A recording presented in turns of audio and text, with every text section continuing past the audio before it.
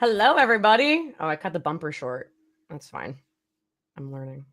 Good morning, good afternoon, good evening, good middle of the night for those of you in Australia about to start your Saturday. I'm jealous. I know, right? Seriously. So we're back. AspiriFridays is back, even though, oh, not you, Sophia. Mr. Fowler is in Barbados.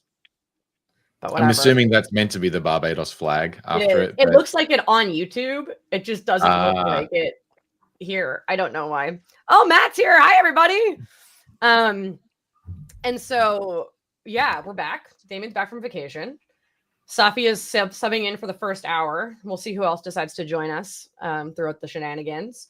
And we are back with a bang because we have Tommaso here, who is someone who works for Microsoft in the app specialist. What's your team called? It's now called Cloud AI and Apps or something like that. Okay, all right. All I know is first of all, he's in Italy, so yeah. Pasta jokes gonna have to go like in the counter. But he was one of the first people I think that reached out about Aspire, like when it went GA, and was like, "I'm using it with a bunch of customers. I have all this feedback, blah blah blah blah blah." And we were like, "Yes!" Like very early pilled into Aspire, and has been kind of part of the clique, even though you don't actually work directly on Aspire.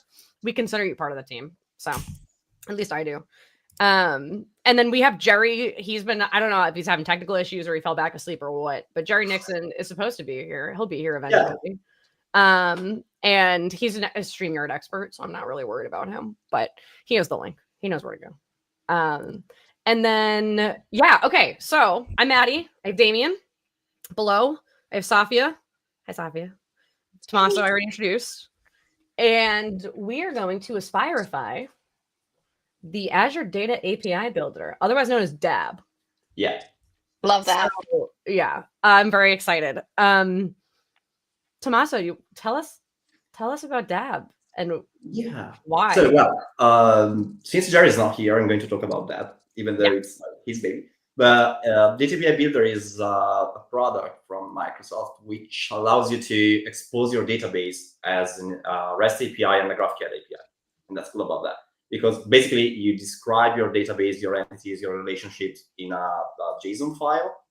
And then you start a service and you got all your entities that can be queried using like standard create, read, update, and delete operations, whatever.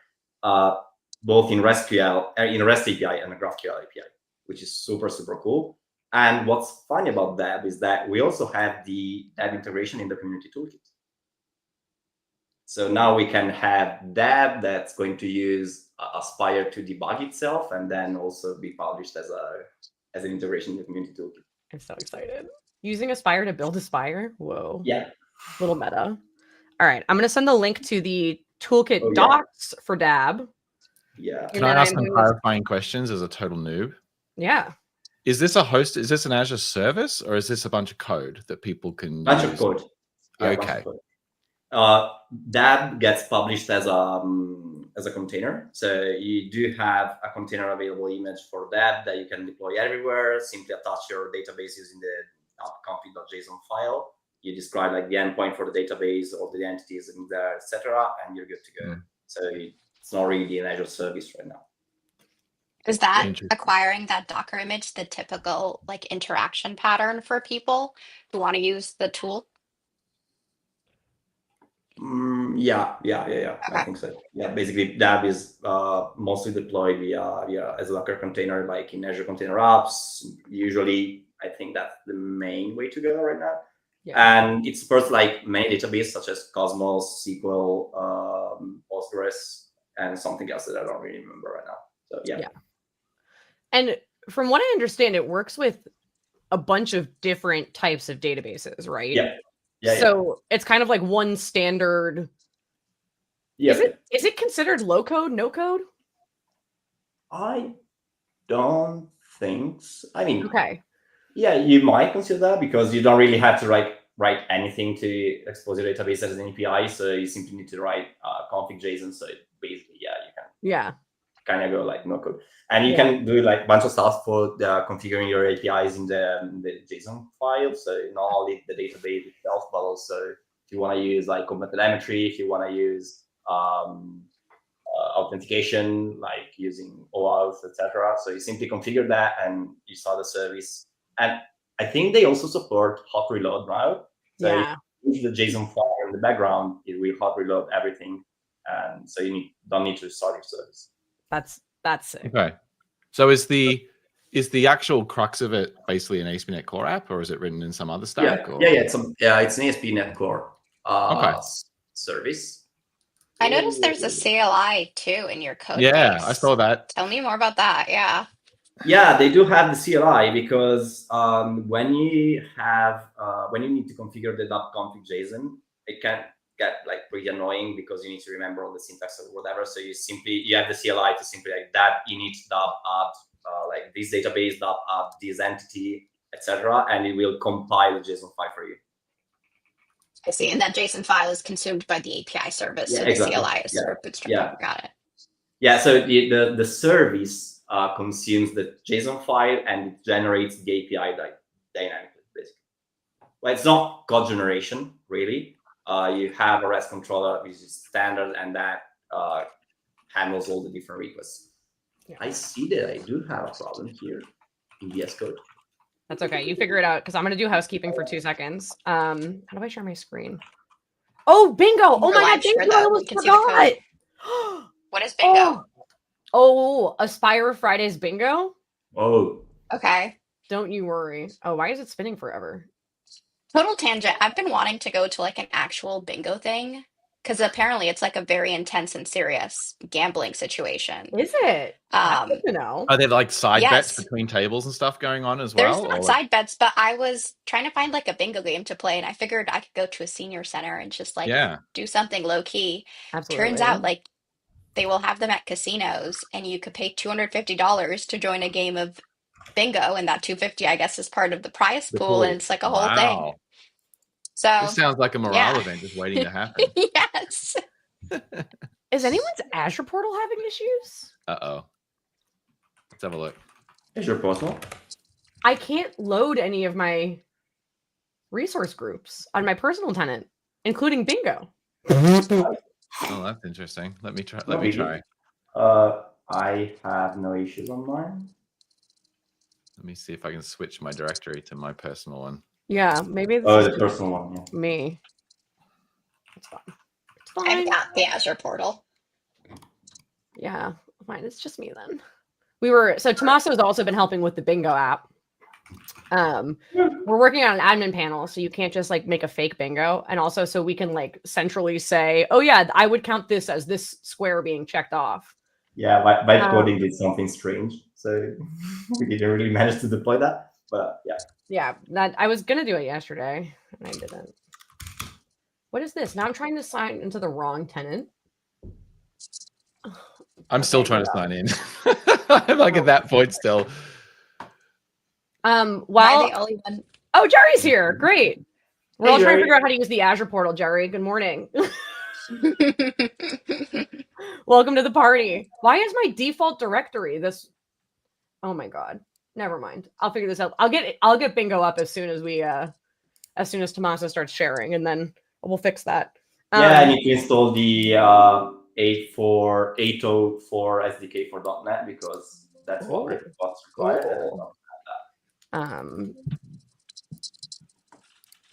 So one quick housekeeping thing before we start that I got sidetracked by.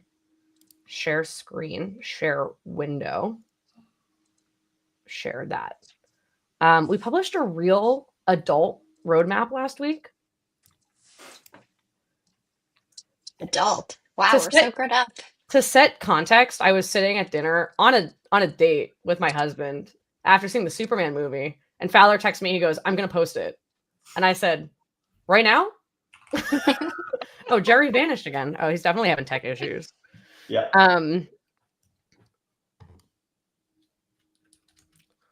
Oh, he said he just rebooted. How's it going? And so yeah, instead of being on a nice date after watching the Superman movie with my husband, I was texting Fowler and Damian the whole time. But we did publish this roadmap. It's very exciting. It's a roadmap. It's like, these are all the things we want to do, but we're not committing to anything because we're not crazy. We know better than that. But there's a lot of really good stuff in here. And one of the exciting things about this is we hard launched our Discord right here. And so if you want to join in on the fun and the conversations, come hang out there. We also started a AspiriFridays channel, and we're going to do like chat threads about the episode. So you can ask like questions about it. I don't know. It's cool. We're really cool. I've learned how to be a Discord server admin. I built a Discord app this week. It was with Aspire, as one does. So you can get like a verified contributor tag. I'm very fancy. Anyways. Nice. All right, Jerry, I'm going to give you one more shot with your mic. Ready? Ready? Can you hear me now? No pressure. Yay! There we go. Tommaso gave us a good like intro to We can Dab. see you. And What? you can hear me? Yeah, I can hear you. Mm-hmm. Good.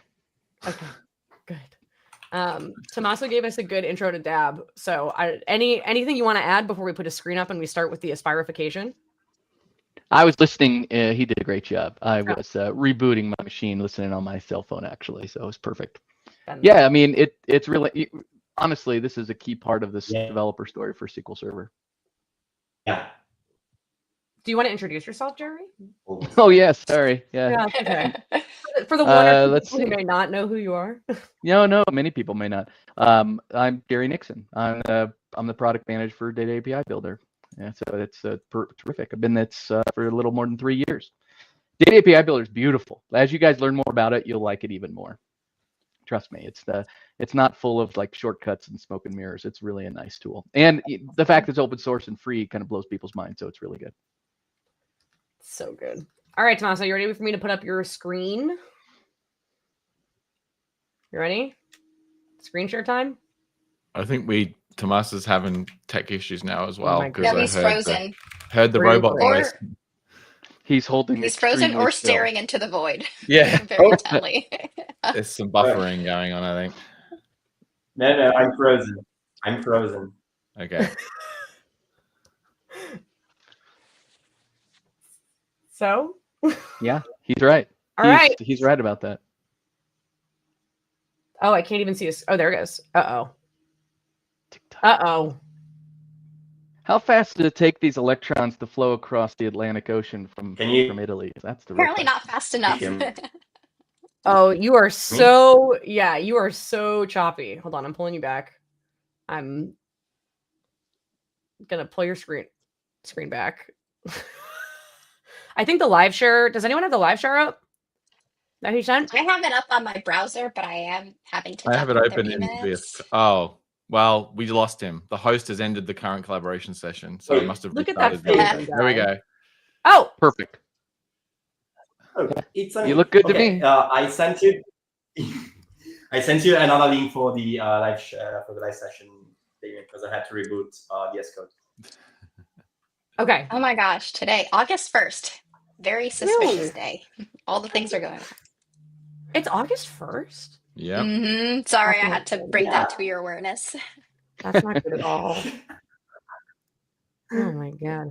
All right, this looks good on my end. Chat, just yell at us if it doesn't look good.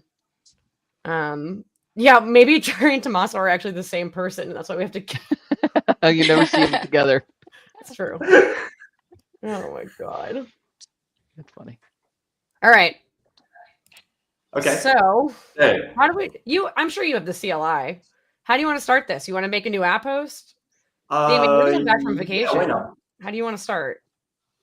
So I will start like going through the actual files in the repo. We can have like Jerry helping us right here. So we can figure out what we actually need to like Aspirify and whatnot. So for sure, like the service project, which is where the API is hosted, right? Mm-hmm. So we have this REST Can controller I ask a here. question before we dive into code? And Just to step back for a second. Feel free. What would you generally Sure. expect someone who clones this repo to do? Like, what is the onboarding Oh yeah. today that people do once they get this repo? Like, what's the first step? What do you do? Jerry, want to get that one? No, go Tommaso. You're one of our best contributors. You're the perfect one to respond. Best. Okay. No. So what you can expect is that if you clone the repo and then you need to debug mainly the service API, this is what we are here for. It would be nice if we had like an outpost file in which we have all the database available. So you can have like a Cosmos DB emulator, MS SQL, Postgres, whatever, all the different containers, so that you can actually start the service connecting like with a pre-configured config JSON file to those database. And they do support environment variables, so it's perfect. So no problem with the Aspire random generated things. And at that point, you can at least check if your service is up and running correctly. Then you have all the other things that you should that you need to like configure in Deb, which is the CLI, but that's like something else. I don't think Aspire can do much about that one. So we mainly focus on the service and the GraphQL. Yeah, the GraphQL builder, probably not really super familiar with this one. Yeah, sorry. Yeah. It seems like to get started, I would at minimum have to like clone the repo, have the version of .NET y'all are using and global JSON installed, have some sort of database that I'm going to interact with, emulated or running locally, create the config file we were talking about earlier for it, and then launch my API service pointing to that config file. Yeah. Okay. Yeah. And I think there are pre-built configuration files for the databases here because they are used in the unit testings. I don't really remember where though. And I'd say if you're a developer coming in, you're thinking either I'm going to start work on how it interacts with SQL. I'm going to start work on how it interacts with Cosmos, how it interacts with MySQL or Postgres. So that would be like the first thing that you would kind of decide in your mind of what the context was going to be. Even though most of those are in parity, when you come in as a developer, you're really thinking, I'm going to improve the way Postgres does whatever, with one caveat of you might actually be coming in just to improve the service. So you'll still need a database in order to run it. So you'll still have to choose one, but maybe you're doing something at the higher level for all the databases to use. Like if you were implementing or changing the way cache works, for example. Yeah. That's not database specific, but you still must have a database when you hit F5. Yeah. Yeah. Got it. That's and a good, one thing, that's a good, Yeah, sorry, sorry. this is gonna cover Tommaso's face whenever I put chats up. Sorry. Good idea from Alex this is actually a good case for with explicit start. So maybe like you can put them all up in the dashboard and just pick which one to start after you've launched Smart. it. Yeah. We had someone ask a question on the GitHub the other day that was like, oh, how do I make it so that we don't start something every time? And I was like, we have an API for this. We have this. Yeah. It's very You're exciting. like the Oprah for APIs. Yeah. You get an API. Sophia loves tuples, by the way. Tuples. Okay, this accusation that's being hurled around is starting to get... Just you know, a girl loves an unstructured API. A girl loves to prototype. Can you blame me? That's super fair. I get it. All right. Yeah, and something else that we face, like when I contributed to that, I did that because I wanted to add like a custom instrumentation for OpenTelemetry. So the process in that case would have been I had to make my changes in the service, and since I wanted to like have a quick way to test the actual implementation of OpenTelemetry, I would have to build locally my dub service, like from VS Code, and then start another project in which I had the Aspire hub host that was starting the deb service along with a database from the .x that I just built, and checking there if all the instrumentation was fine. So even that would be better, like having Aspire in here. I can simply start the service, having the database already available, and then I can test all the OpenTelemetry configuration. Yeah, sweet. Got it. All right, Aspire add or Aspire new. What is Aspire it? add. Aspire add or Aspire new? No, Aspire new. I totally know how to use RCLI. Wait, let's. What version do you have? You've got the 9.4, or are you on a preview? Just out of curiosity.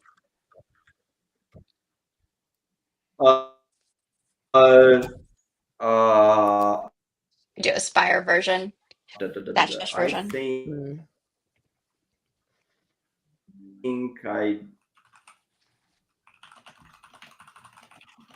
for the Aspire. OMG, I think the lag is happening again. Oh God. Why? Is someone in the live share? So at least we can get him to stop sharing his screen. Oh, you're back. Oh, I'm back. Maybe. I wish I think we just all have to go to Italy that and do this live. That's the solution. that sounds great, actually. That's funny. Let me see if I can get live share going. Constant crash. Yeah, I got you. Let me pull him down. Try the live share again. Damian, you look like you need another cup of coffee. I'm trying to. I'll be totally honest. I'm kind of lost. I have no idea where we're starting. So like, I kind of want someone to do the first step because otherwise, I'm going to be talking for 10 minutes while I gain clarity.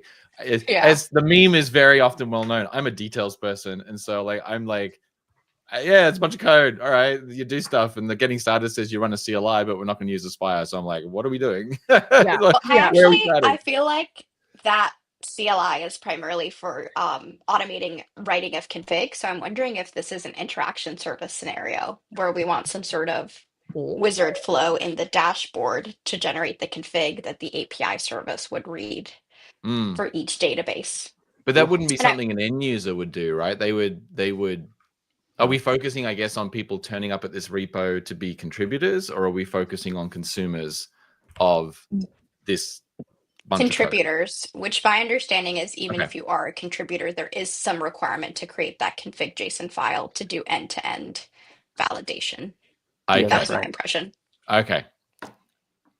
Got it. That's why the second step after install the DAB CLI is create your initial config file.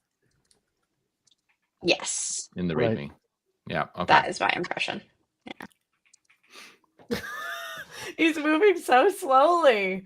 Okay, I'm just gonna clone the repo. I'm just gonna clone it. We're just gonna. I mean, I have it up. So wait. Sure. No, I don't. Sure. I'm lying. I have his live share. I'm super confused. Well I'm looking at the code. I'm going, I've got it. Oh, wait a second. No, I'm not. I'm just looking at his. Data API builder tree main source. So you do have the live share, right? Yeah. Okay. Yeah. David asked yeah, and I am alive right now. You're alive right now. now. Yeah, no, my laptop was like suffering. I think now it's like going crazy with the fans, but at least it looks like it's working. So. No, I can share my screen. I'll pull in the I'll pull the repo, so that way at least you don't have to share your screen, and that should keep your thing from blowing up at least. Okay. Tommaso, Jerry, do you think it would be helpful? I don't know if either of you have the CLI installed locally to just like demo it a bit and show how it interacts with respect to the API service, or maybe an end-to-end of how the CLI and the config and the API interact. I feel like I have a picture, but I don't know if I'm being like far confident about my understanding based on. Yeah, you were totally right. It's intended to help build out the config file. I can show it to you real quick. I have a Visual Studio extension or Visual Studio Code extension that probably makes it really fast to show to you. Give me just a second. Nice. I'll pull it up. Fowler, we're having technical issues. Leave me alone. My God. Matt. David, the code is all around you. You just have to look closer. It's ephemeral. Yeah, it's ephemeral. I've been using that word a lot lately. I've been saying the app host is ephemeral. Feels good to use that word, doesn't it? Yeah. Feels very fancy. So let me know when to put your screen up. Well, let me share it real quick. Oh, yeah, that's probably a good idea. Hold on. Let me see. Has Fowler texted me now? Oh, no. Unrelated text. I thought it was going to be show the code. Dab is like Astoria back in the day. Like Waldorf Astoria? No. Astoria went through multiple names, WCF Data Services and ADO Data Services and a few things. But there was a phase when REST kind of blew up, and before we had Graph, we had oh my God, it's too early in the morning. Remember REA services? Remember no, very similar. OData, I think is what I'm trying to say. And so there was a period of time where it was like, well, here's the one button click to expose your database as an HTTP Mm-hmm. service. And that became a bit of a meme for a while. Like, I'm talking like 15, 20 years ago. Like, this was pretty popular. And then they kind of went out of favor a bit. OData had some issues and whatnot. But then GraphQL became very popular some years back, especially for folks doing mobile dev, and they wanted a back end in a box kind of thing, right? So you would just define your data, and then that would get auto exposed as GraphQL. And then I'm a mobile app dev, I just have to interact with this GraphQL thing. And with this kind of seems like an evolution of that, if I understand correctly, in that it's not the database engine doing exposure of anything. You've got this kind of white box thing that sits in the middle, which is config driven. So it's kind of like a reverse proxy for your database, is the way my mental model for this is now. Like, you could install YARP in our world, or Nginx or something, and then you don't write code, you just do a bunch of config, and then that exposes all the stuff that you want it to expose. Am I on point, or am I totally off in the weeds? It's awesome. I wish I would explain it so well. I really liked, I just popped into your README and you all have got a link to a gist, and I think that does a really good job of revealing how the CLI and the config and like the SQL that you generate connect. It's like well, first of all, your demo source code linked is called Star Trek in the README, which instantly earns my respect. Yeah, there you go. Yeah, let me paste it in the chat for people to take a look at. To appreciate it.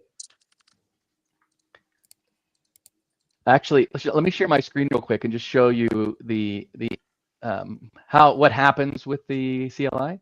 And sorry, I'm gonna put you up. Yeah. I'm still trying to figure out my Azure. What you're about to do is not probably the CLI. It'll be more around the engine itself. And so, like, let me just show you. So we have dab init, that's part of the CLI, right? And so if you pick a local database, this is my Star Trek database, and but nonetheless, if you pick it, so you enable whether or not you want REST endpoints. So what's nice about it is you get both the REST endpoints and the GraphQL endpoints simultaneously. There's also a MCP endpoint that we're building right now, and so you have all three of them in a single container. And so what's nice about that is your database doesn't have to allow access from the application anymore. And from a DBA perspective, especially in larger enterprises, this is a dream come true. So it's really nice. So GraphQL, all this dynamically gets generated, by the way. So I'll show you how. And then level 1 cache is automatically there as well. And let me just enable it in development. Okay, so all that being said, this runs, why it's nice is it runs the CLI for us. So this dab init, it just basically you pass in the connection string and whether or not you want REST or graph enabled, and then that's the whole shebang. And it builds out just the starter for the config file. This is required by the engine, so it has to at least understand the basics of the runtime that you're about to execute. And static web apps, which we interact with or integrate with right now, is the easiest security of all of them. So we always default to that just for that reason. And it also allows for anonymous, which is really cool. But if we add a table, so these are my Star Trek actors. And so if you add a table, it goes down in this entities section. And now when the engine launches, it automatically creates an introspection GraphQL schema that shows this type for GraphQL. And on the REST side, it dynamically creates an actor endpoint at /actor. In ASP.NET Core. That's what Tommaso said earlier, and he was right. Everything is ASP.NET Core. In fact, it's actually relatively straightforward. I mean, it's nice that it's open source, because I tell this to developers all the time that this is likely how you would have done it, and it probably kind of is, to be honest. It's not super exotic. The exotic part is just that it's dynamic. And because this file is, because it's hot reloaded, once you have it running, you can make as many changes to this, and then it just constantly is pushing out the new endpoints. It's pretty nifty. So that's like the role of. Let me add a couple more just to kind of show you what I mean. So if I add all the tables, and then let's add all the relationships inside the database, just so you can see. The relationships are only important for GraphQL because you can do those nested queries. And then if you look Out at of curiosity, those values that are being auto-populated, when you do the right click and you do the add or what have you, Yeah, those are CLI calls that a user would have to manually construct. Is that the case? that's right. Yeah. Without using Okay. the VS Code extension, it's a lot of typing. Yeah. Got it. So the Yeah. VS Code extension can listen to your database, introspect about the tables and models that exist, and provide you with those shortcuts for like, do you want to add this entity that I saw mapped to this table in the local Yeah. DB? Okay. Yeah, that's 100% right. And so all of these are coming from the constraints that are defined in the database. Although you could define them like in the data API and never have them in the database if you wanted it that way, and we would fake it all for you. So it's nice so that if you don't have like an authentication or security to change your database, you can fake it all inside the data API. It's really nice. I see. Yeah. Yeah. I could manufacture a like table to table relationship that via the command line that only exists in the config, but not in the actual table or the database. Yeah, that's 100% right. Even if you don't have it, we can make it look like it's there. Yeah, exactly right. Yeah. Cool. Anyway, so there you go. I mean, you might be working on the CLI. If you're doing that, everything is different because you're basically just executing it against a file to see what the modifications are. So I think this is really about changing the engine. And I think whoever suggested we need to make it so that we first come in and select which of the databases we enable. That's the right starting point because that's the way most of our engineers think. Sweet. All right. You want to do the typing, Jerry? No, I don't. Okay. Let me share my screen then. Okay. Yeah. As soon as I share my screen, everything crashes for me. So Yeah, we'll do it on mine. Yeah. So Matt just put in the chat, we should get Bingo to sync the same board to everyone. Yes. Tommaso has built that functionality. I have not deployed it yet. It is fully my fault. But is this the right Obviously, we want to use LiveShare for that. It's insanely stable, so that's cool. Yeah, exactly. Screen 2. Okay. Maddy, add to stage. Is this fine? This is visible for everybody? Yep. Okay. Now, create a live share. Where are the pets, Maddy? Oh, I'll put the pets up. Don't you worry. Okay. Don't you worry. Oh my gosh. This is I don't not Maddy's understand screen you if there's no people pet. with your busy VS Code setups. It would give me so much To anxiety. be clear, Sorry I not to don't be a want it. VS Code pets hater.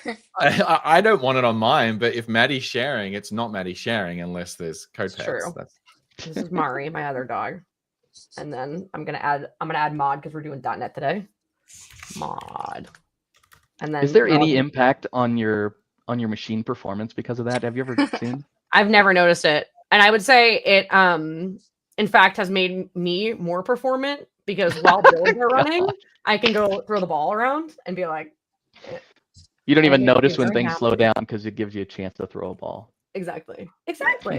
All right. Nice. Let me open this freaking terminal here. Here we go. Dab, baby. So this is running 804. No, Matt, I just customized mine. And so, this toolbar, this is the thing. Tommaso has his on the right, which was also cool. I like his theme. But Safia is the one who showed me this. This is what's the name? That's of on you, Safia. Yeah. Thank you, because I learned it from Maddy, and Maddy learning from you, so it's because of you. Thank you. What's it called? I've actually advanced and I have hid that bar altogether. What? So You can just write VS Code is on now it. even more minimalist. Yeah, you can. I'm going to actually just regress do it eventually and directly. go back to using VI for everything. I think that's what's going to happen. What is it called? The sidebar? Activity bar. Oh, second activity bar. Thank you. Activity. I always just edit the JSON, so I don't know what the... Oh, yeah. Location bottom. And then there should be a hidden there. Yeah, I'm not doing that. I'm insane, but not that insane. Yeah, wait, yeah. Okay, so we'll just want to go through source. So source.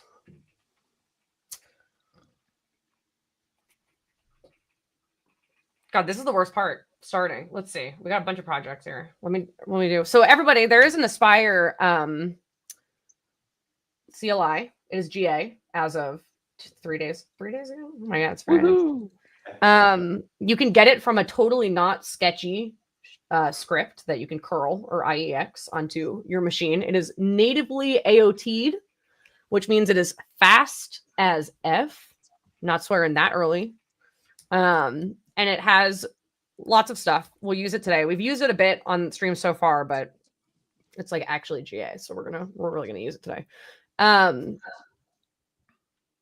best way to add Aspire in VS Code right now, besides asking Copilot to do it, and then Copilot maybe sometimes does an okay job and sometimes it doesn't. If you tell it to use the Microsoft Docs MCP, it does a lot better. Fun fact. The link does look dodgy, but it is aspire.dev, which is cool. So, app host. Enter the project name. App host. This is insanely easy in Visual Studio. Yeah, you right-click add. That's in a very Visual Studio way. What did I do? Oh my gosh. The CLI is broken? Failed to search for packages. There was a NuGet exception. Let me just apparently at the moment we don't handle failures from the NuGet dispatching that we do very well. Someone reported this yesterday too. Oh, okay, so this is a bug that we've already found because that can get checked off on the bingo board then. Hold on. Is that here? Found a bug. No, not a new bug. Is there? Do I have that one? I don't know if it got logged yet, but I just saw Tim hit this yesterday as well. Found a new bug in Aspire. This is not related to the 10.0 issues, is it, Damian? Because this is an 8.0 SDK. That's a great question. What's the 10.0 issue you're referring to? It's the one that we were talking about that was waiting on a code insertion. It was the 10.0 preview because that was also causing CLI failed. I see. No, this is supposed to be, from what I see, this is using the 80412 SDK, right? So okay. It shouldn't be. Assuming that when we then invoke .NET NuGet behind the scenes or .NET package search, .NET package add, that it's also running on that SDK. That's interesting. Well, this could be it. Is that you don't have NuGet.org on your config? You don't. Yeah. This repo is set up with a single package source, which is an Azure artifact. Okay, so let's do this then. I guess we would ask, that's not unusual for public internal repos that contain production code from Microsoft. It's actually, it is the normal thing. But that's a public feed, I'm assuming, right? Yes. Is it? Yes, it would have to be. Jerry? Yeah, similar to our like .NET 9 feeds and whatnot. Okay, so then it shouldn't be trying to acquire a credential or anything. It should just work. Okay. I did .NET New Aspire app host. I just did the regular .NET one because those are cached. Hopefully that's the latest one. Where did it put it? I see there was a... Oh, it just put it in root. No. So already. No. The other thing that happened, Maddy, is that you didn't tell it what framework to use. Yeah. So it made 9 and it got mad at me. It made 9 and got mad because of very edge case things I can't go into. I'm not going to go into with how .NET New works and multi SDKs and TFMs and package. So Aspire New expects you to pass the target framework, which it then relays to .NET New behind the scenes. It's kind of more that when we author the Aspire templates, we have to make default decisions because we can't introspect the current environment because .NET, like all the facets of it, because .NET New doesn't support that. So in this case, because you've locked this context to the SDK 8, when you invoke .NET New Aspire, we assume .NET 9 by default at the command line. That's just how we wrote the templates. There's no way for us to say default to whatever the current SDK version is, matching runtime. There's just not a thing. It doesn't exist. And so we had to make a trade-off. Like in VS, this all just works because it's a whole different templating thing with a whole bunch more context. At the command line, it gets a little more complicated. We don't have the APIs to actually make the right choice. We just don't. They don't have the constructs. Yeah. So. Yeah. Also, did I just notice that we totally don't respect if you're using central package management? That is a long-standing NuGet and .NET issue. Really? Unfortunately. Yes, I can point you at the issue. There's issues on the ASP.NET Core repo. There's issue on the NuGet repo. There's an issue on the .NET New repo. People have been giving feedback about that for quite some time now. What a nice way to put stop it. giving feedback and start giving cookies? Just bribes. Yes, cookies or hard liquor.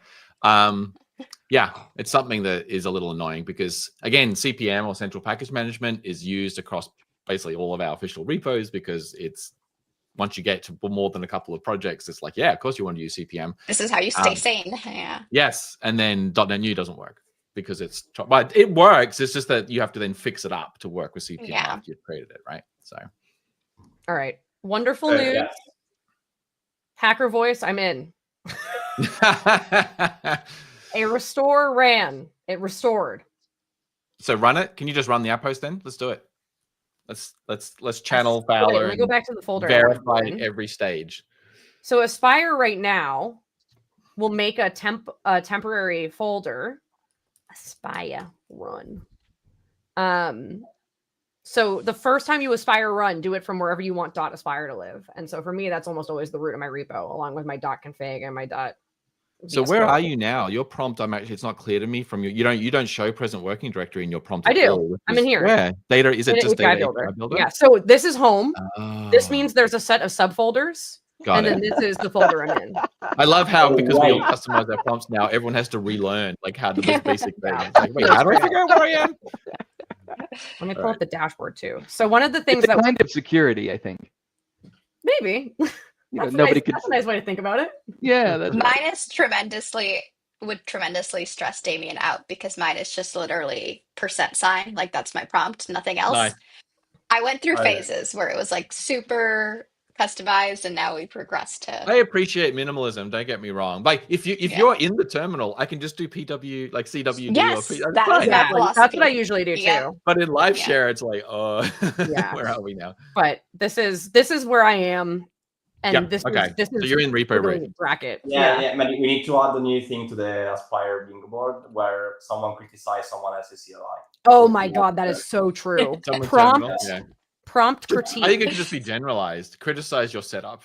That's true. Editor, font, your color. Whether you keep your dot. Whatever. One of my favorite things about Damian is that like he'll watch a video that someone does as like a tutorial, and he'll like find the most niche thing to complain about. He'll be like, their editor setup is just like, it's just not right. There are some obvious things that Damian will find. It should be colorized. Something is wrong. Like, yeah. This is bad because for whatever reason, C# DevKit did not colorize this, which means the wrong solution is likely open.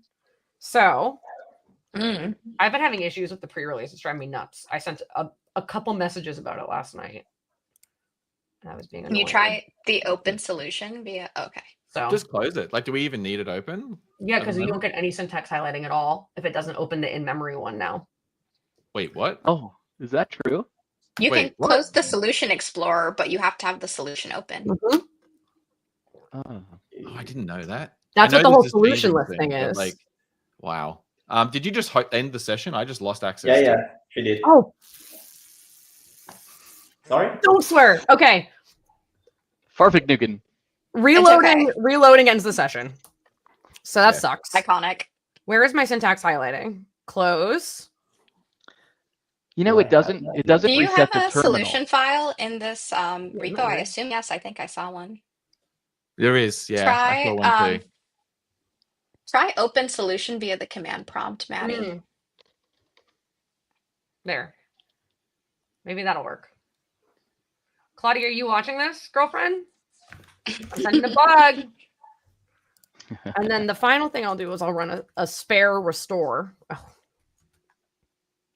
Hilarious.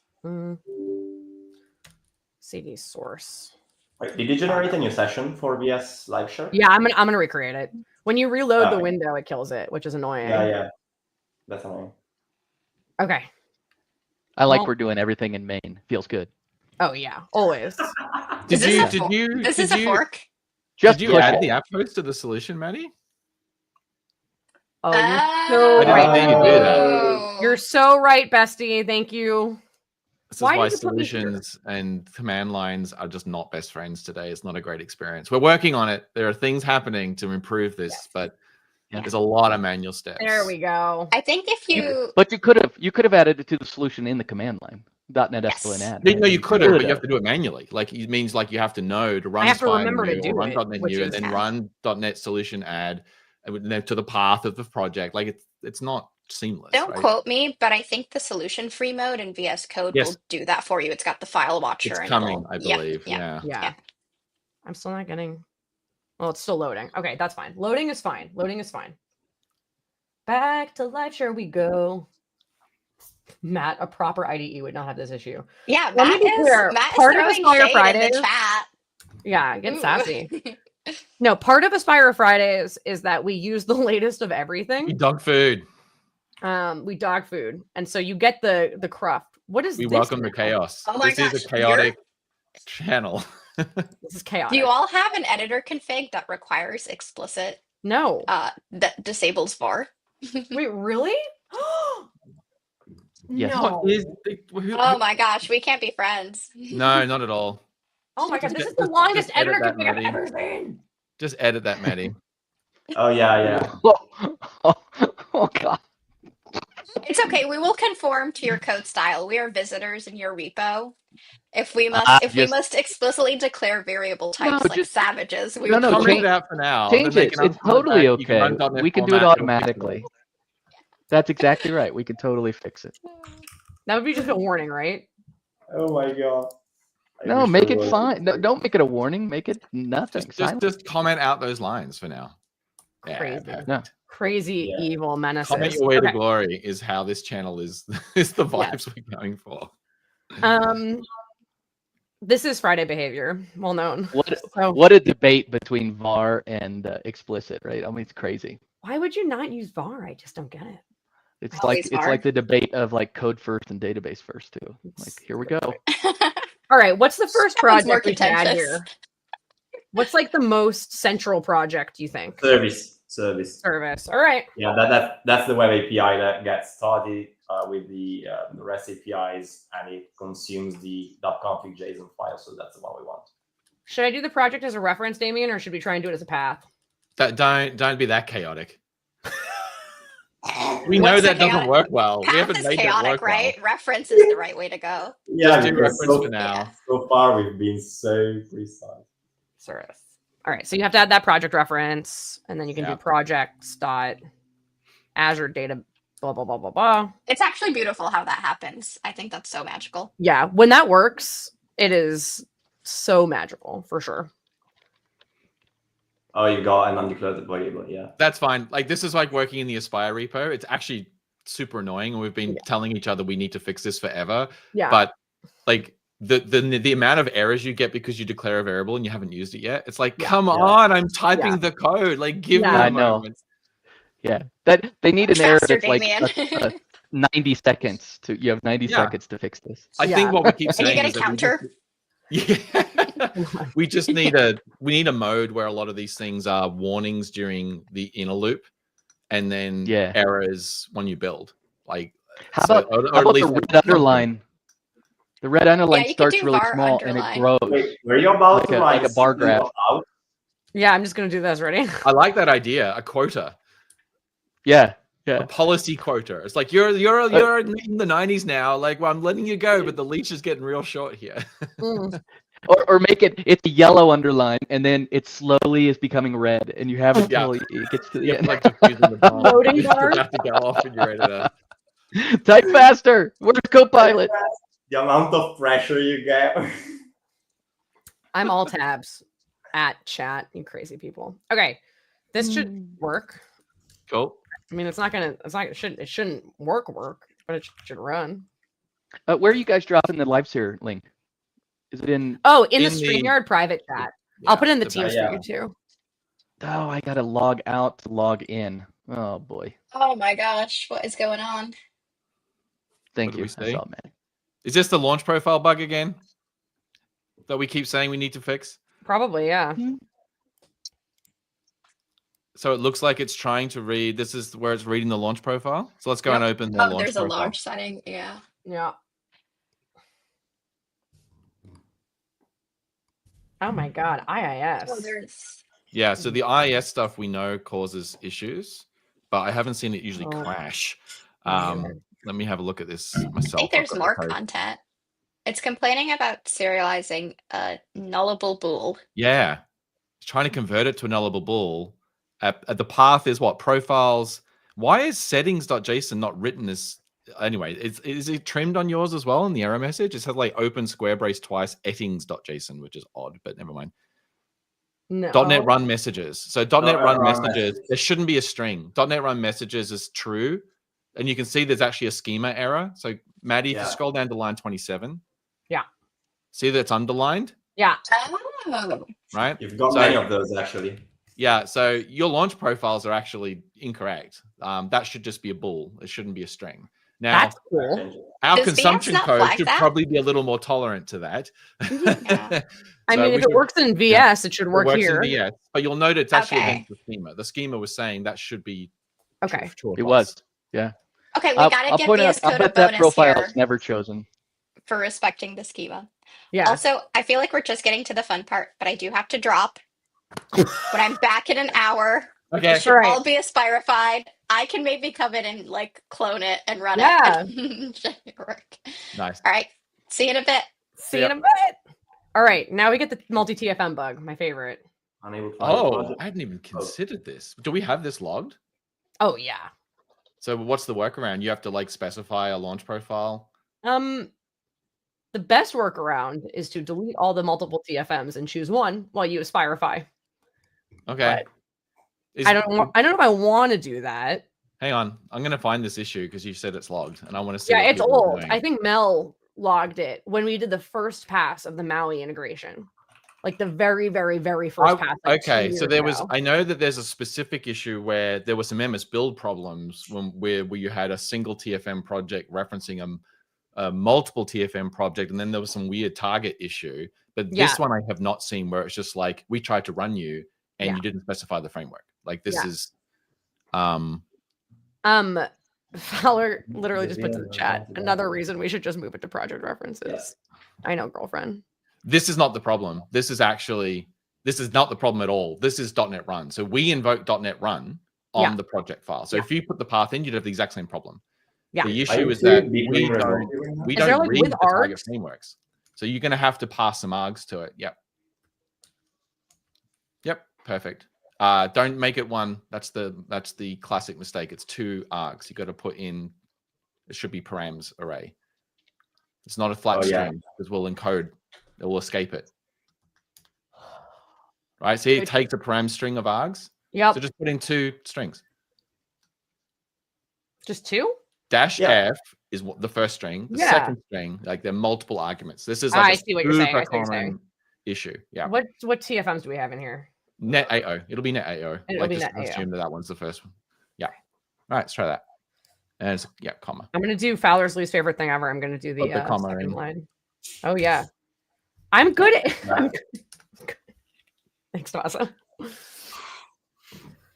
Oh, okay. Yeah, I don't think this bug is logged.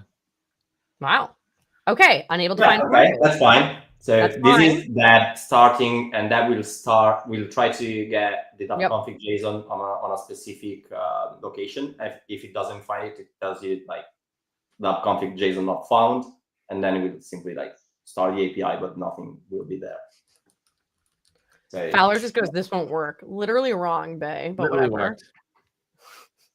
No big deal. What, it's not the. I mean, just go back to the code and we'll verify. Hover over with args. Hover over. Like it is. I mean, it is.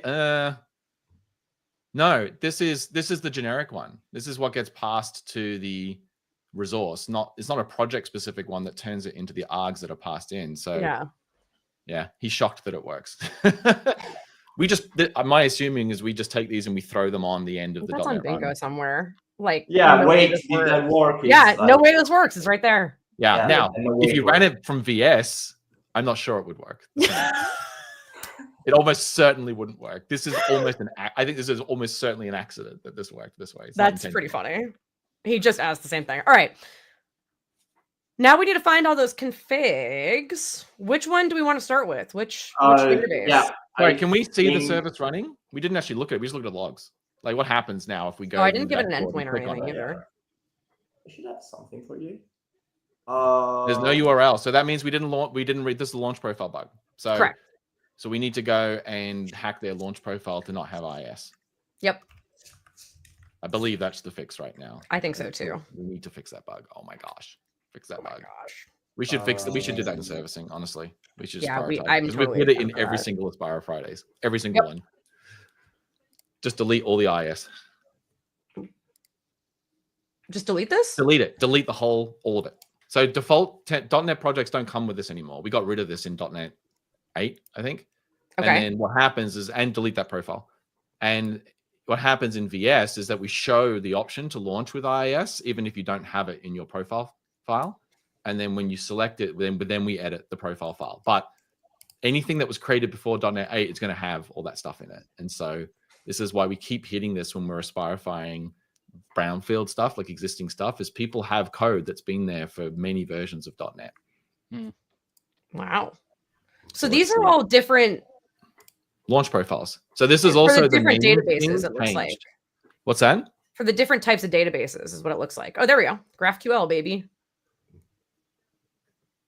Cool. So, Maddy, if you want, I sent you the link for .config JSON that I use with Aspire. Okay. And you can copy that one. But we also need to add the database, otherwise it will be right. Do I put it in the app host? I don't actually remember where the standard version of that, when you start from the service, like looks for the .config JSON file. So I need to search that. All right. Unless you, Jerry, remember that. I don't. Yeah. I'm trying to find them now. It's probably got to look in the service, right? Probably, if you say so. Yeah, I'm saying so confidently because I'm 100% right. Okay. Maddy, can you do me a favor? Go. Oh, you're not writing anymore. I'm not sure we're using the right launch profile.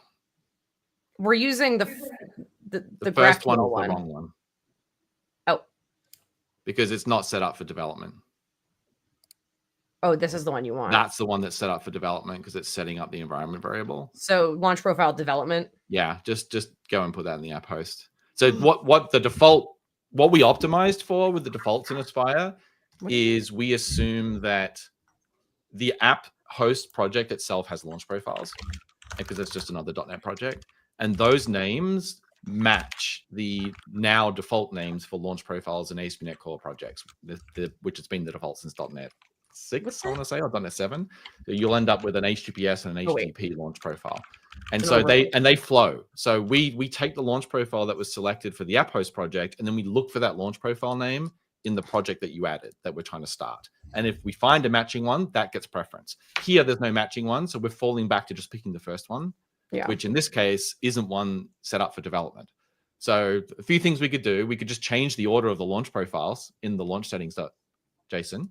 Looks like you broke it, maybe. Well, no, I'm using the right launch profile now. Oh, okay. That's the actual app itself. But this is the dab. So you can verify that it's correct. So if you click on, no, not there.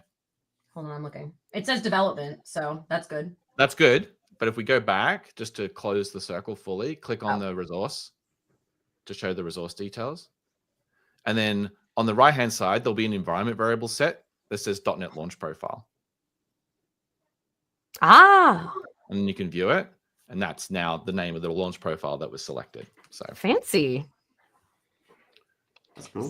But I would recommend that the launch settings.json should be changed so that the first launch profile is the one that you want people to use when they .NET run. Because that's how it works. When you .NET run and you don't specify a launch profile, the first one is used. And the fact that the first one isn't optimized for development seems suboptimal.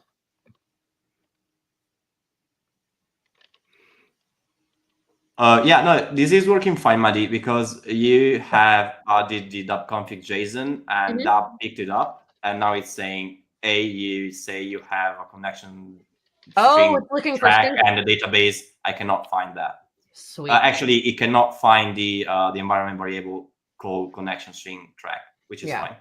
All right, then let's add it. The database. Yeah. This is hot reload. I wish we could hot reload the app host. Maybe one day. One day. I mean, not long from now, I think we are working on at least auto restart. So you won't have to shut everything down. You can just run and then make changes. It'll detect it and then it'll restart for you. Yeah. The other launch profiles are used right now, Matt. He's asking a good question in the chat. It looks to me like so that you can run them against different types of databases. And that's the easy way to switch. It is unusual. It is a little unusual though, just because you're using the ASP.NET Core environment name to switch those things, and that will, if you're not running under the development environment, we disable a bunch of stuff by default. Like we assume you're not in development if it's not set to development. It's kind of special, the development one, and some stuff gets auto created. So I mean, you can react to that in your own code. You can fully customize it, of course, but I'm not sure how much of that has been done. That's interesting. Also, Jerry like faded into oblivion like a ghost, so that's cool. Which database are we starting with?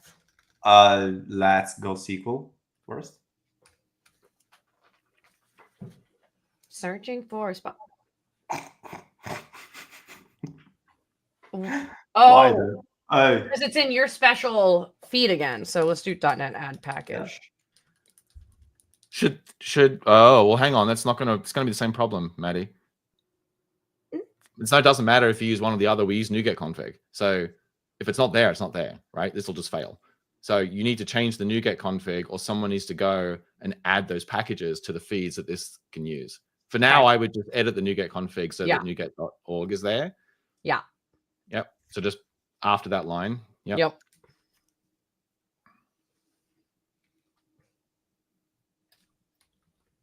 I was really hoping Copilot would take over. That's not the URL. That's not the URL. We're failing our security review now. Well, right. No, it's not checked in. Nothing's failing.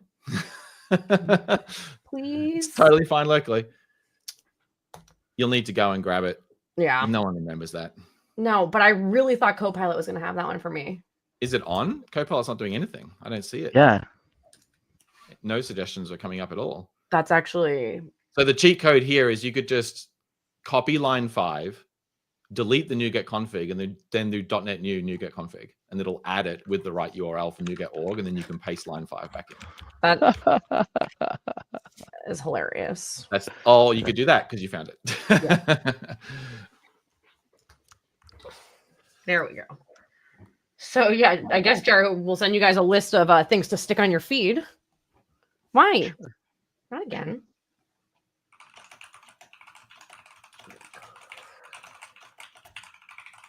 She's typing so fast I can't even see the letters. Why is this? Why did that not work this time?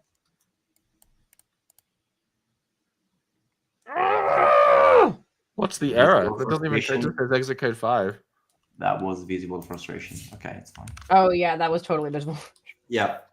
That was audible frustration. Let me Google error code 5, see what I can find. Yeah. Maddie, that doesn't exist in .NET 8. That might be the problem. Oh. So we might be, I'm pretty sure this came up when we built the Spire ad, but that command doesn't exist until .NET 9. So you have to use .NET add package, yeah. So why are you guys on .NET 8? Because it's the last LTS. That's exactly the right. answer. That's 100% the reason. Yep, and it's a perfectly valid answer. Yeah.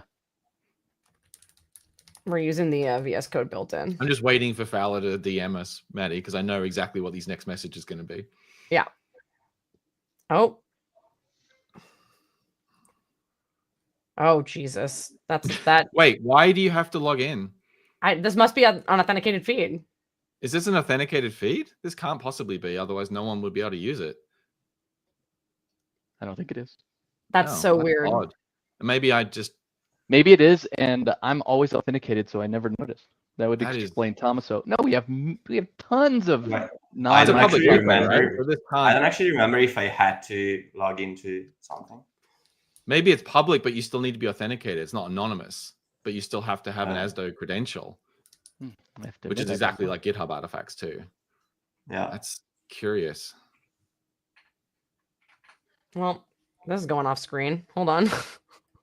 So Alex in the chat is saying, I thought .NET 9 SDK was still recommended even if using LTS. And the answer is it's complicated. If you're in Visual Studio, that is the answer, because we forcibly push down the latest .NET tools for you, assuming you're using the latest VS. But if you're on a previous VS LTS edition, of which there are a few different bands, like, I hate myself just saying all this out loud. Yeah. Then then you would be on an earlier version of the .NET tools. This is why when we do .NET servicing every month, we push updates to multiple SDKs.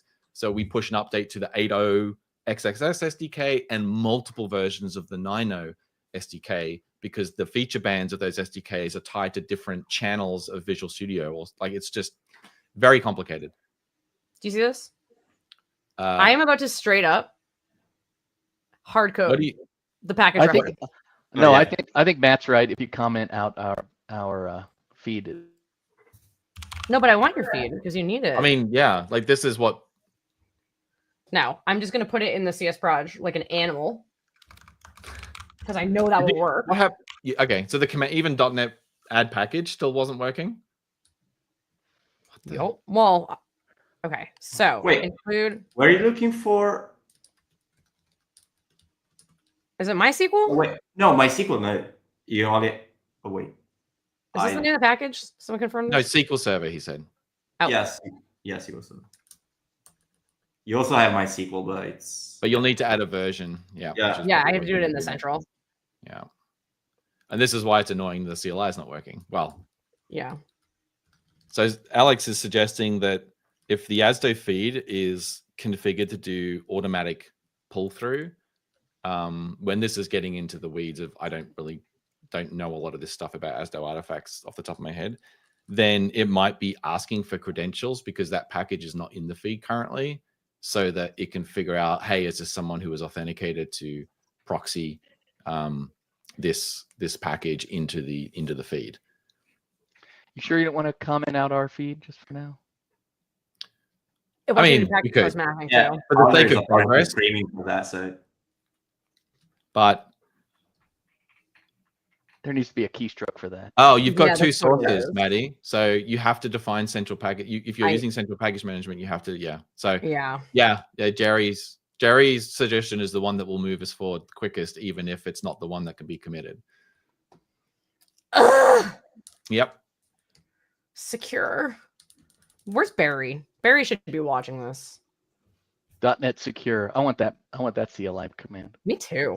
The reality is, like, all this stuff, once you know it and you live it, is fine.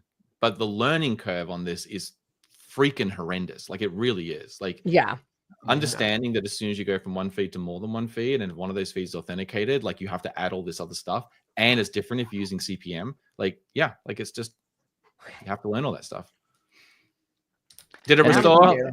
And the docs to learn it all are like, it's like a mystery novel to solve. Yep. Wait, Maddy, can we use the new with the init feature to initialize that? I think so. Because if you follow the link I sent you for the .config JSON file, you also have the SQL files to with the set up the database. Yeah. So before you even do that, though, Maddie, add the line to enable the data volume. So we're not doing this every time. Oh, yeah, right. I was in the database folder. Let me copy that. And if we want the database to continue running, we could also do persistent container lifetime. Yep, I'll do that too. In here, persistent container would be nice because if someone's debugging this thing, they want me to. So let's do that with lifetime. Oh, I always do with container lifetime. Yeah. Okay. And then what in the world is initial state, guys? It's not initial state. It's initial file. It's an init file. She wants it with init files. With init files. Where in your repo is that? Is that in source? I sent you the link in the stream, the precise one. You have the .SQL files. Amazing. Wait, do you only need the SQL files or do you need something else? You need the file that you want to run for database initialization. Yeah, right. So you for sure need those, but you also need... Is that on the database, though, or on the server? I haven't used this feature yet. It's new in 9.4. Do you run that on the database after calling add database, or do you run it on the server? We could go to the what's new and have a look. I've never heard of this. This is very exciting. Brand new in Aspire. Brand new, yeah. What is the name of the thing? With init file. And that's why I'm asking, is it on the server or is it on the database? It's definitely on the database because it's not popping. Yeah, on the database. Yeah. So then let's add a new line.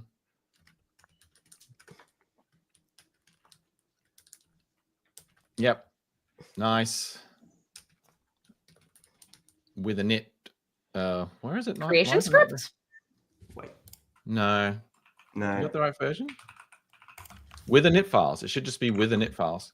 Oh, it may not be on SQL Server because the SQL Server container doesn't support a bunch of stuff that a lot of other database containers does. It doesn't have a known environment variable or a known mount location where you can place files that it will automatically run for init. So we have a sample in Aspire of how to make that work manually by building your own shell file, changing the entry point of the SQL Server container. Yeah, I already have that. Container. Oh, you have it in your repo? Good. Yeah, Maddy.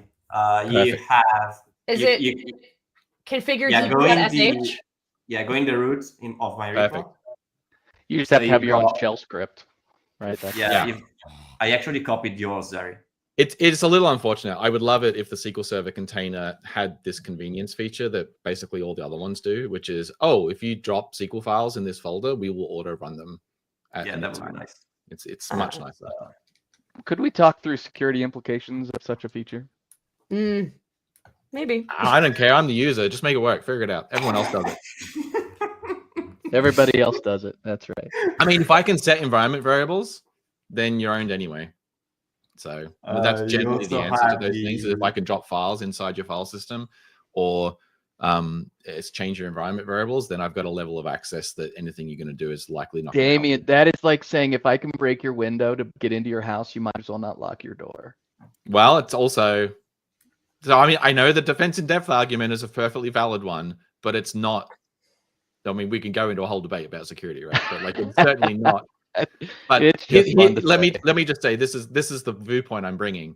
As a user, I will say Postgres supports this and SQL doesn't.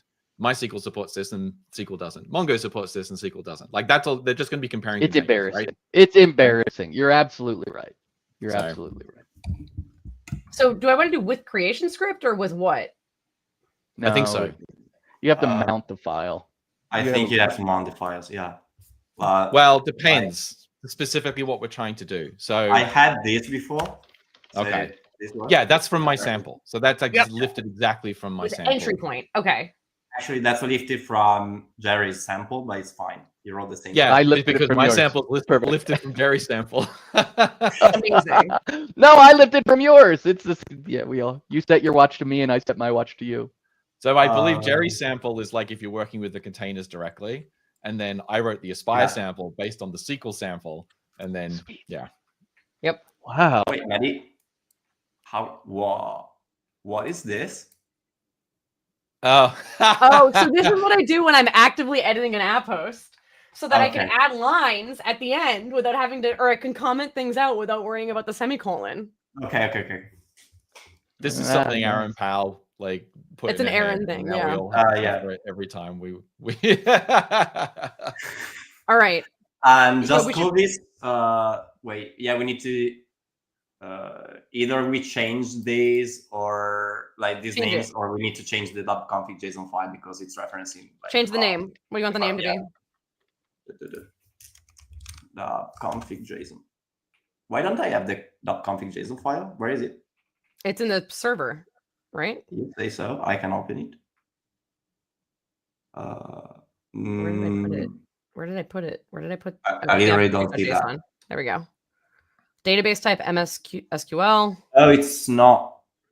Share. Can we? Wait, what is it? What is it? I feel like we're doing too much before we're running it. Can we run it, please, and see where we're at? We're just inviting, oh no, we did 17 things and now it doesn't work. We don't know what it was. Someone is scared to try something. That's going on. No, I just like verify. We like to verify as we add one thing at a time. That's all. Reduce the variables. String name, iResource Builder 1, password nullable 1. What? That is extremely odd. What package what version of the package did you get? 940. Am I running it already? Just build it. So I think build's working, but it's a runtime exception, but it's a binding exception. It says it can't find the method. That is not good at all. What is? Binding mount. Is it because we're doing? No. Like you're.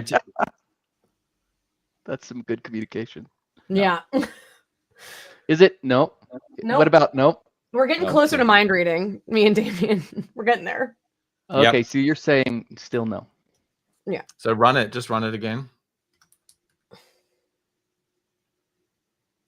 Build works, and then we get a runtime binding exception because there's a method that can't be bound. Okay, hang on. Okay.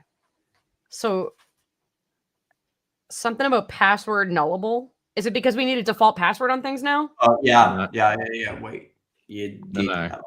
Oh, You yeah, should it not goes- get this error because of that. My bad. If you don't That's pass simply the saying password that's in, the it line it's automatically at, does that's it. all. What, Jerry? It's literally saying it. So we added new things in Aspire 9.4, which were the extension methods to let you say like add a handler in line on the resource builder. So you can say like builder.add SQL server dot on starting, and then you can pass a delegate through. Those methods are defined, I think, in this type, distributed application eventing extensions. And one of these methods that we're calling uses those extension methods. So it's trying to load it so it can JIT it. And the runtime is saying, I can't load this type from that assembly. And that's all it's telling us. It's type load exception. And so I'm like, that's really bad. Like that should not happen. So I'm trying to figure out what would be causing that. I had this in my code. Yeah. You had SQL password. Okay. Yeah, because our SQL Server does require string name and password. Well, but you don't have to have that because it No, you automatically don't. creates a We'll password. generate one for you. Yeah, you're right. Yeah. Yeah. Try it though. What See if it is- works if you had a password on it. Like this. Good. Good point. It's a very secure You, password. you need to implement the SQL thingy. So it would be Copy paste. Do the copy pasta. Wait, yeah, Yeah. that's the first joke on it. Yeah. Okay. Do the copy pasta. The database should be called Trek, right? Yep. Nice. If Doesn't Val have is to be, but it typing should on be. Slack. That's nice. Yeah. Oh, Damian's getting angry. This is like I'm leading. Fowler's telling me there was a last minute rename of this API. It was brand new, and during the end of the cycle, we do API renaming and review, and it's very suspicious that there was a late rename to this type, and now it doesn't work. So, Maddy, do me a favor. Uh-huh. I mean, I could do it. I'm just the distributed application eventing extensions. Mm-hmm. I'm just going to go and see if that even exists in the Aspire repo. Because if it got renamed and it's not there, distributed application eventing extensions, then it could be that something didn't get rebuilt correctly when we were doing the final build, which, happens occasionally, but it usually points to some missing part of our process. So it is there. Distributed application eventing extensions in Aspire hosting is currently there. The question is it there in the 9.4 branch? So let me look in the 9.4 branch. All right, guys. Bathroom break. Yeah, have fun. Go for it. Let me do that again. How do I? Ooh, that's weird. I'm so glad we're doing this with SQL Server, by the way. We have, with so many, it's so easy to go, well, we can always do this in Notepad, but it's so nice to meet developers where they think of the poor engineer who's like trying to do this without you guys. Oh, .NET Nougat logo's clear. That's what it is. Oh, that's a good point. Yeah, that's a good point. Thanks, Alex. You didn't try using a candidate build of 9.4 before we shipped it, did you, Maddy? Yes, I did. No, not a stable versioned one, like 9.4.0, but before we shipped it. Yes. Okay, that's what it is. Oh. How? Okay. Really? Never, ever, ever. So this is why I keep saying. But it's from a different. Don't do that. What? But I had to because I was trying to test the installer for the CLI. Then my advice to you though would be never do that using your global NuGet cache, because you've poisoned your cache with a version of that package that has changed before we shipped it. That's likely what's causing this. And so Jose will say, hey, just clear your caches all the time. And I just like that, just like but you fall into this trap really easily if you're pulling candidate builds into the global NuGet restore location. I mean, I thought I did it in a repo. Well, doing it in a repo isn't enough, right? You need to, because your global NuGet restore cake is global unless you tell it specifically for one operation or through config for a repo that it's not. Yeah. A lot of people don't do that. I mean, you're not wrong. So hopefully it is just this. And if you clear your cache, it'll be fine. But yeah. This is why I'm such a parrot on this. And I never, ever use candidate builds in my global. You just ended the collaboration system. I just killed VS Code somehow. I think trying to clear my cache just killed me. Oh no. Yeah. Hold on, let's see if it works this time. Yeah, I should move it to a dev drive. I had issues with it once, and so I moved it all back, and then I just haven't figured it out since. Yeah, Damian is also like never use a global NuGet config in general. I literally have no feeds in my global NuGet config except NuGet.org. Yeah. I refuse to put anything else in there because of this problem. Oh, Alex, you're so right. Okay, let me do it in a terminal. And then we'll do a live share again. Nice. This is one of those things that you just, an opinion you develop from hitting this problem too many times. And it's just like, and you spend, sometimes you can spend a really long time trying to figure out why something isn't working. And then you realize the version you got isn't the one that you wanted, even though the version number was the same. That's why I like having you watch me so you can troubleshoot it for me. The fact that Alex figured this out. Yeah. In the chat. It looks like he figured it out before I said anything. Alex is literally a homie. Very legitimately. Insiders. Dab.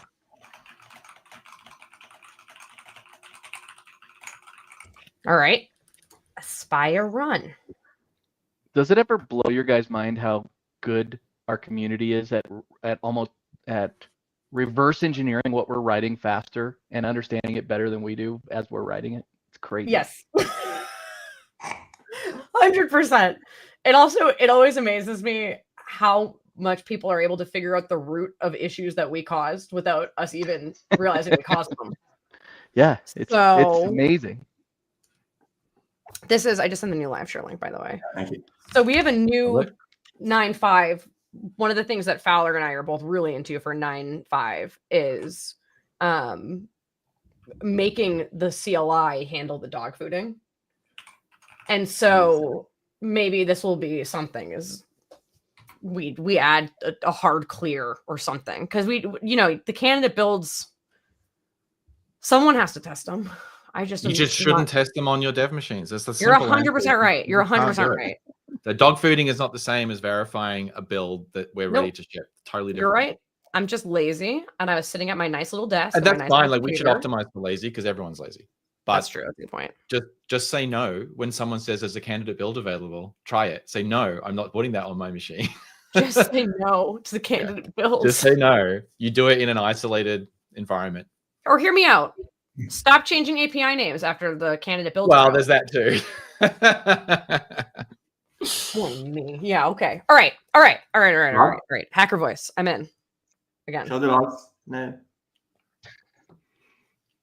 Okay. I would bet capital T on track. I didn't even pass the environment. Oh, no. It was not even wired up yet, right? Yeah. Oh, you didn't with reference. No. We just wanted to see the SQL. I want to see the SQL database work. Yeah. So go and show me the logs for the SQL database, and that we see that it actually it initialized correctly.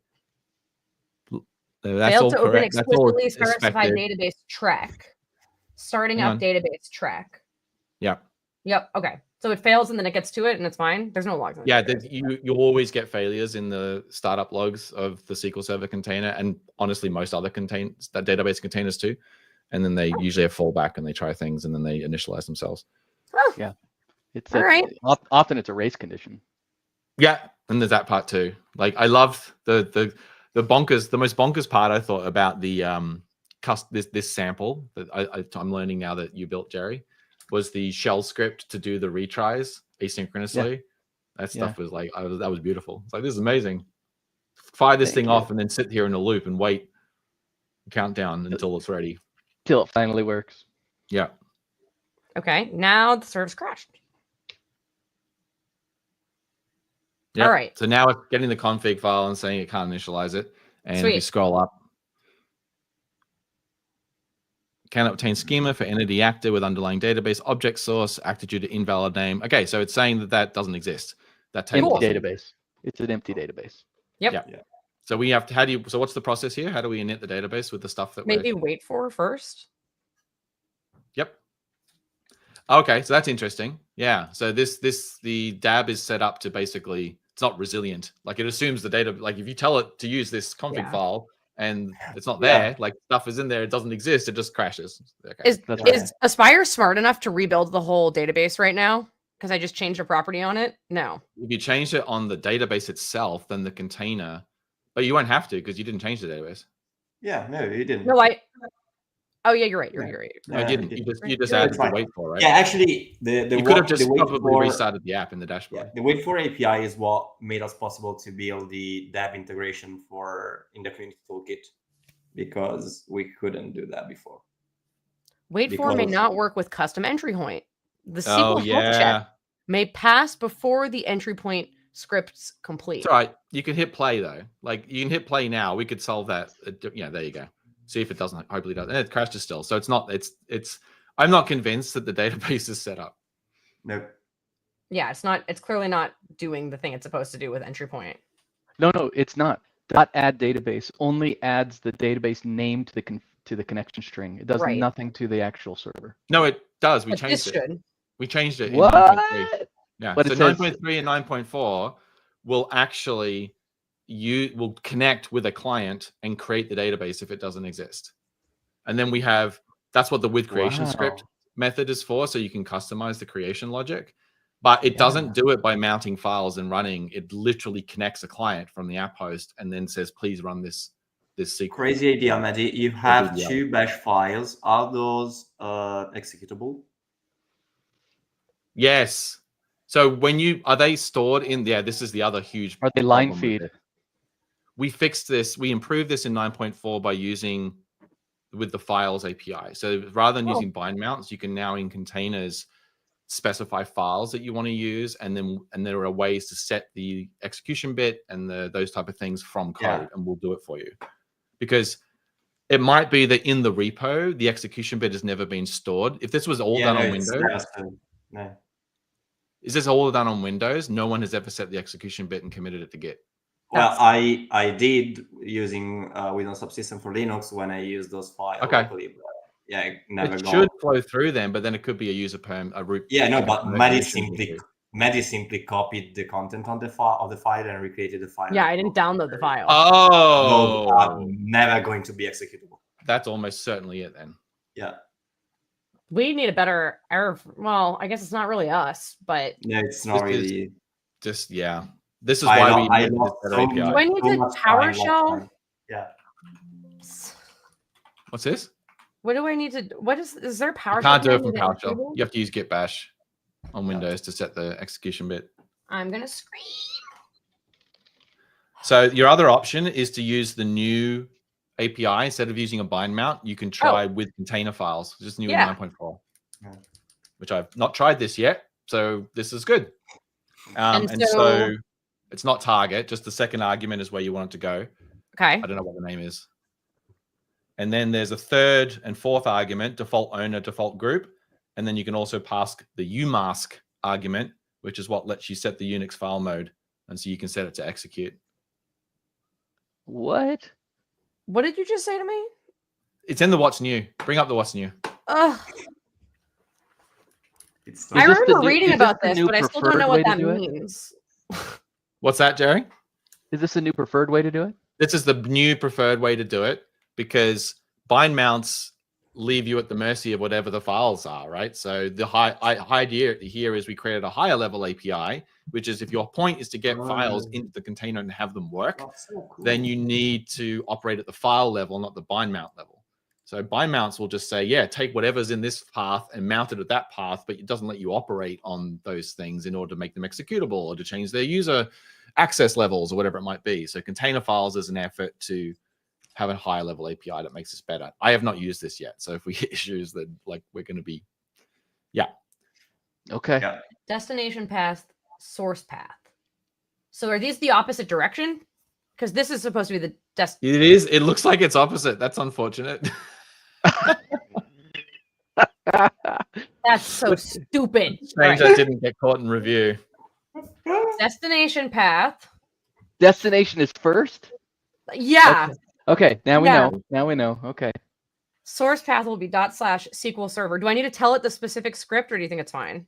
It should copy a folder in. It's Yeah, doing the Like folder. every file in the folder. Yep. Okay. And then I need And to then you'll switch need to this set one. for the ones that are, so that's you, it doesn't need to write to it, right? So you could just say user read for those ones. Right. The config files. But for the entry point files, it needs to be executable. So line 13, you're going to have to set, okay, with entry point should just work, I'm hoping. But Yeah, with that this point one, should be fine. yeah, this one, does that one have to be executable?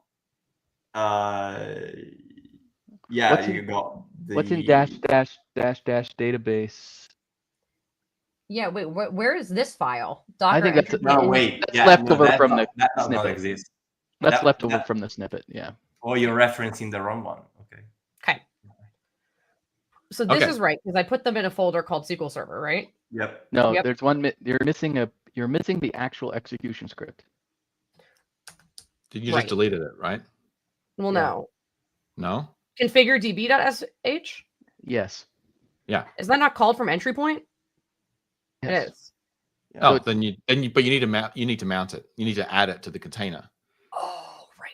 So that you had that line with container files, and then we deleted it. Yeah. And then this so, is just a different path. 'Cause Okay. Oh yeah, it goes into a weird location is the problem. But now I think you need a /SQL server /config. you'll need to point to the -d. path, the Right. specific file path on Right. the host. Yeah. Can't just be a folder. Lord help the student trying to figure this out the night before the exam. Oh my God. I mean, say that about anything to do with, hey, here's a bunch of files on your host and starting a container, and you have to set a whole bunch of stuff to get it to work. Like this would be just as hard using Docker. So run. this one I want to make executable. Yeah. This is going to be an awesome updated blog for me. I'm so glad we're doing this Yeah. because just accessing SQL is a hard first step. It's I true. use database User projects execute. to be honest. So It instead of to makes- read and execute, this is a flags enum. So you'll need to pass them both. Read and execute. Okay. I'm User? just guessing. I don't know if execute implies read. I'm not a Unix guru, so I'm Let's just try this. assuming. Let's just It, try it. it has to. There's no read. Well, you say that, but I've worked That on is- many systems where you have to be super explicit and you can grant a permission that you can't otherwise use. That's a unless you good grant point. others. So Enum. I know. Enum. Like a normal person. are we going to do that? We're going to do the accent shaming? That's not Pronunciation, accent shaming. triple That's tuple. pronunciation. That's completely different. Schedule. SQL Sure, SQL. sure. All right. Tommaso. Tomato Tommaso. So this is taking a lot longer.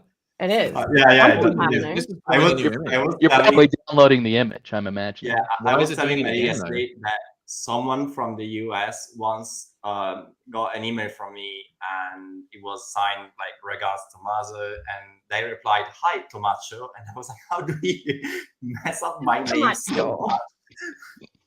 It's gonna want user read and user execute. Okay. Okay. Thanks, David. Why was that pulling a new copy of the image? I guess because we're changing the getting definition stuck by starting. adding files.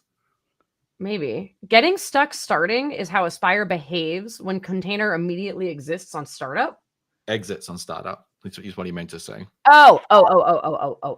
And yes, we have seen this. There's still an outstanding usability issue, I think, where if you get a very early container failure, then you get no logs. Like you just get no idea what happened. That's We've not hit good. this, and I thought that had been improved. Matt says must be Docker Desktop's fault. Totally. It's by design. So go and look at the logs in Docker Desktop. Go and see if you can see any more information. I mean, it won't even. Let's try this. This is the problem. Container already stopped. Oh, Delete it. okay. Podman versus Docker Desktop. It's like light versus dark theme. It's like, here we go. Here we go. All right. It said failed to start. The other thing is that I deleted the image. I just deleted it. I'm gonna let it refill. While it was running. Oh. Yeah. So the other thing is that there's timeouts and stuff involved. So DCP will do retries, and you don't see any of that stuff by default. So like that means it's pulling something typically. But it's got. It's not running yet, so there's nothing to look at. But yeah, it got created. But that, I haven't seen this behavior in a long time. It typically means that there's something. Failed to create task for container. Failed to create shim task. Unable to start container Error during init. Permission denied. There you go. Permission denied. So entry point does not add. Yeah, it's just what we said. Looks like entry point needs to be updated. That method should be updated to do this for you. Wait. No, that we're doing that in the line before. No, we're not. Okay. That's just for this one. So for this one, you can't execute. Wait. Hang on.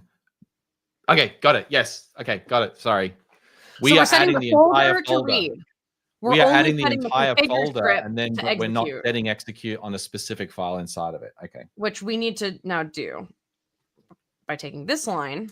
I don't know what happens if you add a specific file that's already been added by virtue of a directory, but we'll find out. Well, the other one was also like that, so they're both in that SQL Server folder. Yeah. Oh, okay. I didn't realize that. Perfect. Where did all my text just go? Oh my god, I don't know how to use my freaking laptop. Perfect. Okay. So, do the old with bind mount operations still work? Yeah. Like that's just lower level now, right? Like if you want to do a manual bind mount, you absolutely can. But this is a higher level construct.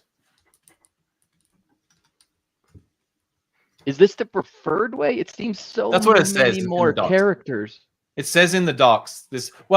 The reason is because we've seen this failure every single time someone's tried to use it. Like we got this feedback over and over and over again that when people try to use bind mounts, specifically for this type of stuff, they just hit issues. And they say it works on the Mac, it doesn't work on Windows, or it works on one machine and then it failed on another. And like this has been a forever thing with doing this stuff with containers through Aspire. And so, well, that's often CRLF versus line feed that blows. That's the other one that happens a lot. Mm-hmm. Mixing tabs, white space tabs is the other one that happens a lot. If you've got a shebang file and you're like, there's a whole bunch of stuff that I hit. Oh, David says that bind mount inherits the permissions from the host, including ownership and permission stuff. So I guess this is a more fine-grained, secure, controllable way to do it.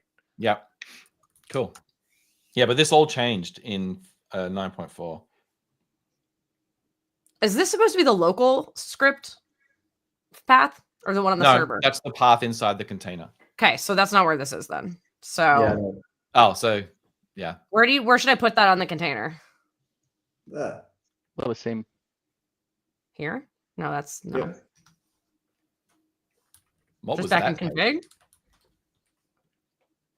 Oh, it should be. It should. Fuck. There you go. Bingo. This, you know what? This needs to go into an extension method. Yeah, it totally does. And we need to like inject the entry point for them. Like it's just repetitive. Or change the SQL Server container to support the same pattern that all the other ones do. Then you wouldn't have to do this. It's true. What order do the files execute in the other containers? Don't know. Go and have a look. Probably just alphabetical, lexical, I'm assuming. So most people name them like 01, 02, 03. Yeah, that seems right. I use database projects for this. It's amazing how it removes a lot of complexity. Database project? Did you build that? Is that an extension? No, it's a VS. There's like a whole database project type. Oh, yeah, no. My team built it, but I didn't build it. Okay, now we got to fail to start again. That's good.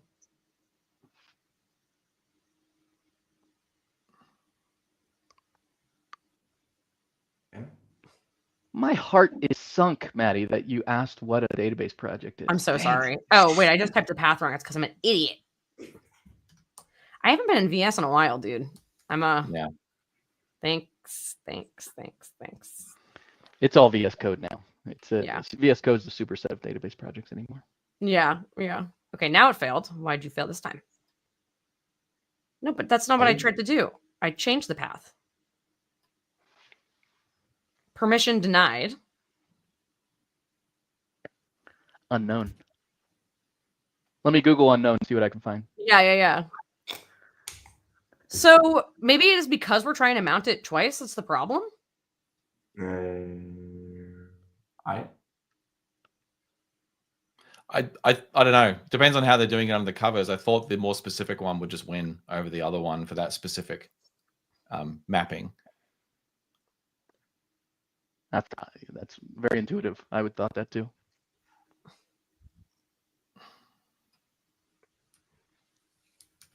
This is also the problem with custom entry points, is that nothing works until you get the entry point working. It just crashes immediately. And so it's one of these super blocking issues. You can't go into the container and try and diagnose things by running exec. Like, it's just nothing. Like, you have to get the entry point working before anything will work. Alex might be right. Exactly. Yep, group and other instead of user. Group.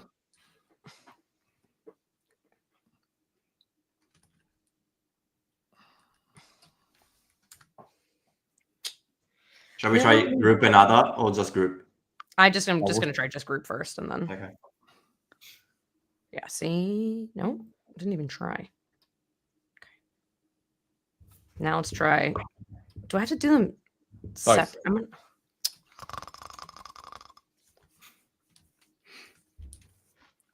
This is fun. I thought this AspiriFriday would have been like super quick because we already had one project to add to the outpost. So yeah. Group other? Other. No. Other. Is it there's user group and other. Thank you. Oh my God, I'm losing my mind. So Alex is saying he believes the SQL Server container recently changed to non-root. In which case, to get the user working, you may need to pass the user ID or group ID to the with container files API, which we have an overload for, so you can tell it what user. So non-root is like good, that's more secure, but that means that for this type of scenario, now you have to think about, well, what user am I running as, and how do I grant permission to this custom file I've mounted in the container so that I can read and execute it? Like, that's brutal. So we could absolutely create an extension method specifically for the SQL Server container hosting integration that encapsulates this pattern and does the right thing. We could do that, but it would be the only database container we have to do it for because all the other ones support it natively. Yeah. User read, group read, other read to rule this out for now. Okay, so everything. Yep.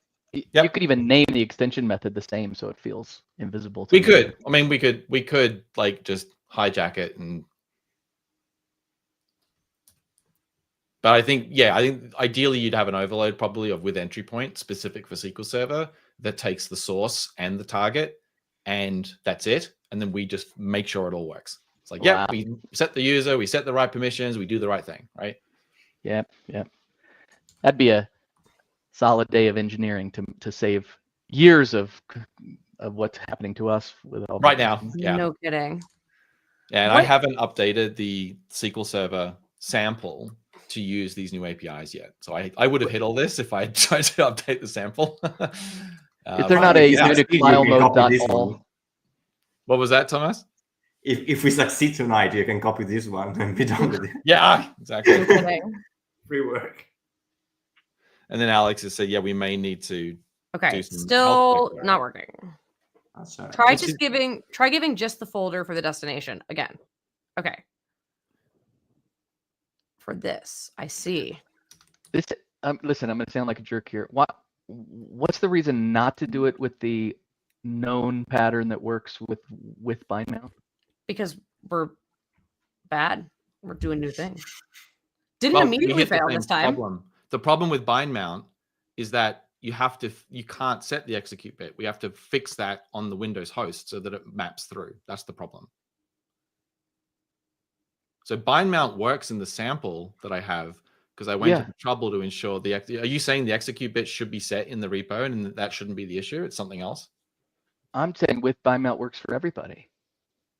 But I thought you said that Maddy hadn't gotten the file from the repo, like it was copied and she pasted it in or something. Yeah, we would need to chmod locally. Yeah, so you need to git bash chmod and then commit that. That should be committed to the repo so that everyone gets that. Yeah, let's go do that.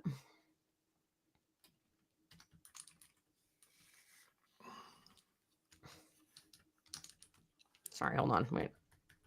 And then then committing that to the repo from Windows is actually another incantation because Windows Git won't recognize that as a file change. So you have to manually stage that change with a special invocation to say, hey, I need you to update this file because this other part that isn't its contents has changed. What do they call the entry point? And And then once we get it all figured out, let's train Copilot so it's a once and yeah, done. so it does this for me next time. That'd be great.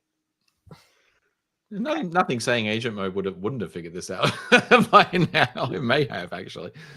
That's fair. Okay. Let me try deleting the container. Wow. So for Alex, he said for his scripts, he ended up initializing it from inside on resource ready. He would just get the SQL connection in on resource ready. Seb's saying we should at least also check the files in the container. All right. Make sure they're in the correct location. Yep. And I'll remove persistent for a second. And that they're not CRLF. Oh, we should absolutely double check that. Did you paste? So just remind me, how did you create those? Did you paste those files in? From the GitHub raw. Oh, that's definitely going to be wrong. 100% going to be wrong. That is the reason this is not working. Okay, perfect. No, it's LF. Oh, no. Well, I'd say that, but it's not not CRLF. No, it's fine. It says in the bottom right, Maddy. So it says LF. Yeah. Yep. The other one. Darn. The database. It was good intuition, Jerry, but the SQL is CRL or blah, blah, blah, that should be fine. Problem. That shouldn't matter because that's not being executed by the shell. Yeah. I lost 2 days trying to get the sample written on that. Yep. So, and then I hit it all again trying to map your sample to Aspire. No bind mounts. Right. It's in the. These changes are fascinating. When's the next .NET Conf? We need another November session on this. Okay, configure. Beautiful. Just has no right execute bit on no execute on the create on any of them. None of them have the execute bit. That's weird. Can I do that from here? Probably not. Is it that there are too many and that you just can't see them all? Because no, I guess they'd all be there. But I could have swore she put that in there. Yeah. Well, you did, but you have a maybe it just doesn't overwrite. Right? Maybe I have to do it on the folder itself, which seems insane. But none of this is going into the data volume, right? It looks like the data volume wasn't even no, the bind mount wasn't created. It's on a bind. Can I make a recommendation to the Unix enum? Can we add Unix file.god mode? That would be great. Yeah. Unsafe God mode. There you go. Yeah, just I'm a developer. I know what I'm doing. I know what I'm doing. Yeah. Obviously, I'll take this out before production mode. So we can see the execute bit's not set, right? So that's obvious. Yeah. Well, it is there. Hang on. Go up. It's on the folder. It's on the folder, not on the file. Oh, you know what? You know why? Why? You did with container files user config SQL Server folder, but not the specific file. And if you copy a folder for Linux. Oh. No, this was originally the file and it didn't work. No, that's fine. But as for the configure dub.sh. Oh no, I'm wrong. You're right. Okay. I'm wrong. Let me try this. Let me comment out this one where I do the top level. Oh my God. Okay. Yeah. We'll try that one.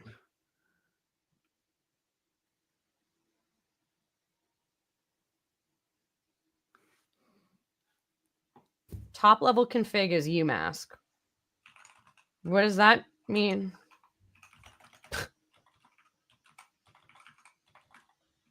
What does that mean? It's a directory. Wait. Go back to Docker. User config entry point. Entry point is a directory.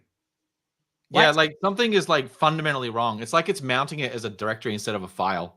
Yep. Like, are we using just the wrong API or passing them in the wrong order or something? Like, it just feels like we're missing Can a I trick here. suggest something like this? Sorry. Where you put it? Where'd you? Oh. Yeah, just a sec. No. Then here we're missing the whatever the SQL file create Oh. database.sql. UMask is not what we want. Alex is saying the first arg with container files is a directory, but the IntelliSense does not say that. Like, it just says destination path, and it says it works with files and or folders at the destination path. But you have to use the verbose version. What's that mean? It's taking away permissions? I'm so confused now. What? UMask is taking away permissions? Test it, remove them all, and run it again and see what happens. Fuck. Yeah. Swear jar, Maddie. Oh! I already have visible frustration on the bingo board. Can I like double check it? Yeah. That's not how bingo works.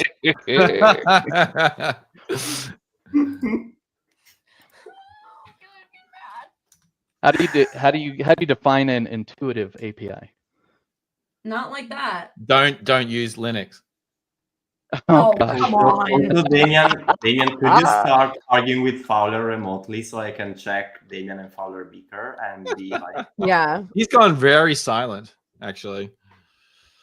Okay, back to be on permission denied. vacation.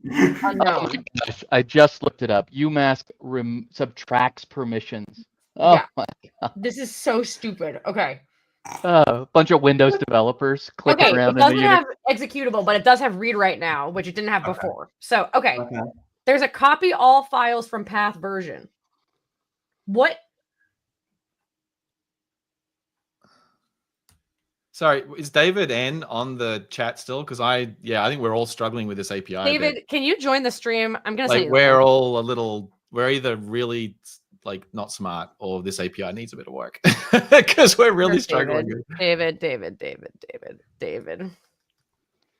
on StreamYard. It's very easy to set up. Okay. I just sent you the link on Teams. Come save her. Oh, what did I do? Oh, I stopped sharing my screen. Just I'm quick losing reboot it. of your. I'm losing it. Slowly but surely. My lord. This was supposed to be an easy one. There's a callback. So there's an API that takes a version, there's an overload that takes a callback with a bunch of, like, you get a context and you can do a bunch of interesting things. But it seems very odd to me that this scenario is advanced enough that it requires that. Like, this seems very basic, right? I want the files in this folder to be in this place, and I want them to have these permissions and these execute. That's all. That's all it is. So, like, I don't know what we're doing wrong. So I'm just reading the IntelliSense. I'm really just trying to make sure I fully understand. The first argument is the destination path. And it says the destination absolute path in the container, but then it says it updates files and or folders at the destination path. So we're telling it what we have right now obviously is wrong because we're saying the same folder. God, he's here. David, help us. What are we doing wrong? So this is, I would fully acknowledge, a excessively complicated API, mainly just because the problem of trying to get permissions that you want inside a container reproducibly is awful. there's basically two modes. There's a do it kind of like a bind mount mode, which is what you're doing, where you're saying, give me the destination path and source file or path, and it's going to copy it over, but you're somewhat limited in the permissions you can apply with that, because you can only do the UMask mode. The reason that's in there is permissions for directories, permissions for files have their own weird thing in Linux where you want every folder to be executable, otherwise you can't list the contents.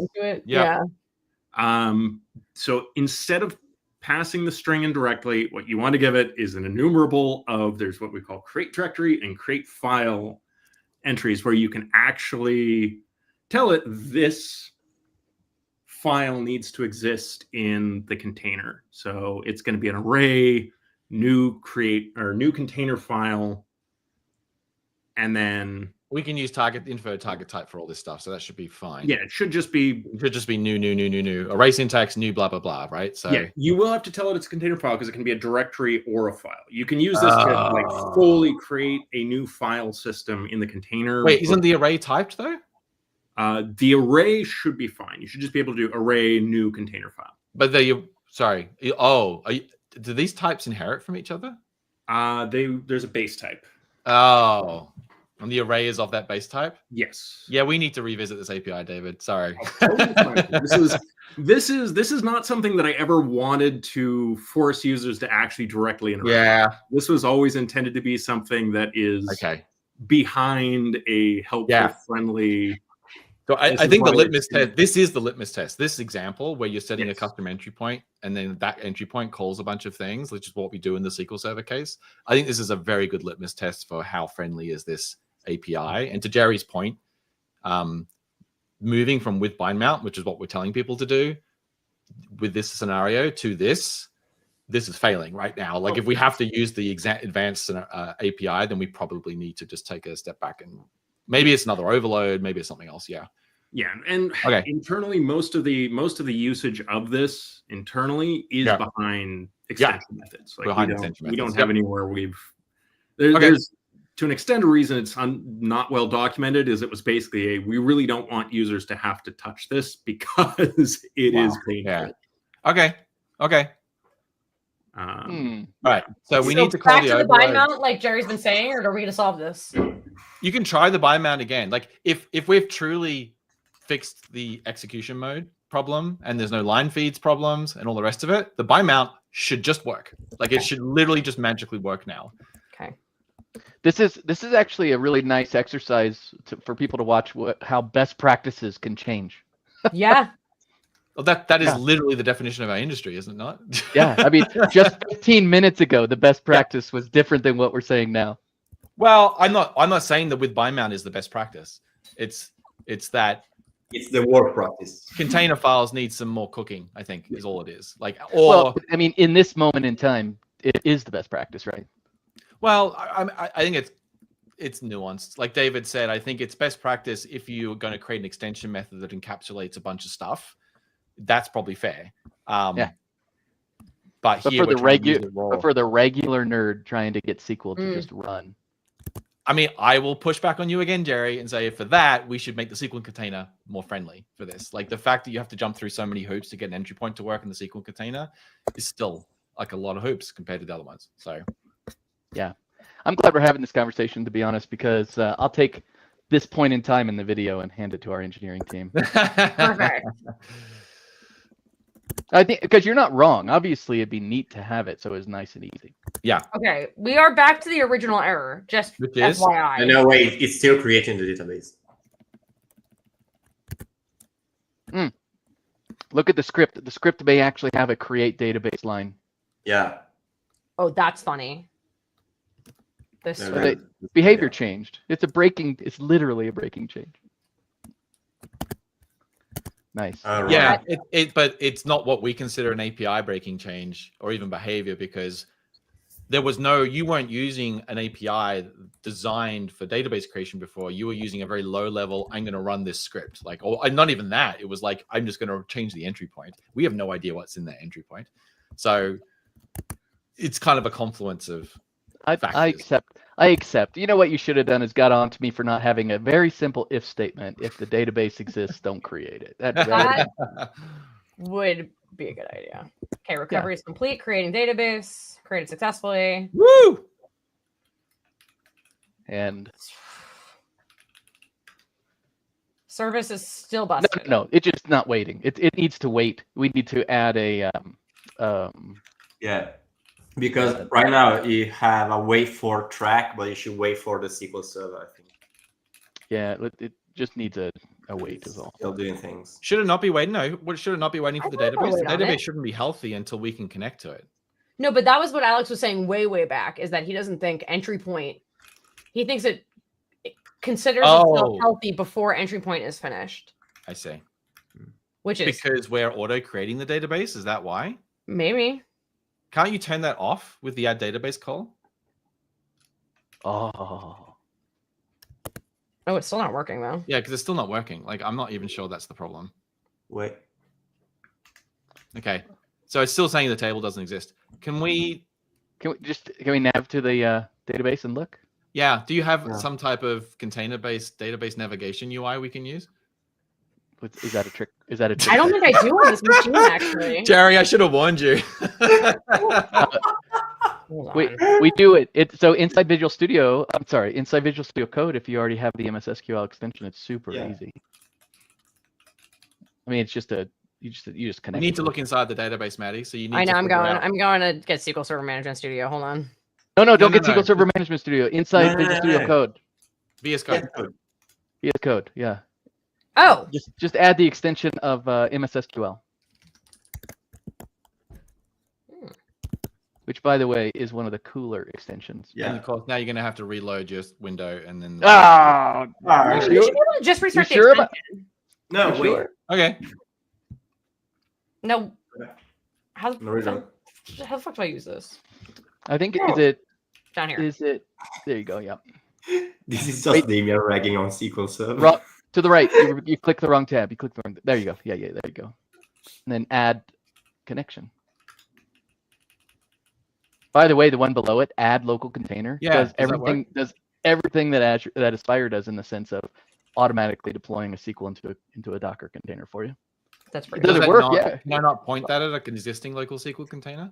You could totally do that. Yeah, you could. But that's not the F5 experience we want for this. Okay. Right. And so Hold on, let's see. I'm about to do something really cool. Do you know the port number? I will in a minute. Yeah. We have the entire connection string. Yeah. Once we have our Aspire running. Yeah.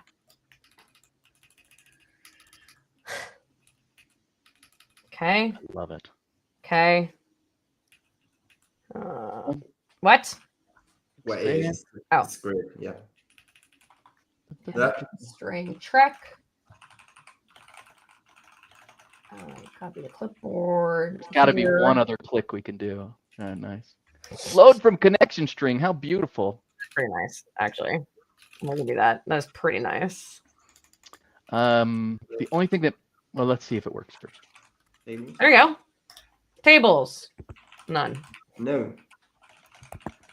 So that script must not be executing. Yeah. Or can you go back to the script just one quick time? Which one? This or this? Logs, you mean? Use trek go. Oh, that's it. That's exactly. Yeah. So it said it worked. Like the logs showed that it had worked. I thought. Well, the log said that the database was created, which I think is your internal mechanism. Yeah, but we should have also seen something like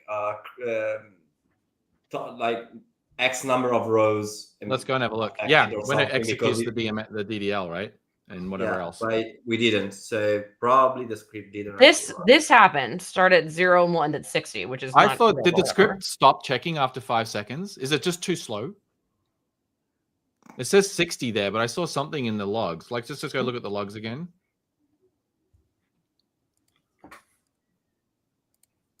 Wait.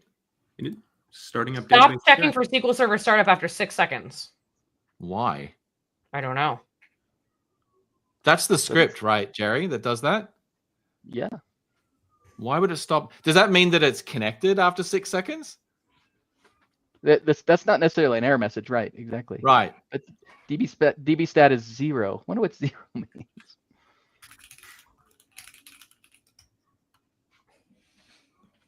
62 transactions roll forward for Trek.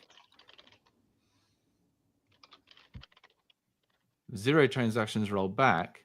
I mean, there wouldn't be transactions in Trek unless our script ran, would there? Yeah. DB status 0 means okay. All right. Well, that's not an error, so it's just information.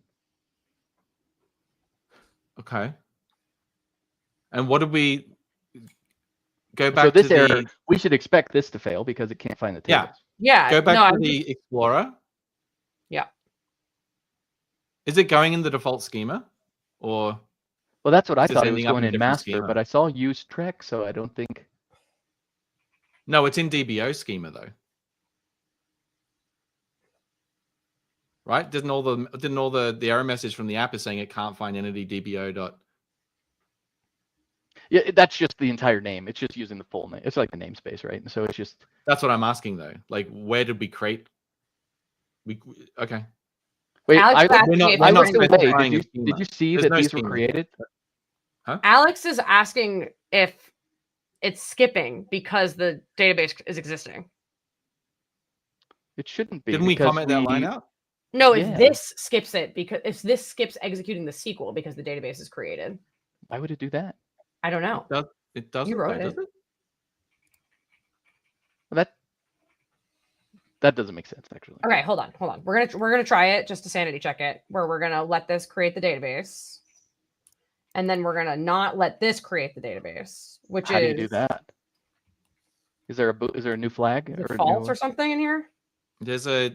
I don't know if it's an extension method or a. Oh, you it's an can extension customize the creation script. This was feedback given at the time, but how do you turn it off? And I try to. I'm not sure what we did. Yeah, like how do you go back to the old behavior? You mean? With creation script, Maddie. Okay. It was Where there. did my IntelliSense go? I don't know. It's got slow. And then And what is the? There's no. It's just a string. What if you just give it an empty string? Seriously. What was that? Defines a SQL file? Huh. No. So the way this works is that, as I was trying to say before, this connects from the app host running process using the .NET SQL ADO client, and then executes whatever SQL you put in here. What? Why don't we just use that? Why don't we just pass in the whole? Why don't we just use that? We can, What? but then it only works locally. But that's fine. Like that we could try that. Wait, what do you mean only works locally? What do you mean? It doesn't map to deployment. Well, it doesn't matter because we don't have to deploy that. We only That's need right. to So if do you like just that. want to do it, then we've done this in one of the previous AspiriFridays, Maddie, if you recall. We had to read. We read from the file. We did file.read all. We split on new line, and then we sent it directly into with creation script, and then it just runs that script to create the database. so you're telling me No. This is has to be code. This is like SQL statements as a string. yeah. That's what we got. Yeah, That's what we got. exactly. So, like, var. So you you're do telling me file.read all of all. the shell bullshit we just did for 45 minutes we didn't need to do. With Oh, creation script, hey, we've been No, there no, the no, whole Maddie. time. No, Oh, I Maddie. see This what you're doing. just You're putting it changed on top. again. We have a brand new best practice. You It need is to just fire a read all. practice. No one said this was best. I just updated the docs. Let me update them one more time. I No. need to There are options and trade-offs, and you have to pick the one that matches the scenario. This was one it? is spectacular. I have no intelligence. It was read all text. .SQL. Don't forget the file extension. Read Oh, all you text. pass in the string? You literally yeah, pass in the yeah, yeah. statement. We literally requiring- pass in the statement. Yeah, It's not a script file. You give it basically to read a people. SQL file, And then we split you it by pass Go. the string, and yeah. Yep. And then for SQL Server specifically, we look at your string, we find the Go statements, we split them up, and then we execute each statement individually. Seb's watching. Okay. Seb wrote this. He's watching, so he can comment if. Well, Seb I fixed can't that wait to shit. see what's about to happen. But you'll need to also. We ran into this problem last time. Is that Wait, don't delete it. Just wait. Don't worry. Don't worry. Okay. What do I just have to do here, Damian? So last time the issue we ran into was it wasn't splitting lines correctly so we had to what was it? We had to like semicolons or something? No, last time was different because we had to we joined 2 files together. This is fine. Okay. Try that. Delete the volume, delete the database, delete the volume. Start again.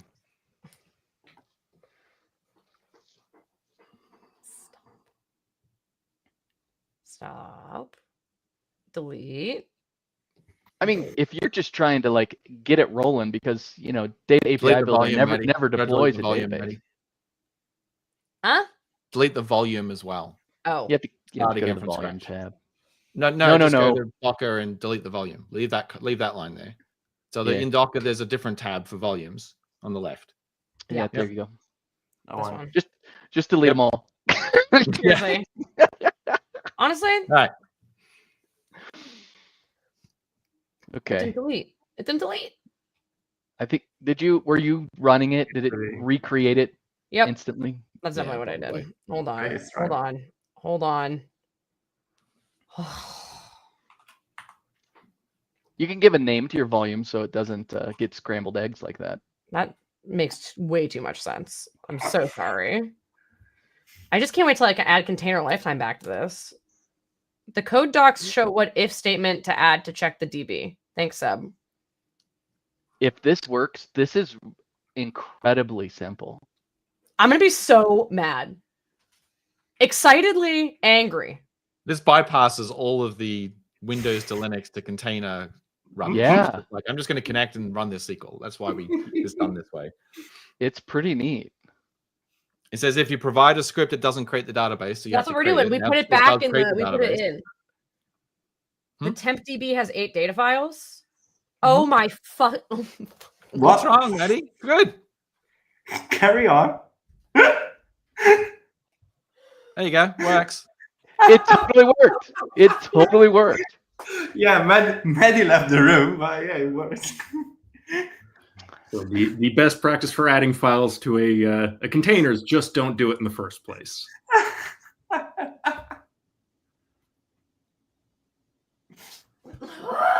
Okay. All right. Great API design, guys. This is like you can't convince me that there is a turnkey simple API that works for all scenarios for this. This shit is just complicated. Oh look, wait, shall we see if it works like for real on the dev side? Yeah, go to the browser. Alex has a good question too, which is restart the SQL server and see if it works again. Yeah, I don't know if it's idempotent. Like go to SQL server. Let's see if the things are really there. Oh yeah. Yeah. Refresh. Oh yeah, gotta refresh.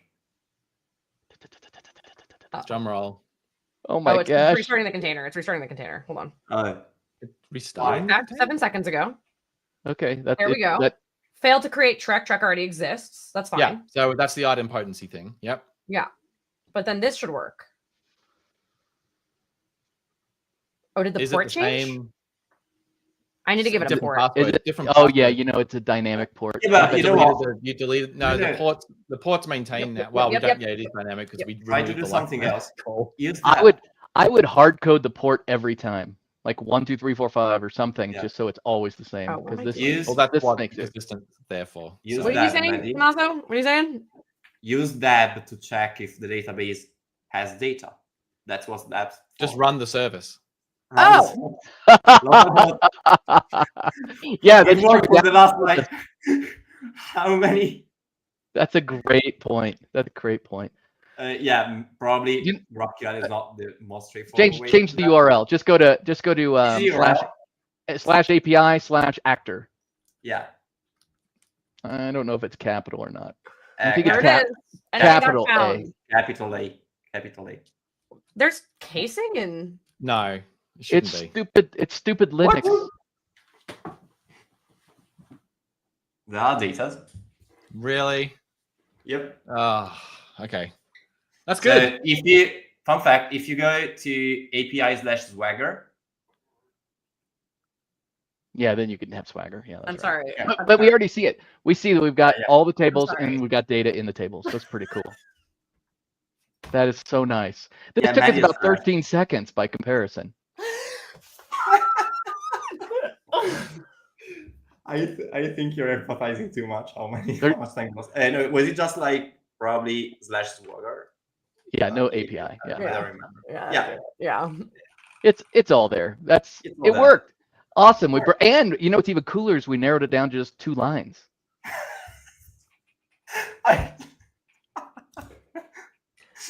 Jerry, your metrics are very different from mine. I like it. My first metric is it works. The second metric, you could actually do it. So okay. Let's recap here. Yeah. I can delete these 2 things. Yeah. Yeah. Yeah. You can delete that too. Thank you. Wow. That's pretty neat. That's pretty neat. And this was it. Yeah. Damian, will you walk me through that one more time? So you split by Go, and then you execute each of those batches in individual statements. It's it for the SQL Server specific implementation of with creation script. If you hover over with creation script, Maddy, I think you'll see it's not generic. Like it's a specific implementation SQL for our Server resource database folder. resource. Well, that's the type it takes.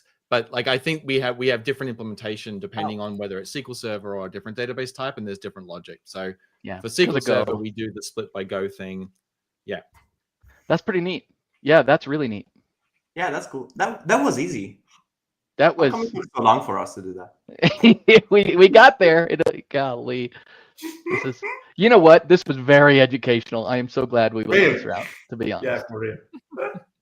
Okay, so we have it running. What do we do now? All right, we're out of time. Is that it? All right, let's look at how easy it is to add Postgres. Hold on. No.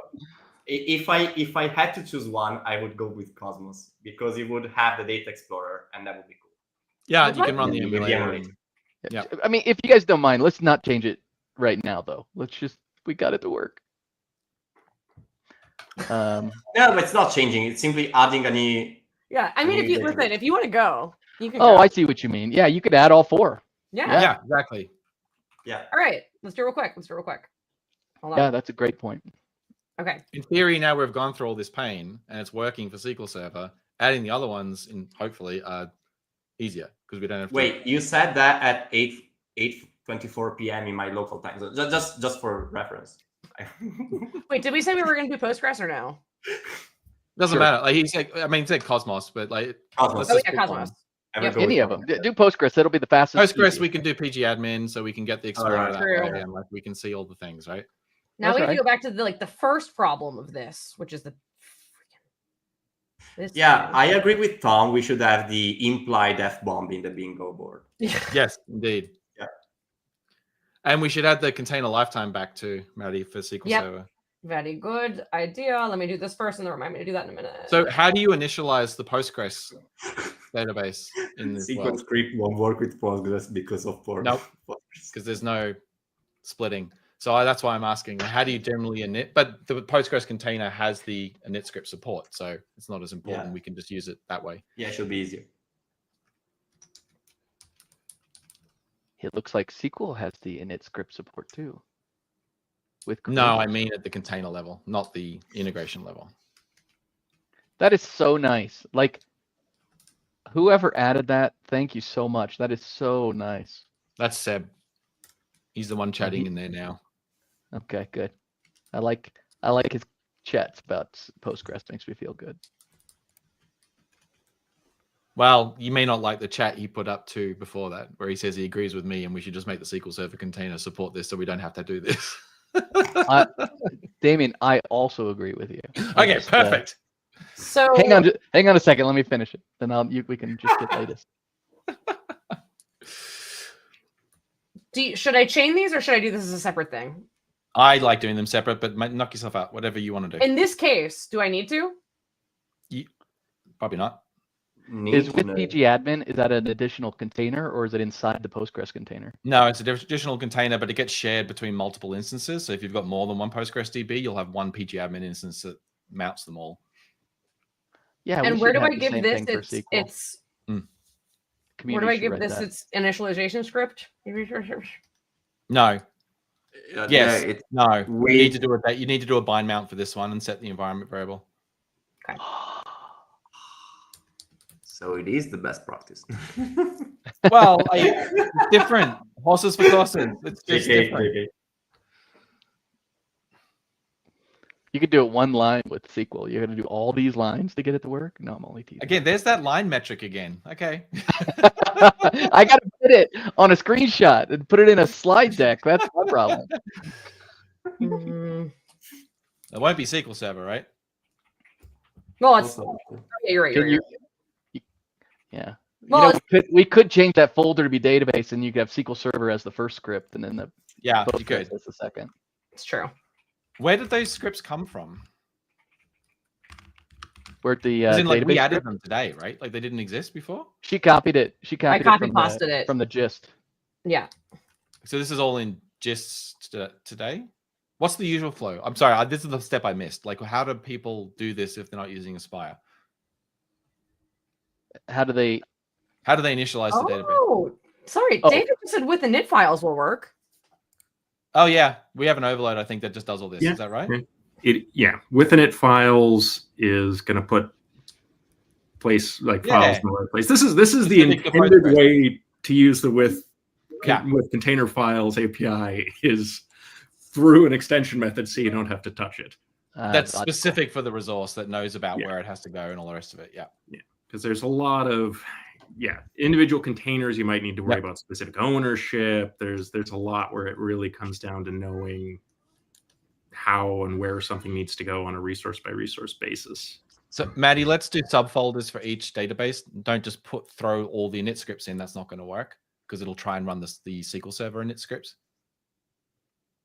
Can you specify an individual file? Can I give it a file name? Source, yeah. Well, that's not clear, David. We should improve that IntelliSense.com. It just says copy files. Like it. Yes, the source, and it should just put it in the correct init DB folder. But does it change its behavior depending on whether the source is a directory or a file? Like, do we just okay? We should just make sure that's clear in the comments. Let me go open an issue for that. Actually. Yeah. Where is the script for this one? Where am I looking for this one? Oh, I have so many windows open. It becomes such a mess. We only see one. Is this in Dab Workbench? Sorry? Where's the script for the Postgres in it? I don't have one. Oh. I don't have a preference between types of databases, but I never use anything but SQL. Spoken like a PM. I love all my children. I just don't trust them all with my keys. That's right. Oh gosh. So then, what do you think Copilot will? What are you trying to? Sorry, what's the problem now? Perfect. Drop that into Copilot and say, make this Postgres. Yeah. Wait, do we not have a Postgres script? No, that's what I just asked. We do not. Yeah, we do not. Oh, so how do people do this? Does it bother you that the other one doesn't say SQL? It just says create database. It will bother me in a minute. Oh, see, you moved it into folders. That's nice, actually. Yeah, did I put it in folders? It's much better, I thought. Because depth and complexity don't bother you, Damian. That's good. No, it's not about that. It's clarity. Different ways to create clarity. The file name seems clear. Except then you're limited to one file. But the other database containers support mounting init folders and will run all the files in there, right? Where if you have it as a file name, then there's no grow up path. Or you create a step function required to move from one step, the one SQL file to another. Now you have to completely reorganize the structure. And that's fine. I totally get what you're saying. Let's not debate it because I like it. But let me ask this: the SQL one where you're passing in the script, you did say that you can only pass in one, right? If you do two, there's some sort of internal problem right now. No. The other one, where you just pass the body, like the actual script statements, it's just a string. So if you want to read from multiple files, it's up to you to read multiple files. Did Copilot fail spectacularly here? Yeah. It just made a generic one. Yeah. Turn. Damian, you can do so much for my bingo board right now. Yeah, right. Being right. Just say, you can do so much for my bingo board. Damian, whenever we have a method or some sort of API that takes in a file or a folder, Why don't we pass in file info or directory info objects instead? So that it's because explicit. of the thing we were talking about before, there isn't a shared info type between those. So if you could have overloads, right? But then it's required that you create those. So you can't just pass a string in. Now you have to create, file.loadInfo or whatever it is, file.openFile or whatever the API is to do that. I can't remember off the top of my head. But the overload's invisible to the consumer. It's just internal logic, right? You already do the if statement. No, but when you said, you said, sorry, did I misunderstand? You said, why not make the methods accept file info? Yeah. So now I have to create a file info to give you rather than just give you the path. Yeah. Isn't that more explicit because it assures that it's actually there and stuff like that? You could possibly do both, right? But file info doesn't ensure it's there actually by default. You have to call is_exists to verify that, right? So we could do that. I just wondered because it that's a good question. Explicit. That's a good question. All right, Maddy. I'm not gonna lie, that might have actually worked. So that's pretty cool. Maybe there is a use for AI after all. I know, right? Wait, did we say we can do a file here or just the folder? Sorry. You can. But you don't want to. But you don't want to because that's the reason you moved it into a PG folder so you could take them all. That's true. Yeah, exactly. Just give it the whole folder. It's too late now. Does the folder syntax require a slash at the end, or do you just detect it? It detects. Okay. Well, now I have to rerun this. Hold on. By the way, Damian, thank you. Got my bingo because of you. You got your bingo.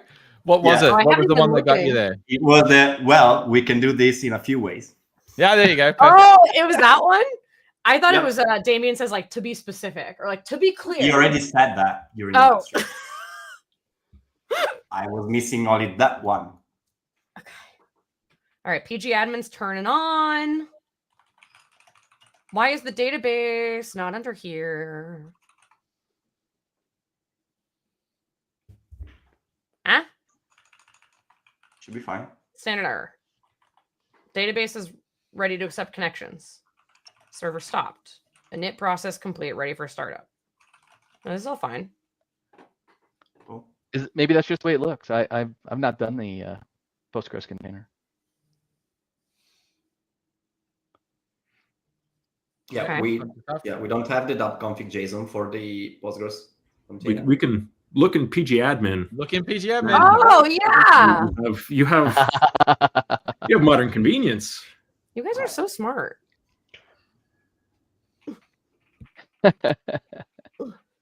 I'm just impressed that David said something. Usually he can't get a word edgewise, so he just chats to us through YouTube. It's true. It's like now they'll listen. Yeah, I don't.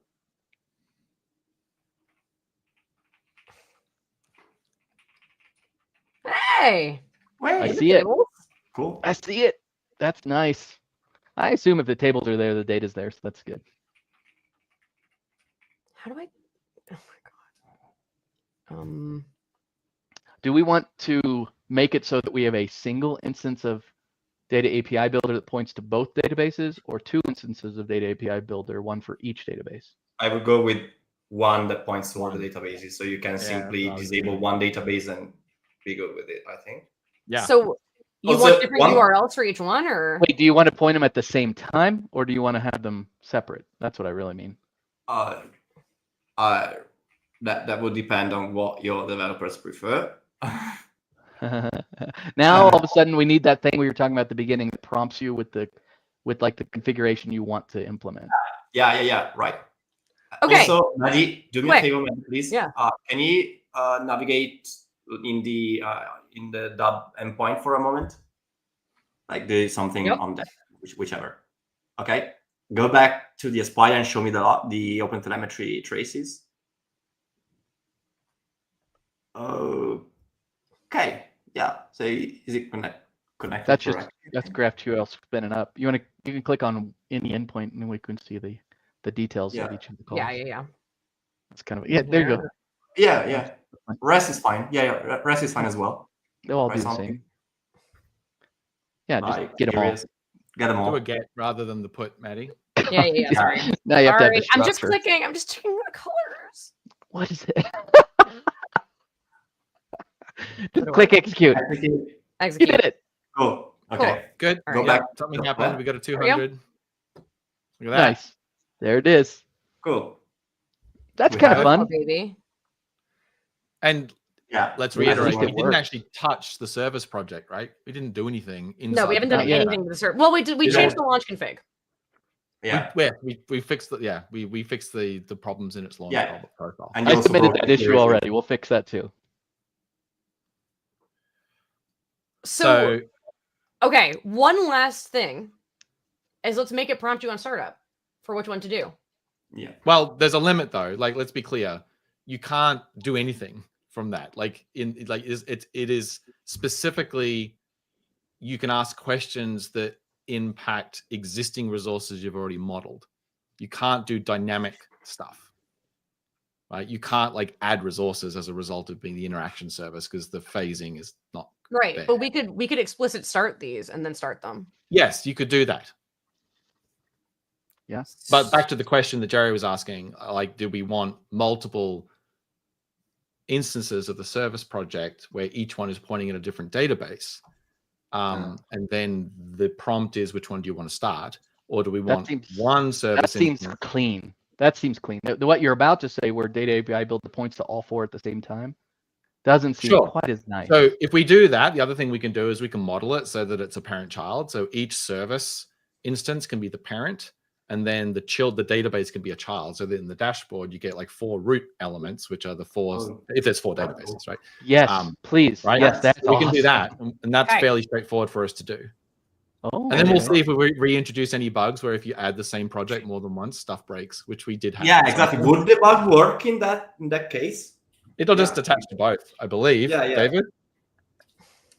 I don't know. Let's find out. We haven't done any There's debugging also- today. We've done a spy run, so If you don't want everything to start, but there's also with explicit start, so you could have which we could do. We could set up all of these to do, and then we could just use a custom startup experience using the interaction service to ask you every time you launch, hey, what do you want to start?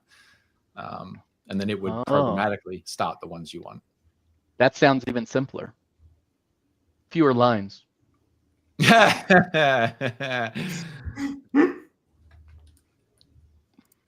Well, if you want fewer lines, Jerry, let's just move all this code to another file, and we'll just create an API called whatever dab.run, and then this file could just be one line.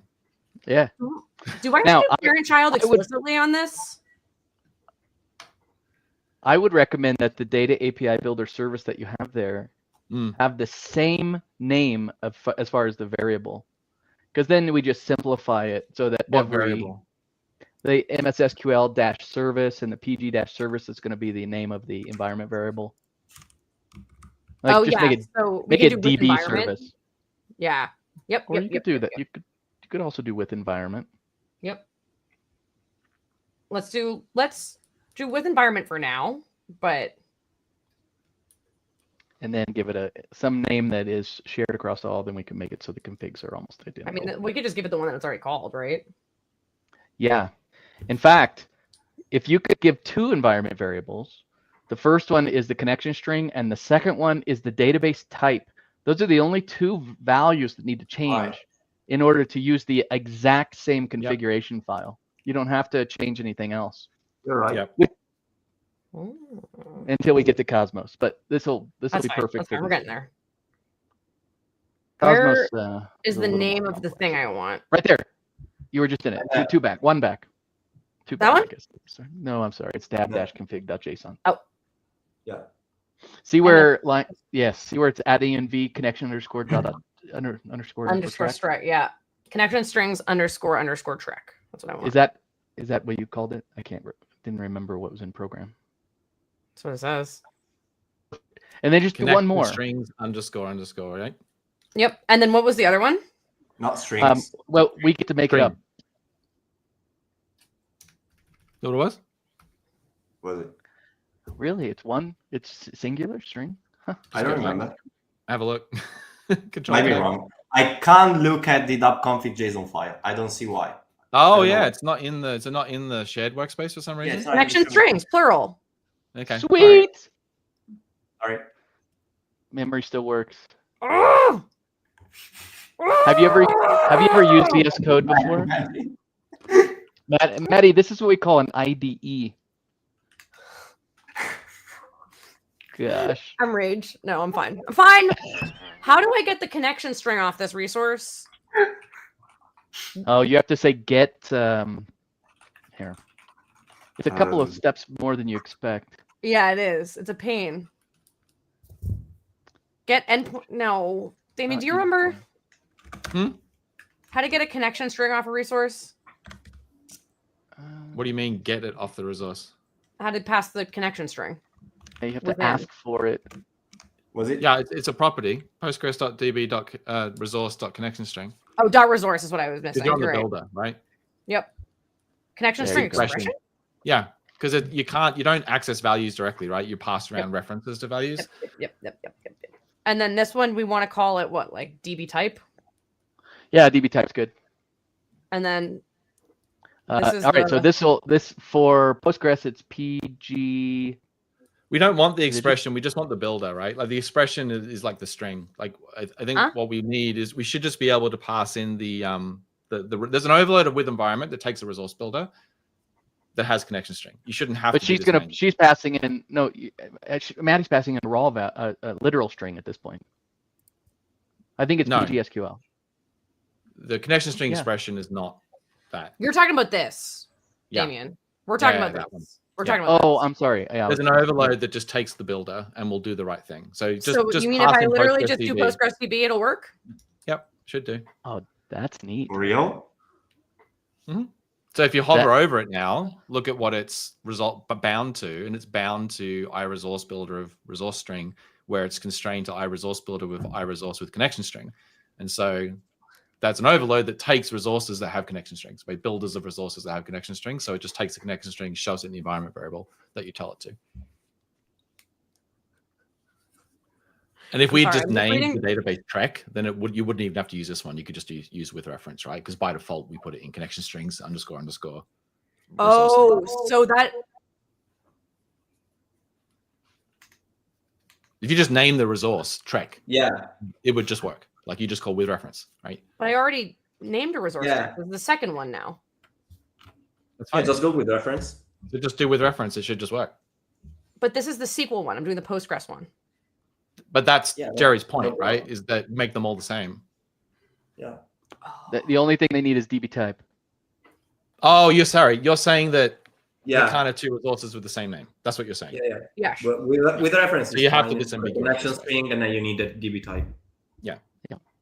Yeah. That's the conflict between. Let's make them all the same. Well, you can't because you're operating from a space where you have to disambiguate. So you can't just make them all the same and get the best from both sides. You have to choose which side you want to optimize for, because you can't disambiguate. Otherwise, the names clash on one of the sides. So basically this.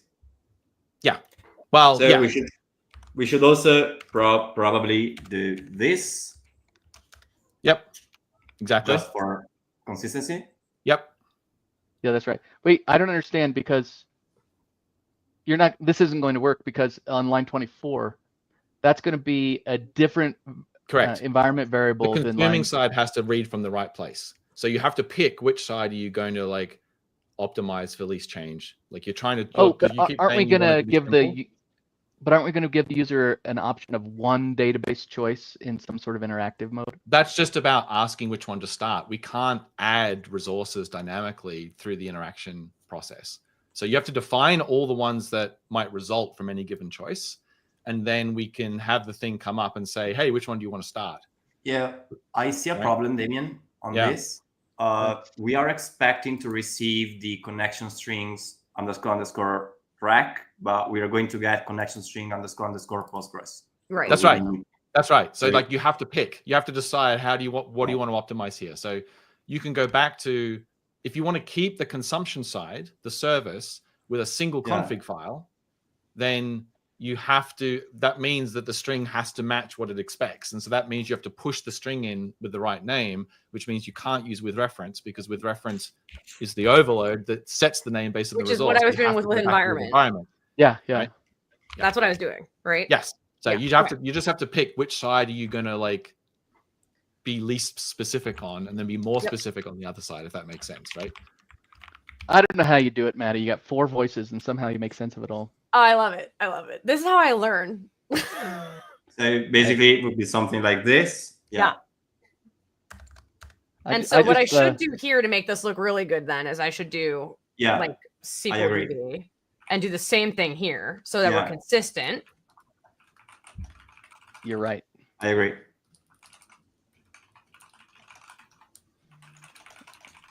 That is a nice little overload we have, though. Actually, wait, Trek. Right Trek. now, the name of the variable Trek. That's what you want to rename. Yep. And what you change? Yeah, that's Trek again. Yeah. Yep. Thank you. MS SQL. Yeah. Yep. And don't forget line 9. You have to change the database name back to Trek. Yep. Yep. No. Let's not do that. What? Oh yeah, this is. Oh, because of the creation script. Yeah. Yeah, this is just the database. This is just Yeah, the we don't database care about name. it. No, that's still required because it adds Trek to the connection string. Sorry? No. It doesn't. What? Wait. So we named the database SQLDB so that in the dashboard you see a resource called SQLDB. Well, we could do Damian's least favorite thing in the entire world, which is this, and not have to name it at all. No. Oh, what? Yeah. Wait, what? No. Yeah. No, you can't. No, you still have to. You still have to you have still have to do database, that. right? Yeah. But basically. Yeah, but we could do it like we don't have to give the database an. Oh, we do have to give it a name. You have to give it a name, like it's a resource, and that name, the name you give it there becomes part of the connection string. To Jerry's point, because the connection string includes the database you're connecting to. So, but all right. So, let's call it Trek. So, can we have 2 databases with? No, they're resources. You can't. Yeah. No, we got SQL Server, and then we got Postgres. There's an overload. There's an overload. You can specify. You can separate them, right? Yep. Yeah. Oh, Alex just put that in the chat too. Yes. Capital T Trek. Capital T. Yeah. So one's the resource name, and one is the database. Oh, I didn't know you could do that. That's beautiful. Yeah. That's really nice. And then I guess I need to do an add database here. And that'll be your PG database or something. Yep. That's great. That's really cool. It's called Trek as well. Yep. Single line. Trek SQL, Trek Postgres. And then once this works, if we want to get really fancy, we can remove the with environment again by just creating a custom method. We can make custom overloads of with reference that work specifically for these database types in this project and make them just do the right thing. Sure. But, that's just aesthetics at that point. It's just for this project. Sure. Not all the aesthetics. Right. This is the first time we've run the Postgres? Yeah. No, we have. No, second time. Oh, I didn't put container lifetime on it as well. Okay. And did we do data volume for Postgres?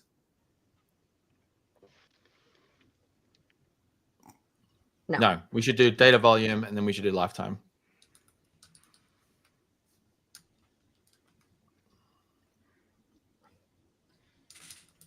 Sometimes I listen to Damian explain it and just wait for Maddie to show me what he means. There we go. that was efficiency. Slowly, we're all coming to one brain cell. Beautiful. That sort of works, and that's exciting. This is pair programming at its best. No, seriously. So, did I give that a wait for? Was I smart enough to do that? Yes, I'm so good. Nice. So the PG admin is saying it's unhealthy. We're still waiting for it to start. It takes forever to spin up PG admin. Yeah. Interesting.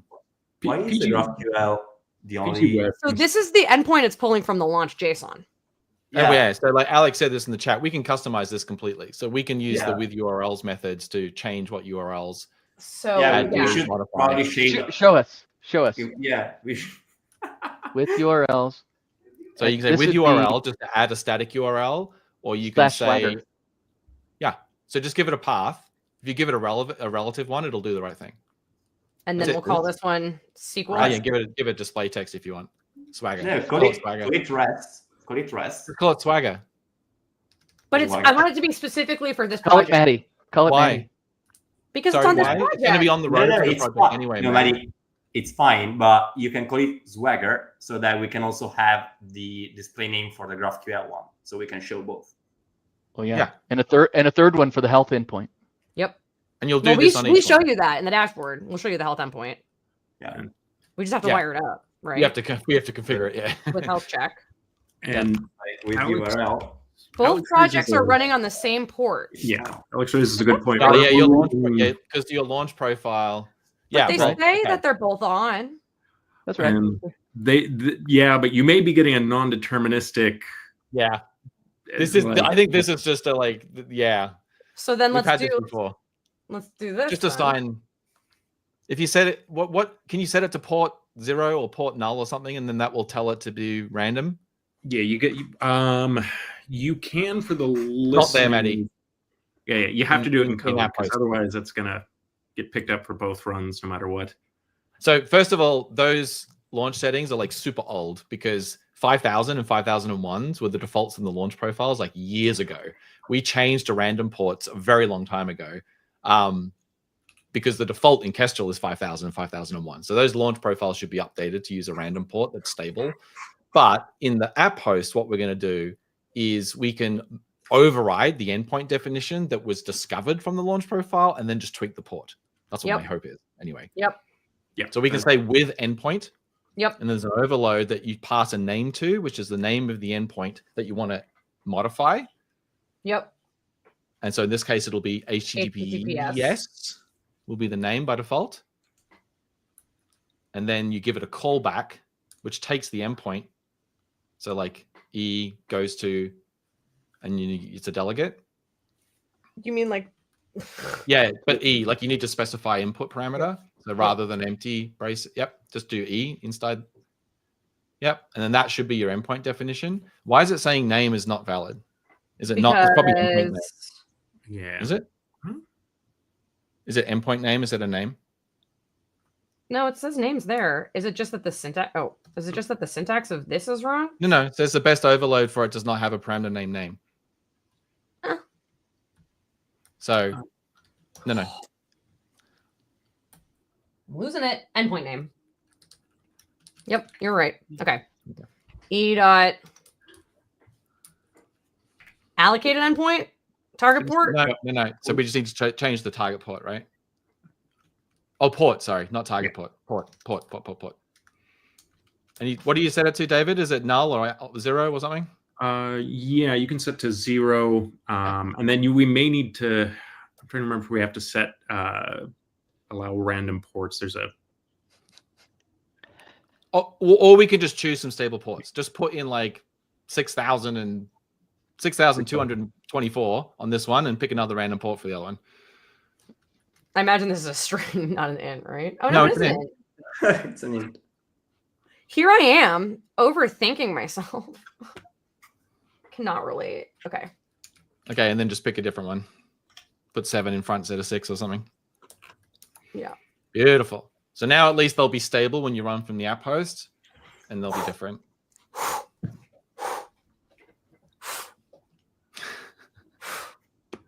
Did we add the URLs in both? Yep. Okay. Yeah. No. Yeah. Wait, it didn't work. Yeah. What did I do? I Did you wrote work? it. Is it with URL for endpoint? No. No. Shouldn't be.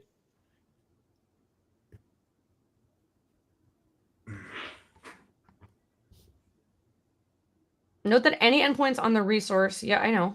It may be the wrong overload. Hang on. Does it? Yeah, they're not even showing up in here.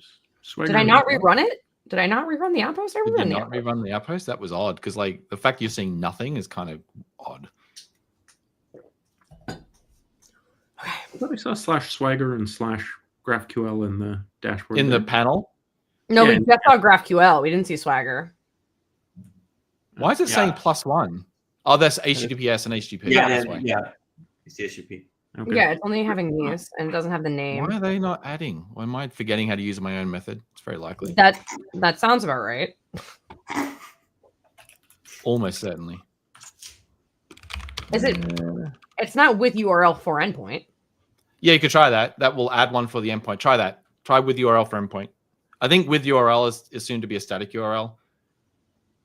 Whereas URL for endpoint, you can do what you're doing here. So you can't. Well, why is it now? What's it complaining about? Oh, it is a callback. Yeah, this one's a callback based one because we hand you the URL that the endpoint created, then you can modify it. So the first thing is going to be the endpoint name. So not /swagger. HBS. No, it needs to be the endpoint name. Yeah. And then you can change the URL. So you say e dot, well, it's u dot, or whatever you want to call it, e dot. And then you'll see on there, you should be able to see all the stuff you can change about the URL. No. That's the endpoint name. The endpoint name is HBS. You just want to change. Oh, you're right. You're right. Display name? You need to change the path. So look at the UI. It'll give you a UI. Just like breathe and then scroll. Right. URL is right there, right? So that's the URL that it's going to be. Yeah, try that. See what happens. And then do I want to do display name? Display name. Or display text, sorry. Why is it display text? Because it's text that gets rendered. Ugh. It's not the name that gets rendered? No, the endpoint name gets rendered. That's why. Because endpoints have names and then URLs have display text so that you render the display text as an anchor. And then the URL is behind the display text, but that's not the name of the endpoint. The name of the endpoint is HBS. You sound like me trying to explain the container files API, right? Yeah, like this is like there are endpoints and there are URLs, and they're not the same, but one projects the other. And so, yeah, there you look. See, worked. Does it actually work? It does work. Yeah, try. Nope. Set up. That's all right. We didn't try and use the Postgres one yet, right? That's true. All right. Yeah, you're right. Yeah, we should have done that all on the SQL one. Yeah, let's try the other one. Yeah, we don't even have dub config. Oh no, yeah, we do have it. We didn't do DB type yet. Yeah. Oh. Yeah, let's try on that one. Damian's dying inside. Nah, it's all good. This is all good. It's all good. Damian explaining URLs versus endpoints versus like names. So it's a conversation we've had probably 700 times. There we go. Swagger. Up. An Adam. That's cool. That. What? That's the how do you format that area since you have can you put it on a separate line somehow, or is that just the way it is? I don't think we have that yet. The best way to do that would be to click in here and it goes there. This is a grid, right? So for a grid, you have a single line per row. And then as you see, what happens is it overflows. So if it doesn't fit in the cell, you get the +1 to say there's more than one URL in there. But you can control whether the URL shows up in the resource in the grid or only in the properties pane or both. So by default, it shows up in both, but you can actually say, hey, I don't want it to show up in the summary. Only show it if I go into the details. Yeah, we need a SQL admin that runs in a container. Nice little lightweight something. That'd be amazing. So nice. That would be so nice. Give me the weekend. I'll give it to you on Monday. Okay. Love it. All right. Yeah, I added the graph. Oh, you did the other one? Wait, I forgot an H in GraphQL. So yeah, graph view, Maddy, the point I think he was making was if you right mouse click on a node in the graph, the menu shows the URLs. Correct. Yep. I thought you just wanted me to click around and drag it around like I like to. Hold on. So you mean if I do this? Sorry, this. Yeah, GraphQL. Wait, why do we only see GraphQL now and not Swagger as well? Did you override it because it's from root? I mean, it could be a bug in the way it's shown specifically on the graph one. But go and check the property, the panel, the resource. Oh yeah, no wait. Panel. I did. Or did you just do it wrong? Yeah, you overwrote it, I think. Yeah. Okay. I did. Hey, will you delete the display text lines? Because I think it's much more informative to see the full URL. Actually? Honestly, yeah. All right, I believe you. I mean, we can add it back, but I think we're going to. If you want multiple, you need a second with URL, not with URL. So the with URL, if you hover over it, with URL for endpoint says it updates the URL. Yeah. I see. And then there's another overload that you can use to add the URL to an endpoint. So it should be like this. Yeah, and then you can but then you can create a whole new URL that will get associated with the same endpoint. So you can have multiple URLs. Where are you? wrong. Yeah. Why is the lambda broken now? Yeah, this should be like /GraphQL Oh. and GraphQL. So you could do it without the name, I suppose. I'm pretty sure Yeah, there's without a the with name. URL for endpoint that takes no argument and you just return the URL. And that way you don't have to do it this way. This was feedback I thought that we got when we designed these APIs, and I'm pretty sure I fixed it. So I think there's 2 overloads of with URL for endpoint. If you have a look, Maddie, see it says +1 overload. Oh, Just what is it? change Control it shift so that you space? don't. Huh? Yeah. It takes 2 arguments instead of 1 to the callback. So it takes the endpoint reference and you return. No, it takes 1, but it returns. Oh, sorry. Yeah, and you return it instead of. And you return the URL. So I just that. You have to create. No, you have to create a new URL. So you just do return new because it should be target typed, and then open. Return new what? Open the parentheses. Yeah. See, resource URL annotation. That's it. You have to create it. You have to give it the properties you want. Like you have to tell it what text and what path and all that stuff, right? So you have to construct it. You could do just /GraphQL, or I'm sorry, /Swagger. It'll be right. That's relative. And now I think you have to do a comma and then there's an enum that says URL with URL later. Boys. Yeah. Second parameter. Yep. Relative. You just have to tell it it's relative, right? What is that? Like URL something? No. How are you doing this without state? Like this is all just being your statement completion. Like this shouldn't be this hard, right? It's like it should just be telling you what to do. Is it not coming up? It says resource URL annotation, open and close. No, that's because it's showing you your remember the name of the enum. Yeah. Oh gosh. Yeah. What's the name of the enum? God. I don't think resource URL annotation only has a default constructor. Yeah, I think you're supposed to use property initializers. Yeah. Oh. Squiggly bracket. She doesn't have to do anything. Just /Swagger. Like this? New parentheses, then open the squiggly braces so you get the property initializer syntax. No. After. You're so close. There we go. And get rid of it. Right. Then inside there, if you do space, you should get IntelliSense. You should get statement completion for what you're doing. Right. So URL is required equals, and you have to give it the URL you want. And if you set that to a relative URL, it should automatically do the right thing if it's associated with an endpoint, I think. So you'd set the endpoint as well. It'll do it for you, actually, because this is with URL for endpoint. I'm pretty sure this will do it for you. Oh, wait, let me do this for up there, too. There is a with endpoint static or. Hang on. Maddie, do me a favor. Hover over with URL for endpoint. And then glory at all the docs I wrote for you. Scroll down. There's even a sample inside there. Look at that. Maddie, we'll wait here while you read it. Damien, how many times have I told you to read something and you don't read the thing? And you say, we'll just figure it out. We'll just try it. We'll just go for it. It's fine. Well, that's why I was asking why we're not getting help from statement completion. And we're staring us in the face the whole time. It was like you're trying to pass parameters to a parameterless constructor. It's like, what are you doing? I'm solving. I'm not thinking. I'm solving. I think we all know that we're the wingmen in this case. We totally failed you. Like it's not you. Flagger. Hey, you got it. See? GraphQL Except that one. Not the graph one, but the other one, yeah. I think we all know that documentation is an indicator of a bad API design. Yeah, Jerry, I'm going to battle you till the end of time with that statement. That is just categorically false. But okay, that's fine. I don't mean it. I was just picking at you. Oh, that's fun. There you go. Oh, look at that. There you go. Who was number 4? I didn't see it.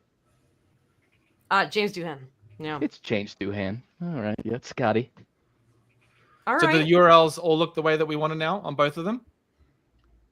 Try it.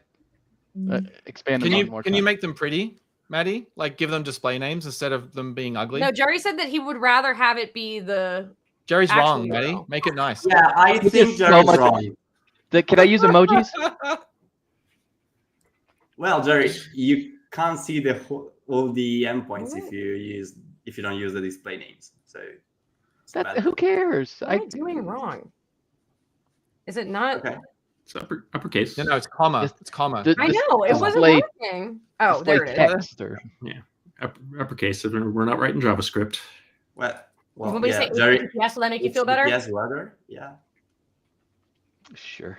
Will that make you feel better? Okay. He's getting rid of that during PR time, anyways. Yeah, don't worry. Yeah, you can do whatever you want. You That's can gonna be read it fine. in his face. HTTPS. He's going to- Why have we got the prefix? Why? Is that Because Jerry necessary? said they weren't informative enough.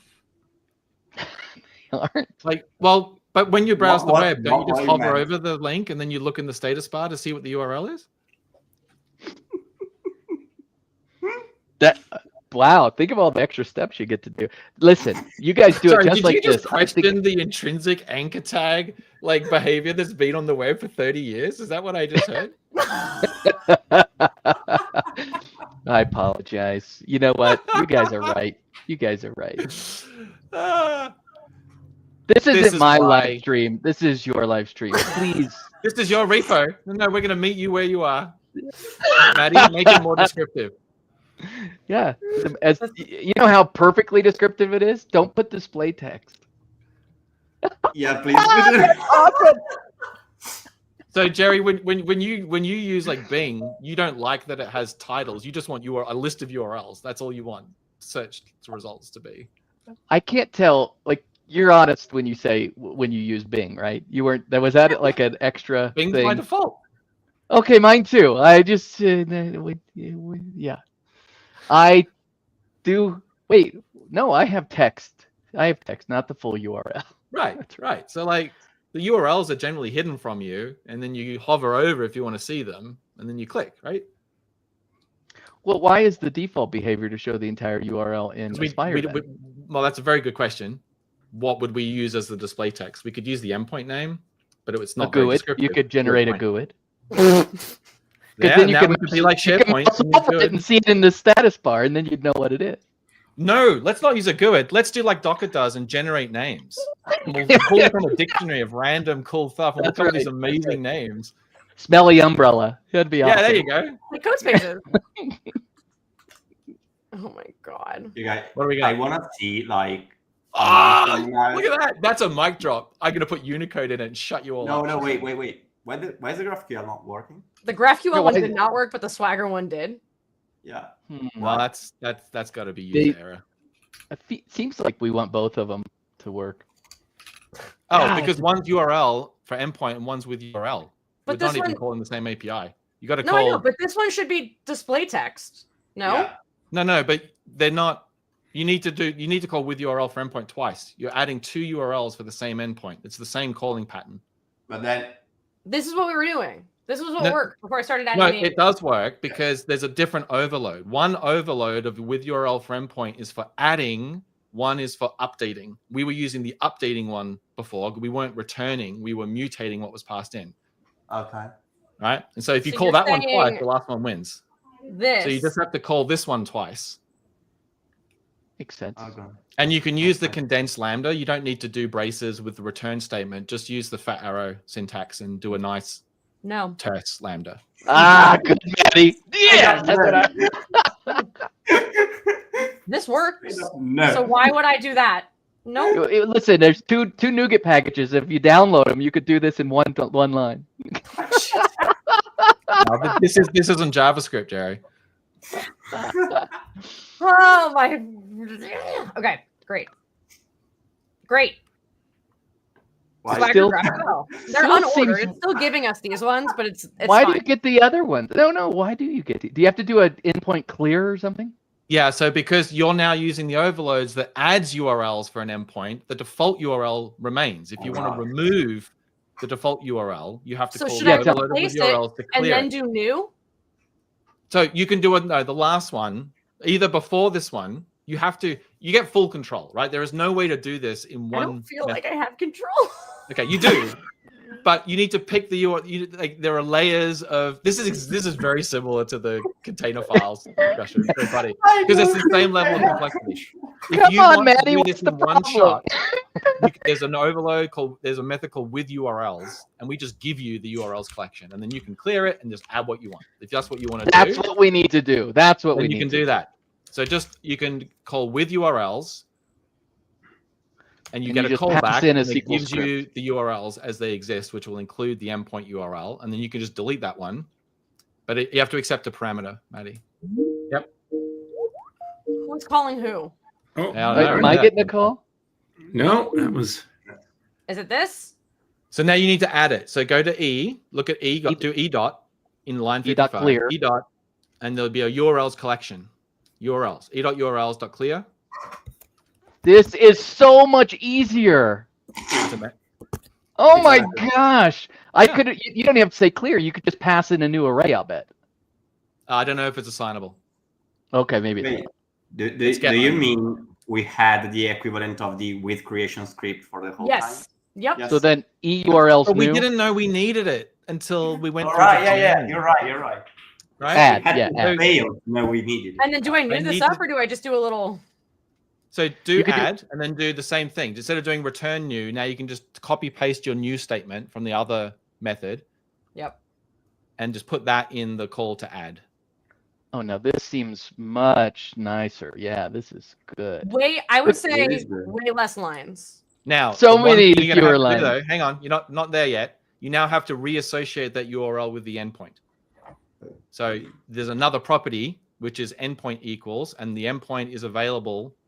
You'll have to look up the endpoint from the context. Right, so there's another property. Yeah. After display text, you can set. No. Oh, in here. Yeah, because you need to associate the URL with the endpoint, right? So that, and you'll need to look that up of the resource. E dot. Oh, that would have been beautiful. It has to be an endpoint HTTPS reference. just doesn't work.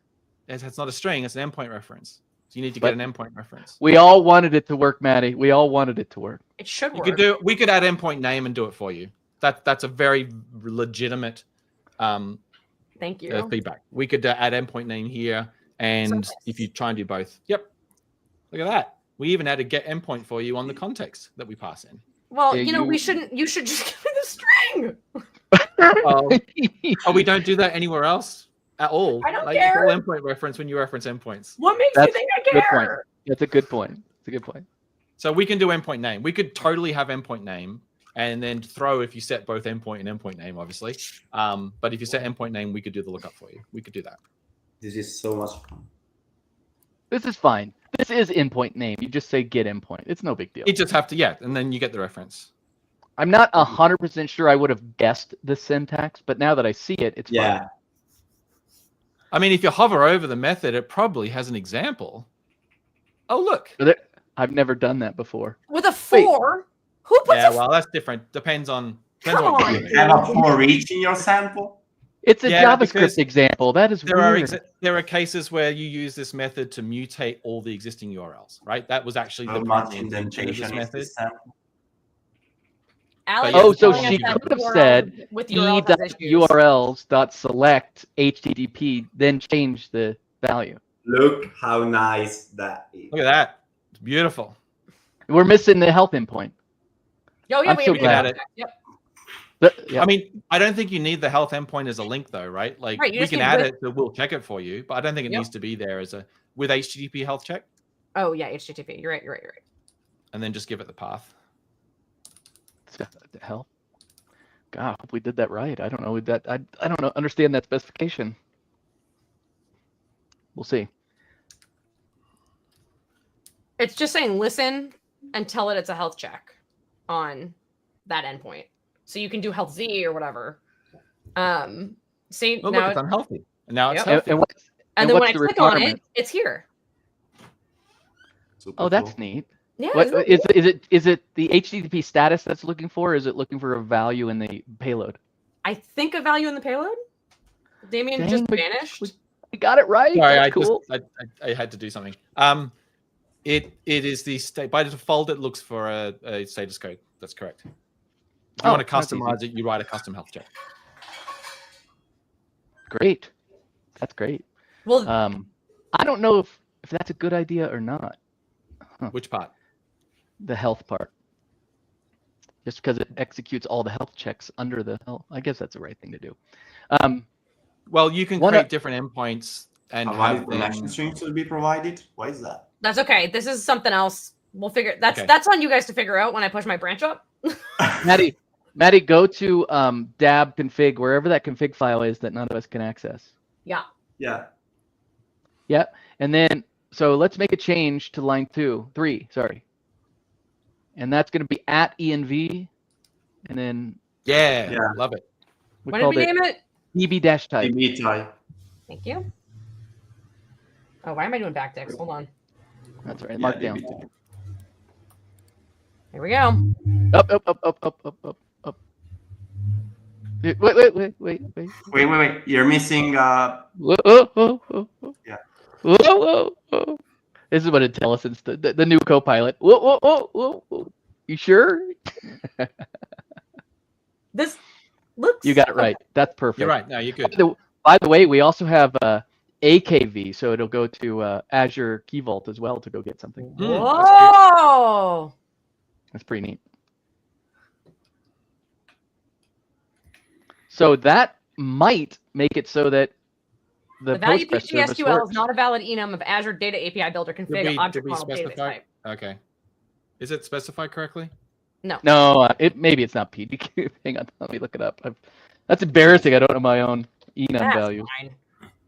That's all right. I don't know the API I wrote. That's I why I wrote all that documentation in the doc comments so I could remind myself how it works every time I call it. Gosh, I know exactly what. How often do you look at your own code?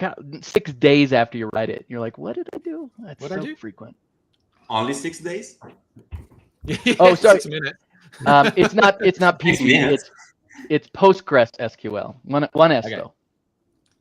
Once the PR is through, I straight up forgot what I wrote. Not mine. Can't relate. Fowler. Oh, you I know pushed for a fact that's so not many true. broken APIs last week. So many. If you haven't ever looked back and said, "Who the hell wrote this?" and then done get blamed and been like, "Oh, damn it." It's part of Pretty it. much safe at some point just to assume it was you who wrote it if you find yourself asking that question. Instead of oh wait, let's fix this first. So I said it's the same problem. We're back to the database isn't initialized. It says dbo.actor does not exist. Oh, is it? Oh, so we need to check pgadmin and look for the tables. Did the database not get created? Yeah, and is it not waiting long enough? Oh, maybe I took the wait for off. Oh yeah, could be. Run it again. Just try running it again, Maddy. Yeah, hold on. Okay.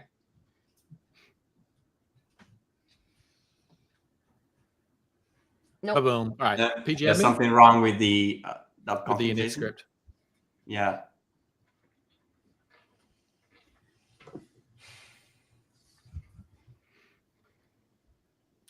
Right. Okay.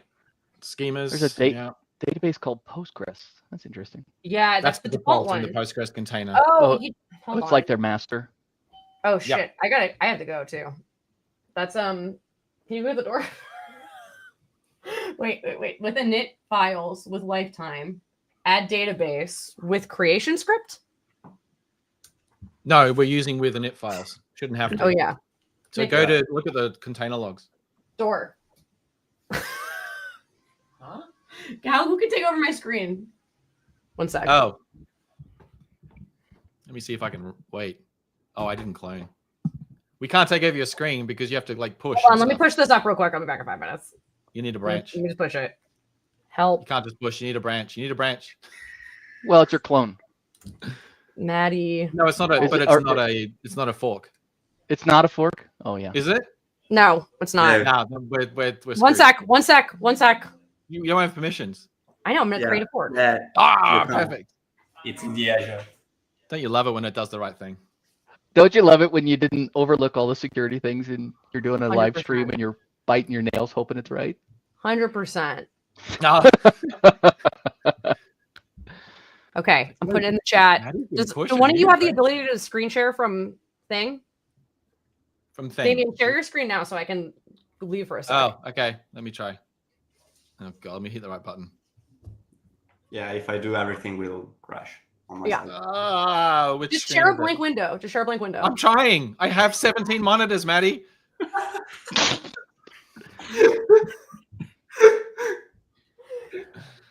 Share the one. There we go. I used to have 3, and now I have an ultra wide. It's really hard to get used to it. All right. I'll be right. All right. So I did clone it. Oh, it's a branch though. Dang it. All right. It's a fork though, isn't it? Yep. Add a new upstream. Oh, I need to. Oh God, you're gonna make me do this. You're gonna make me do this the real way. All right. I just like using GitHub Desktop, so it does it all for me. Wait, Safia was supposed to come back like. Come back? Nah, she went to lunch. Said she would. It was lunch. like 1 hour and then come back, but she never. Right. This is in Azure, right? Yeah. Okay. Git. Is it upstream add? What is it? Origin add. So yeah, get upstream add. No, upstream add. Yeah, get upstream.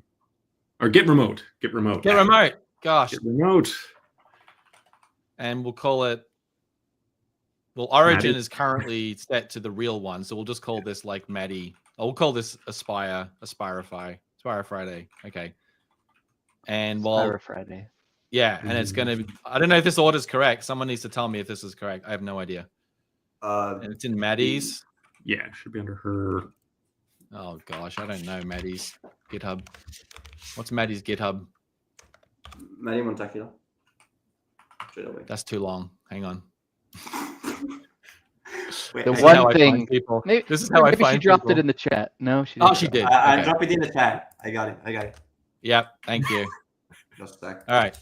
There you have it.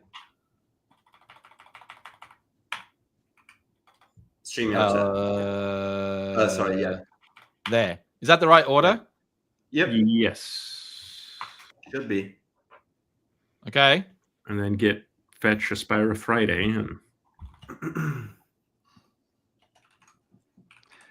I can never Yeah, it does. remember these commands. Did she create a branch in there when she did Yeah. this, or did you do the main? It was called help, Yeah. I think. Help? Yeah. Help? No. Wait. I think it was Maddy / Maddy /help /Aspirify. Wait, what? Maddy / It might have- Aspire. Maddy Aspire. / Aspire. Maddy / nice. Yeah. All right. I'm still in her live share, so I need to not do that. Let's just close that one and we'll do from here instead. All right. Could you zoom in a bit? Thank you. Yeah. All right. Maddy is Flyer. We are here. Let me see if I can run this. See if I can get us close. Get to the point. Oh, no. No require. Oh, I might need to tweak the global JSON. I don't have 4. I have like 1. Do you need anything specific in 80400? Because I only have 118 on this machine. Oh, I'm just going to go 4 to 9. Screw it. All right. Well, this has become a serious problem. All right. All right. And then we'll Yeah, reload that's- our that's window. run locally. Just run Can't you locally. do 8.0.star? Can't you do that where it just gets them all? You can do, typically you specify minimum and then change the roll forward. So you would do like 8.100 and then specify roll forward as latest patch or latest feature, and then just let it roll forward as far, rather than star. All right. So did that take all my, did that make everything go away? Okay. I got 10 projects, current document out. That's fine because that's a JSON file. Like, okay. All right. So let's run. In theory, this just works, right? Because she already did this and committed the file. Man, if it does, that's beautiful. You got This is Docker the running. promise, right? This is legit the promise that This should be how you end every Aspire Friday. it's how we try to. Literally, this is the thing. Now, I don't have Docker running, I think, so we may have to wait an hour while that starts. We'll see. It does take a while, doesn't it? My machine in particular, it takes a while. For some reason, I'm in some state where it's just not great. Yeah, so it's starting. I clicked the button and I'm waiting for Docker to start. So that might take a little. It doesn't even show me it's starting. It's just, it'll pop up in. That's what happened. Mine's the same way. Really? It's not just me then. Oh no, I try and run it like 5 times because it doesn't give me any indication that's even trying. Yep. And so like if you go and look at my details now, there's probably like Docker running. There's not. See, now I'm making a lie. Did I even click it? Docker. I clicked it and the cursor changed. Look, Docker desktop. There it is. And then it disappeared. That's funny. Docker. So we might be in a situation now where it's not going to work till I reboot or something. Yeah, I've had to reboot so many times for this exact issue. It's very frustrating. Hey, this is what happens to me too. It looks like a failure. You know, it must have it. There must be another process by another name that does something on the back, like it's updating or something like that. It must be. I had to move to Podman like a few weeks ago because Docker desktop was straight up fading to work. Like, here we go. Look at that. Auto recovery though. Auto recovery didn't do anything. Just made sure it started. That's nice. Oops. Sorry. Where did I go? Ah, there it is. Okay. You're making it look like smoke and mirrors. Let's see. I think we're running. And PG admin is waiting for PG. That's right. Yep. So SQL's the one that takes the longest, right? It's a bigger image, takes a while to download, and then its initialization is longer. So it'll take a bit longer. But then once that's running, there we go. So SQL's now downloaded, it's running. Wow, you just downloaded the SQL image that fast? God, you have a remarkable bandwidth. That's nice. And I'm waiting for mine to get updated. My ISP is deploying multi-gigabit this year. So I'm like, come on, bring me my multi-gigabit. All right. Wow. It's running. Okay, we'll let the others. Now these are running. The health checks were getting checked. And now Matt is back. So look at those named endpoints. Still says unhealthy. Sorry, we've been storing college dorm. Yeah, you know why? You know why? Why that? Why? Because the .config.json file was excluded. That's why. Why is it not in the?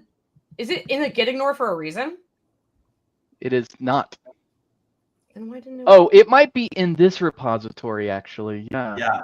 Okay. Damian, I'm going to DM you the file on late teams. Why don't we remove it from? Oh no, we don't want to remove it. All of our developers have all kinds of dab configs. We should come up with something like Aspire dab config or something like that. Oh, maybe a default or something. Yeah, I mean, there's some thoughts. But then you would need to start the project with the arguments to tell. Or make it a command. Make it a command, or make it an Aspire hook, so that you can have a method that says like which config file do you want to use, and then we flow it all through. Or you have a strongly typed builder API, and then we generate the file for you.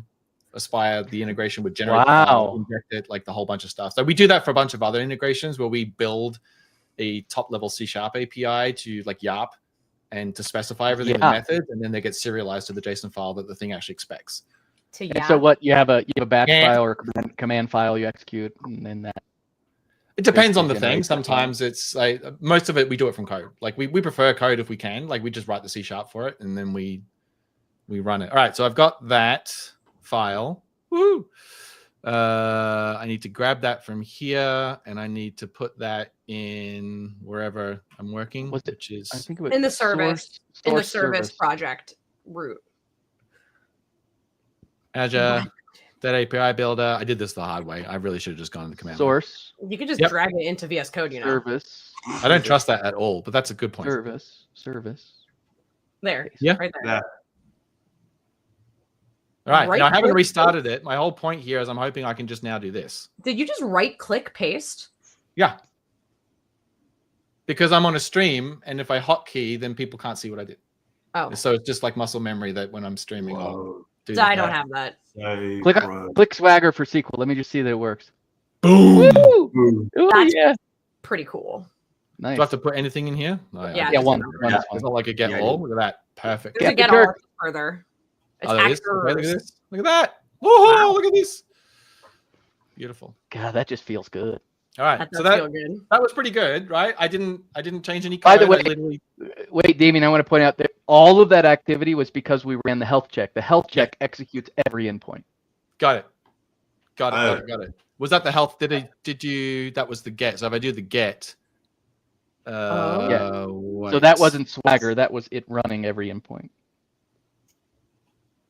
Isn't it @/health though? I'm not seeing the path. Why am I? I'm not either. Oh, That's no. the SQL. That /health doesn't have its own trace. Instrumentation. Yeah, it's not instrumented, but that's just it's looks calling. Right. It just acts like a client. When you call /health, it will call every endpoint in Deb. I see. And we don't have the default instrumentation for... Oh, you don't have the default instrumentation? No, because we are using how was it especially for the REST API, we're using Slug. So the default instrumentation for OpenTelemetry in DApp wouldn't make any sense at all. Okay. So we got rid of that and build our own OpenTelemetry. So this is our instance of the project for MS SQL calling back onto itself. That's right. That's right. And then but we're not resolving that to the... We should be resolving this. See how this one resolved to itself? Yeah. And this one didn't. So all I'm trying to figure out is why do some of them correctly identify that it's calling itself, but other ones are not. So what we do in the dashboard is we have logic that maps the target URL that you're calling, and we go back and look up whether any of the resources you specified are using that URL, and then that's how we map it to the name. Mouse over one of the MSS services, MS SQL service ones, and see if the URLs are the same. Yeah. So MS here. So that's going to 5.7. Oh, that's HTTP. One's HTTPS. You do both. Is that what's going on? No. Interesting. No, that is not what's going on. That's not what's going on. Different ports as well. Well, because it's HTTP versus HTTPS, right? Yeah. But it's likely. Maybe we are doing it. Like you're literally doing the same thing. Like this is active first 100. This is active first 100, but it's just going to a different URL. Oh, you're right. Yeah. Oh, yeah. Hey, nice. You guys aren't the only ones who get to find bugs. Is it doing with port for HTTPS redirect? Oh, that's probably why it's doing this one first and then redirecting to HTTPS. Yeah. So it's probably. Are you looking up your own address from inside Kestrel? Yes. Yeah, that's why. Okay. And here we're running behind a proxy, and you don't have, and there's no HTTP forwarding, so it doesn't actually know the real address that came in at all. This is an interesting edge case, actually. And we have to do that because of the dynamic port. Explain that to me. Because you can run this, because you can run it outside and inside of a container, and we don't know which one it's going to be, so we have to ask what our port is. Then how is it getting the external port at all? I'm wondering then. How is it figuring that out? Are you looking at the source URL on the way in?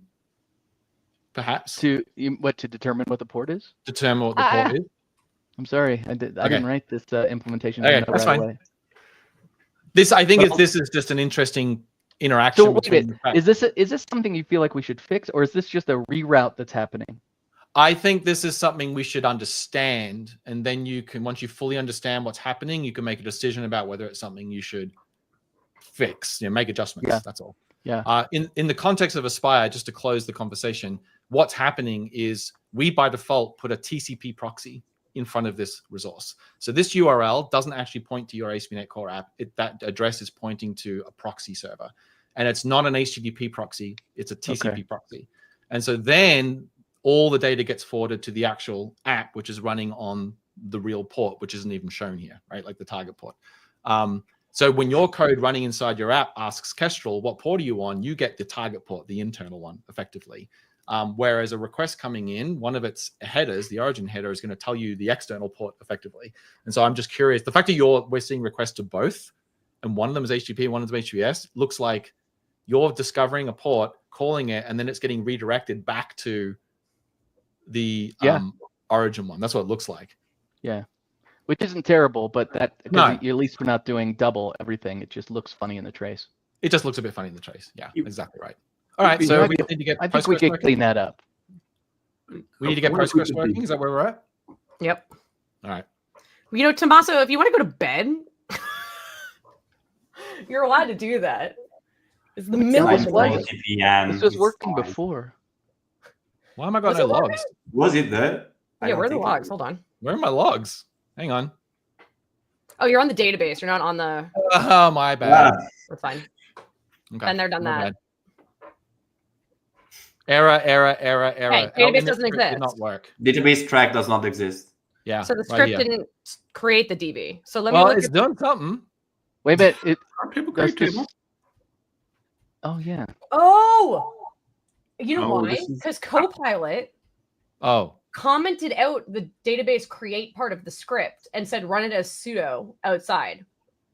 Which is oh, stupid. interesting. Oh, we just. I forgot that we converted this. We Yeah. just- Yes, that this was vibe coded and never actually verified.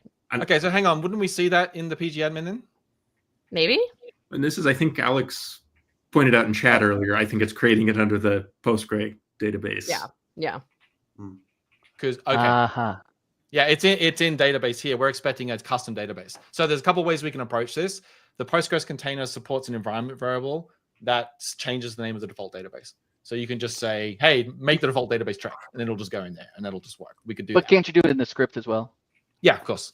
I did that. But you're I did saying add database PGSQLDB track. Let's have a look.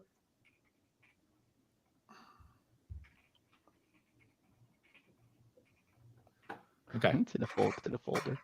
Yeah. What are we looking for? Fix the table. script is what Fowler says. Yeah, we're looking. Line 6. This.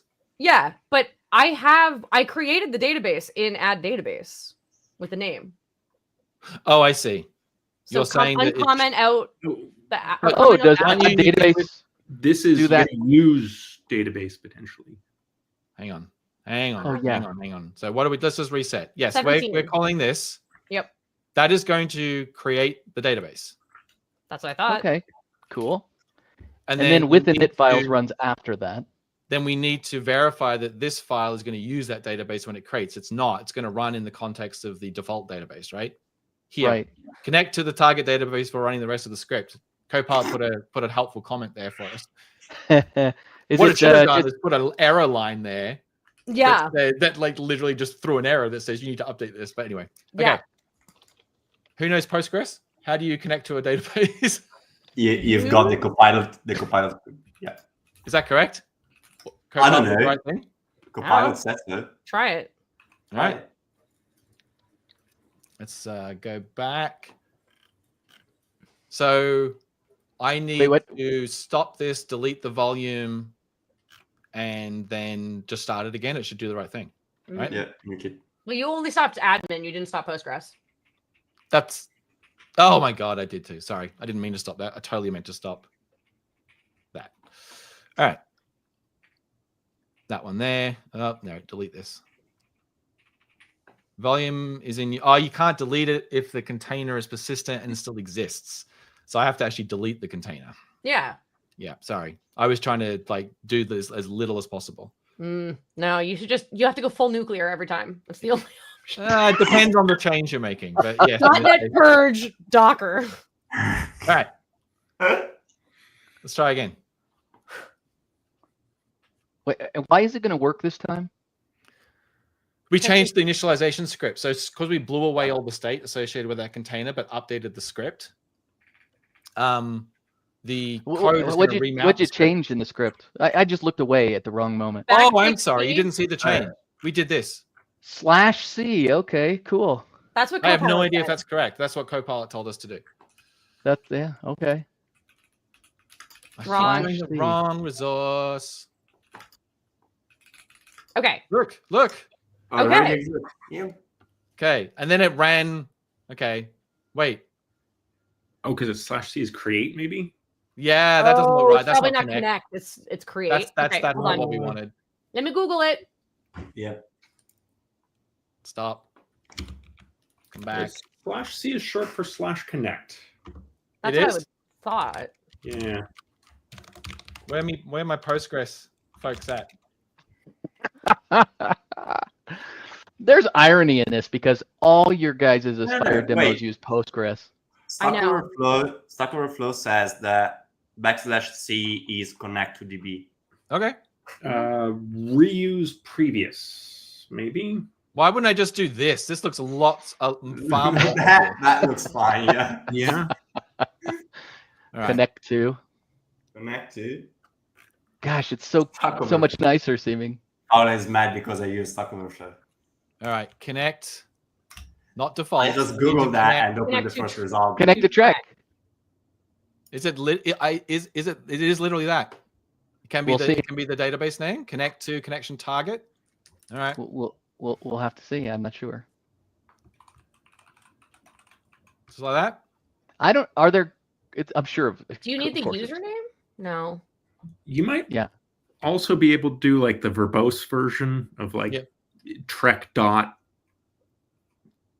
I think you can put the to jump across basically and force it to. Won't that just be the schema? Is that what you mean? Can you go back to docs? Is it in quotes? Is it supposed to be in quotes?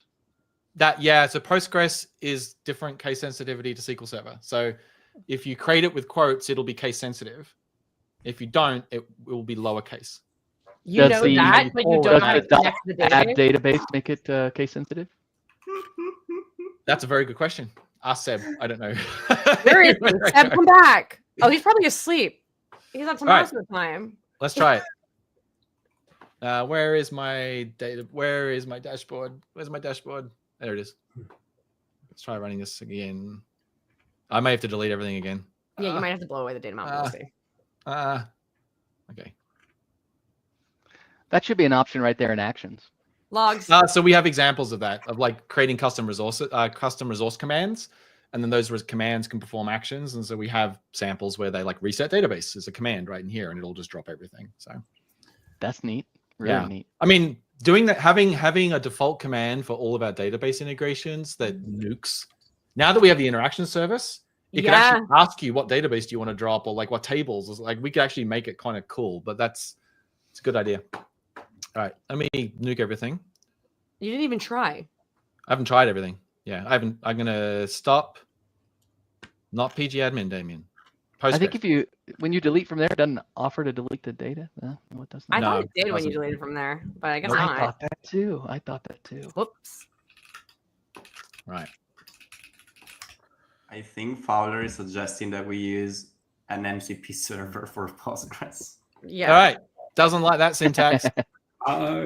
It's the environment variables PG database equals. Yeah, so that's what I started with. I said that changes the default database name.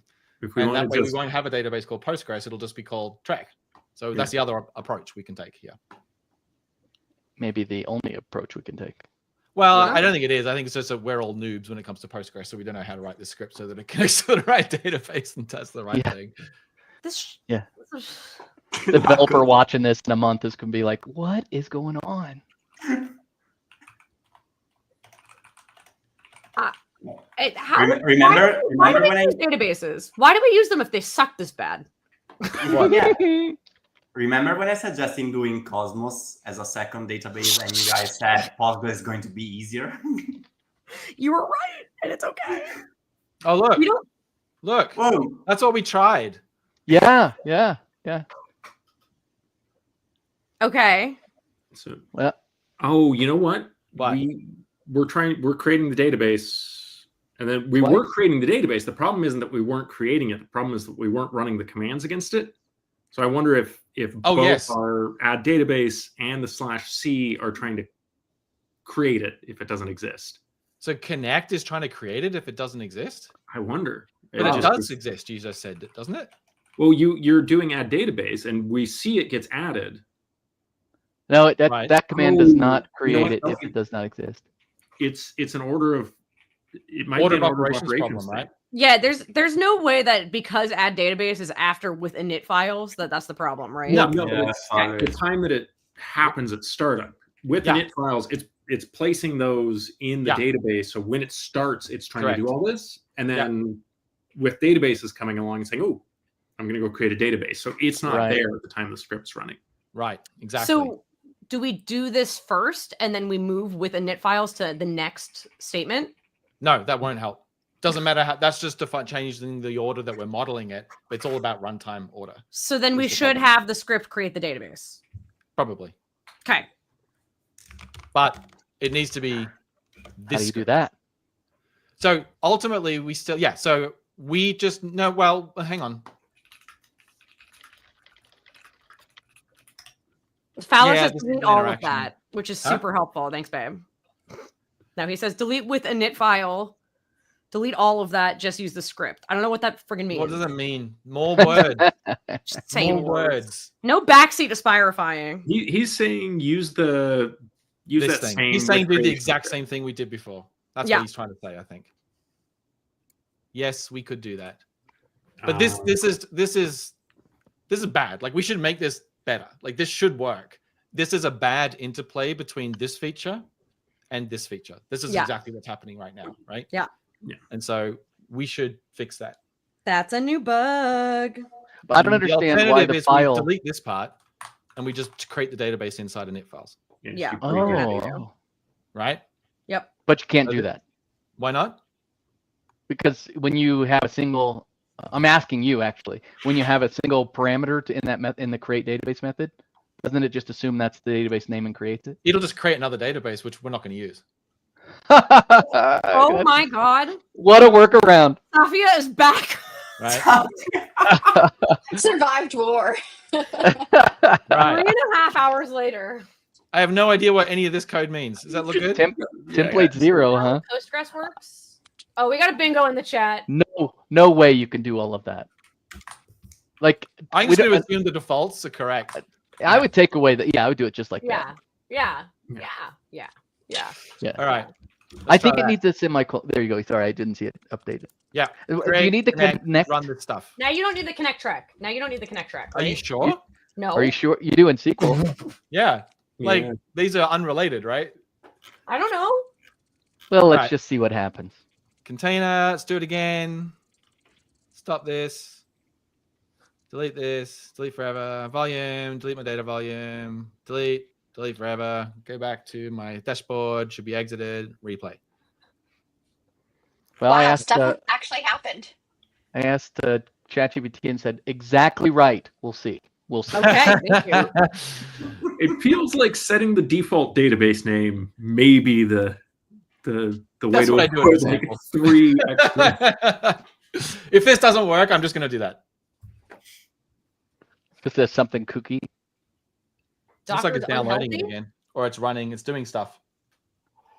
Database track exists. That seems okay. I think that's actually just from the previous runs. Error from the container runtime. This means that the tag, the layering changed, right? Because I deleted it, it's recreating the container. It's taking a little bit too long. No, but it's saying that Docker runtimes is unhealthy. No, that's legacy. So we don't delete logs when you do. I've been running the dashboard the whole time. I haven't stopped it. So okay, we're up. I just hit play. That's why. Yeah. Oh, dang. I'm trying to get back to what. Like it's not. I'm not getting any logs. And I'm not. But it says it's running. Like I don't trust anything now. I don't think Aspire is connecting to the right one. Is it because you deleted it and you didn't restart the app host? No, you don't have to. Why would that matter? I don't know. I'm asking. No. Like it's because we set persistent. Like unless the spec changes, it should be the same every time. So I should be able to just delete and recreate by hitting start, which is what I was doing, right? Oh, here we go. Wow, that took a long time. Skipping initialization. Appears to contain a database. But why aren't your logs flowing into Aspire? It's the volume. The volume. If the volume has anything, Postgre won't run any init scripts. That's right. So because we're creating the database already, let's just do the thing that I said we should have done initially, and that David's been trying to tell us to do for the last 15 minutes. Wait, what is it? What are we doing? Setting the environment variable on the container that just changes the database name. Hello, officer. Crime. Not that one. Gosh. I need to eat something or I'm going to lose my mind. I feel like there need to be wrappers around each of these types of databases to make this so that No, But no. there hold are. on. It's just that brownfields is just much more complicated than greenfields. Greenfields, this is all very straightforward. It's like brownfields when you bring your own scripts, like you have to, like the interaction between our defaults and those scripts can just cause all types of oddness. Like you really have to get stuff in the right order. isn't this greenfield? No, because it's an existing app that we're adding Aspire to. It's not, we're creating Aspire, I add the Postgres, I say I want this, and then you're starting from a clean slate. I think the key issue here, as I said before, is I think the interplay between this and this isn't great. I think there is some, there's no So right ordering. there's where you're going to do a with environment, right? Yeah, exactly right. And I think is it DB? Yeah. Wow. You see, Copilot really did it for it. The That's PG nice. database. Now Oh, add PG database database. needs to have Trek, right? Yeah. Is it that one? No, it's not that. Yes, No, it is. it's Postgres Environment DB. variables. Yeah, it's that. It's right here. PG database. You No don't have to do underscore. double No No underscore. underscore. No underscore. No underscore. Okay. Thank you. Okay. This is then going to create that- another database, but But don't you want comma Trek? Postgre- Don't you want? In the container, Postgre_DB is Postgre? Yeah, Postgres_DB. oh, I'm in the wrong one. Where is it? But it's that is it. Postgres_DB. That's the right one. I had it right the first time. Is that what you're saying? That was correct. That's correct. Right. Yeah. Isn't there a problem with a single underscore though? No. Why? I thought Linux had Well- a double underscore thing. No, That's to the connection strings, but that's yeah. us. That's to do with how we use colons by default in our configuration string hierarchy. So we escape the colon to double underscore specifically when you pipe it through environment variables because I'm you so can't glad put you told colons in me environment that. variable names in there. Yeah, that's cool. I always wondered why. Yeah, that's why. Okay, so that should change the default database to Trek.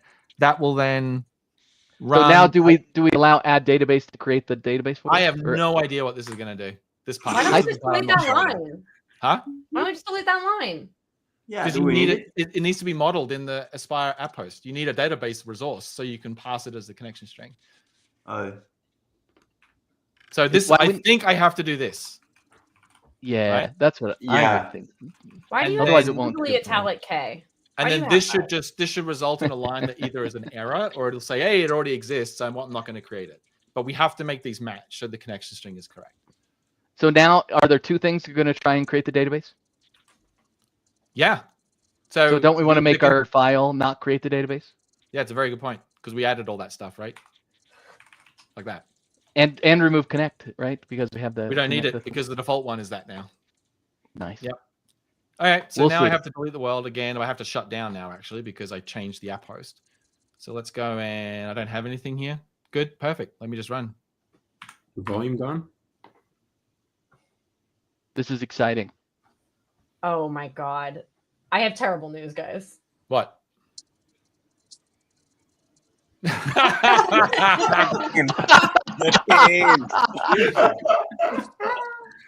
So hopefully Fowler is joining just at the point that we're going to have this work and call it done. Yeah, And then that we should can go, be "All on right, the that was it." bingo board. That should be on the bingo board, Maddie. Yeah. Fowler joins remote. Joins remote. With init files. Oh, Joe got bingo. I was trying Yeah. to figure out why you didn't just use with creation script. You mean just What? pass the whole thing in? Like we did Yes. for SQL Server? Because Because init files, we like pain. the combination of like the features, I think it just doesn't propose. That's exactly what I said, right? Like moving them together doesn't work. So Yeah. Oh my I god. think we're going to have to because this is like, look. What's happening now? So I have no idea. Something is trying to.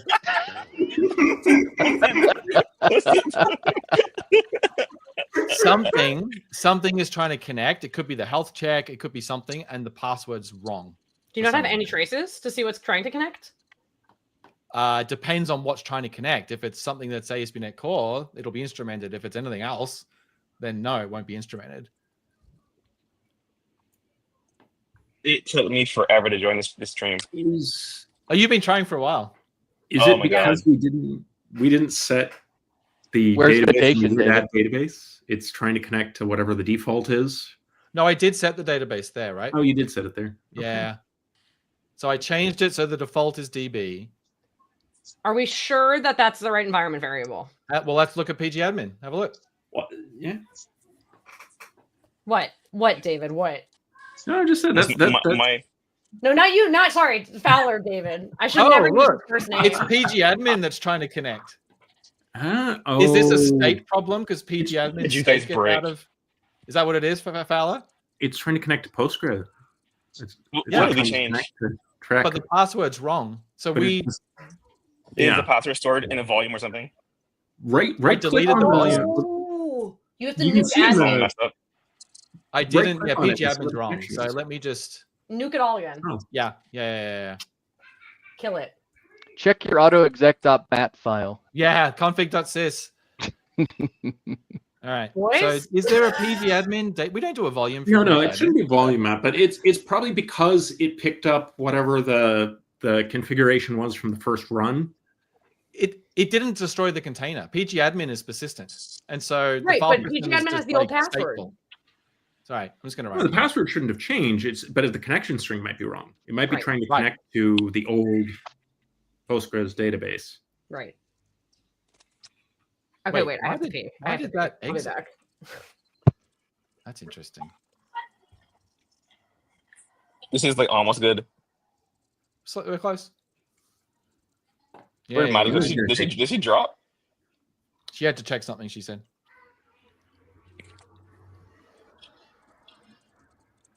Nope. Oh, we're getting new ones. So something is trying to connect. I'm assuming it's pgadmin trying to connect, and it's failing. If you right click on the server in there, Yep. you can see the connection string. If I can get it to like stop yelling at me. The properties. So I mean, that's. Maintenance database might be the wrong one. Are we writing this incorrectly? Are we configuring pgadmin incorrectly? Is that the problem? It doesn't read the environment variable. Database. Is that what we did? We changed the Yeah. environment variable of. Yeah, don't do that. It doesn't. We should Yeah. fix Doesn't work. that. That should get fixed. Yeah. So if you set Trek there, it might work. That's Or the how about maintenance. we revert the whole thing? Because this is crazy. The Hang whole on, thing that's is what I bad. see. Everything is bad. Password's still wrong. Undo, delete. I'm not sure Restart. the users. It's trying to connect as user user. Oh, that's correct. No, user. No, that is correct. That's right. All right. Let's see.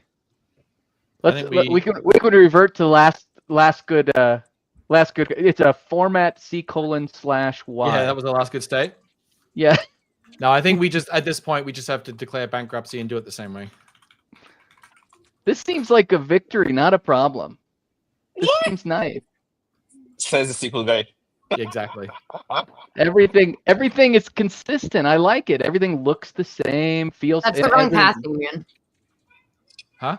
No, I That's know. the I wrong haven't path. updated it yet. I'm just Oh. like sorry. I'm just working in different order. We're in Damian's brain now. -PG at the end. -PG. Mm-hmm. Copilot's doing you a favor over there. Mm. Yeah. Why go away, chat? Taking up too much space. Okay. You see, it's hard when everyone's yelling at you. No, Good, No, Maddie. Yeah, that's he's exactly ignoring right. us. He's not even thinking about us. no, right he's now. not even listening. Nope. Tell me what you see. Squiggly. Line 12. Line 12. End of the file name needs a dash. PG. Oh, well, that's not the error though. With No. creation Sorry. script is on add database. You got to call add database first. thank you. Oh, Not there. I deleted too much. after you did PG admin. PG admin. After, I just Yeah. deleted too much. I This is think why I the don't like them creation being script the same replaces thing, our Maddie. code. That was it. There you go. Yeah, it's awesome. Yeah. Copilot's Yeah. a friend on that one too. Wait, can we have two databases called? Oh yeah, no, it's fine. Yeah, different That should be container. fine. Yeah. Okay. All now, right. hang on. The problem Copilot. is that we can't do multi-execution. If Seb is watching, he's screaming right now. We don't Can't do you the in same Postgres? thing for creation scripts for PG SQL that we do for SQL Server. There's no Go statement equivalent. There is no go statement. That's right. Right. And so we'll just try this, but I'm not sure this is going to work. Don't you have to create the database too? You do. Connect to Trek in that init script. Yes, we do. That. No, we need to do I this. think when you call with creation script, you have to take it over. It takes over. Yeah. Yep. I'm not sure this is going to work, honestly, because of the way. It's fine. I'm not Wait, sure. why are you not connecting? Why are you not Why aren't using you connect? connect? It takes I'm over. not sure this works as a single statement through ADO.NET. This is the problem. We're going to say execute non-query this entire thing. That's how this is going to work. I don't think that's going to work, but we'll see. Can you put goes in there? No, exactly. You can't. It doesn't work that way. All right. Which is why we were doing a init file. Exactly. We're trying to use the features of the container, but it doesn't work with our new implied behavior for add database. So the next step to try after this is to do what I said before, is to neuter add database by giving it a dummy database name. So we can create a separate database. Yeah. And then we'll own creating our database. Or look at the example. What example? Maybe you could give it a null. Ones in our repository. You mean the ones I wrote? No, the ones that Seb wrote for this feature for Postgres. Oh. Crap. Yeah. For Postgres? We didn't read the docs. Oh, crap. Oh, definitely not. Use the docs MCP. There you go. It's the password. MCP, I'm still stuck at the password problem. How? I don't know.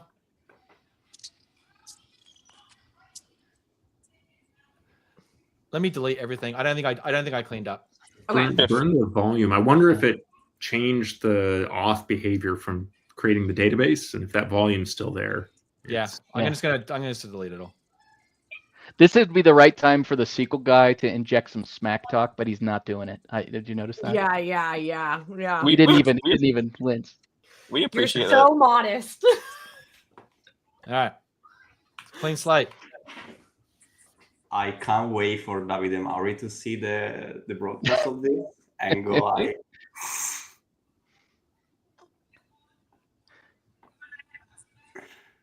Okay.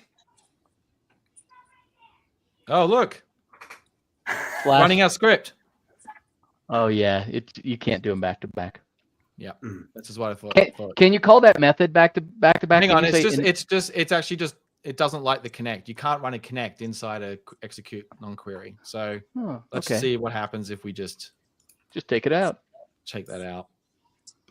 What the hell? What? We already have. I mean, we have it on the environment variable, right? So it should. No, we got rid of the environment variable. Oh, we're taking over creation by running our script. How's it going to do that then? Well, we're assuming that if you create database, goes back to what we said before. I don't think this is going to work. I think we're going to do all this. Not going to work. Capital all connect all letters instead of the backslash version. I tried that. It didn't work. Oh. Damian, did we see before that when you connect to a database, if it doesn't, it tries to create it if it doesn't exist. So we can probably get rid of line 6 and keep line 9. Line 9 was just failing though. I don't think that. No, line 9 is not going to work inside this execution modality. Okay, you cannot do /connect. It's throwing a syntax error. Never mind. Right. So I'm going to try to find an example. Yeah. ChatGPT tells us that it's required. So I'm going to try this. I don't think it's going to work. I think we're going to run into the problem of you're trying to create a database and then execute, and it's not going to be in the right context. Yes. But if that's the case, what we should see is a bunch of tables get created back in the default database again. Yes. Right? But we'll see. And then if this doesn't work, I'm going to go back to my original, which is I'm going to call add database and pass in a dummy name. And then, but we may have the exact same problem on it. And then go back to with init scripts and then just have it do with init scripts default database and see if that works.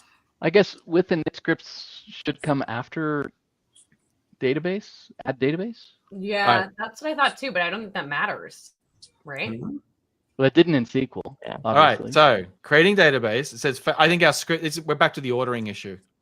Yeah. Is it? Yeah, created it. No, it's fine. Oh, interesting. Why is it saying the does not exist at character 15? Is that some? Oh, hang on. Is that just the startup? Hang on. Okay, we'll hang on. Track. Tables. Schemas. Mm-hmm. Public. Tables. Bubble. Empty. No tables. But look in Postgres. Yeah, look in Postgres. Yeah, this is what we expected, right? They should be in there. Oh.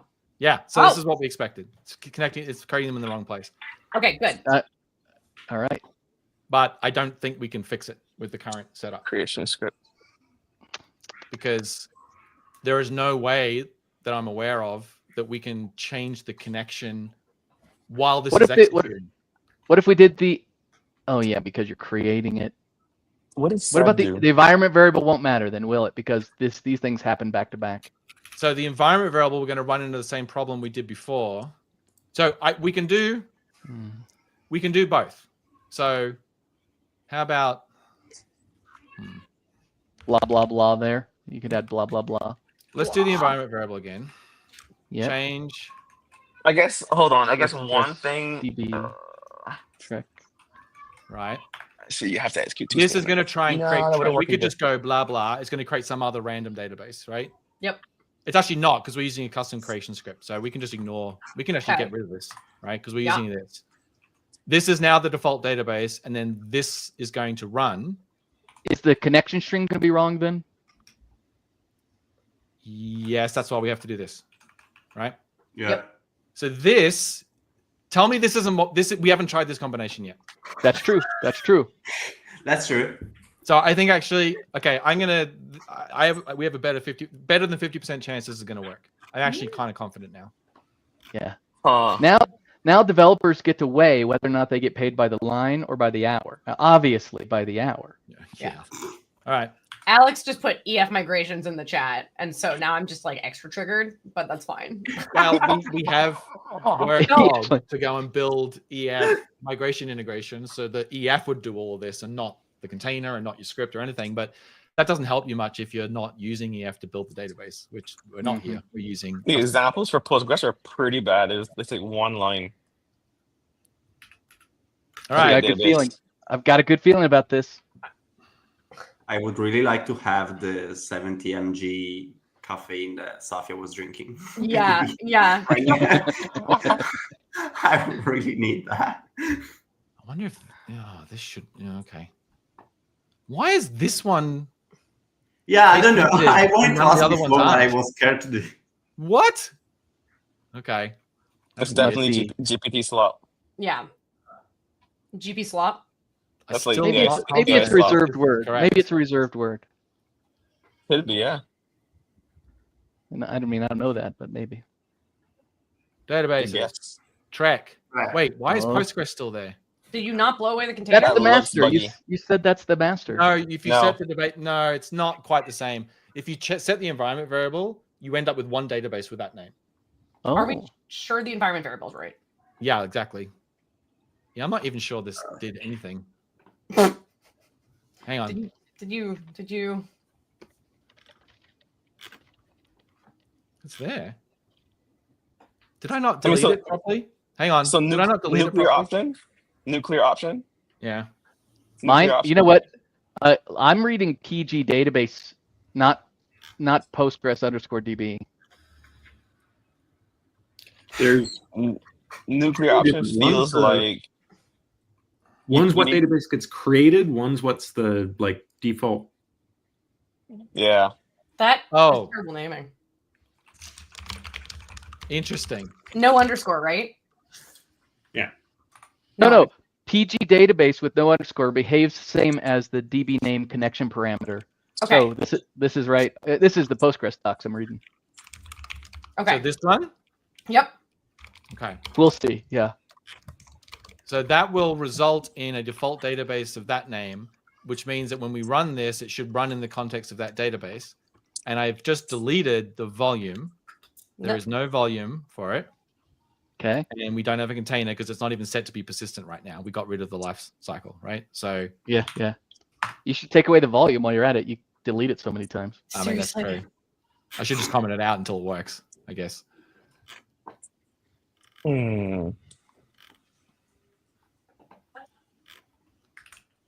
That is different. That's That is different. a different set of logs. That's okay. We know it doesn't exist. Why? No, that's not good. Wait, Fatal. how can it not exist? It literally just said it created. Yeah, it created. Yeah. Okay. Now we're getting gaslit by. This isn't run yet. Oh, come on. All right. Use PG Web is faster. Which one? PG Web. Yeah, we Look can at the try name. Look PG at the name. Look at the Now name. we have one there's no- database there's called no track Postgres. database. There's Hang no on, track database. this didn't work. This didn't create a database called track. Yeah. It says might- like The it environment says variable's it. wrong. Both Fake environment news. variables. Can we just set go? goal? Set Can we both. just go with the default? Wait, let's not create a database. Let's just go with the default. There's No, the so wait, try setting both environments first. Yeah. and then- Postgres database or Postgres _ DB. That one. Yeah, it's going to be. Hang on. Remind me what the difference between these two is. I can't even find that in the documentation. One is a container specific thing that's part of Yes. their init script of what database am I going to create. Yes. And the other is what is the default database that I should connect to, which obviously you do not want to imply if you've just created that one database. So Oh my gosh. this one is the container one, right? But I think the other one is the just general. I don't think we should set this one. Well, but no, I was Well, it trying to wasn't working the other way. Do both. Do Do both. It was both. trying to We optimize. have We have tried not this. tried that combination yet, but that's okay. We've never tried putting everything in one place all the time. Yeah, just throw everything at it. I'm going to stop creating this volume. Yeah, that's good. That's good. That's good. Yeah, this is the time it's going to work though. Now that you actually got rid of that, but that's fine. I really don't think we need line 17. I think we just need to tell the container that this is the database name we want, and then everything that we're We doing. tried here will that work. one. But that didn't work because we tried No, that. we didn't try that. We tried the Yes, wrong we did. environment variable name. We did the other one. No, we didn't. You we can't have it working now. I'm created a drinking Postgres espresso, database. so no. And then the failures we got where it's saying it did the database that we're trying to connect to didn't exist. Okay, so now we're back to it's running the script, but there's an error in the script. And Well, it's is- probably because the wait. database is Postgres again. No. DBO. Look at it. Look at it really closely. DBO dot. DBO. this is totally AI slop. We didn't convert Yeah. it from Postgres. This is where we were before. It actually was Well, working, I think, before. PG admin. What's PG admin show Yeah. for created? Like Yeah. Hopefully Is this is showing what the right databases at least now. The tables are created. It's the relationships that aren't being created. It still has Postgres. That's fine. It has Trek. Does Trek but have the doesn't tables have any though? of the Yeah, tables. we'll see. We'll It see. doesn't. It doesn't. This is where we got to before. Yeah. Well, just put them in the Postgres table. Stop creating Yeah, the we can do that. That would be just embrace it. Who is trying to connect with hang on. Is that the client app trying to call and query DBO dot I'm not sure. like this error? DBO.actor will not exist no matter what we fix, right?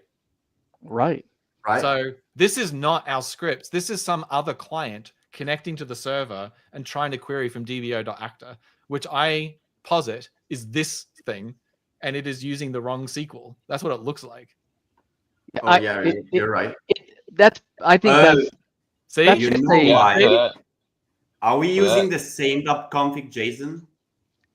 yes. No, we changed it so that database type is at and Yeah. But we're using. Sorry, yeah. Ah, Damian, go into .config.json file, please. yeah. we can fix it. No We way. can fix it. I got it. Good. All we have Where to is do that is file delete- again? Service. Where is it Survey. again? service Service. folder. Service folder. Go there. Yeah. .config. Scroll down. Yeah. Scroll.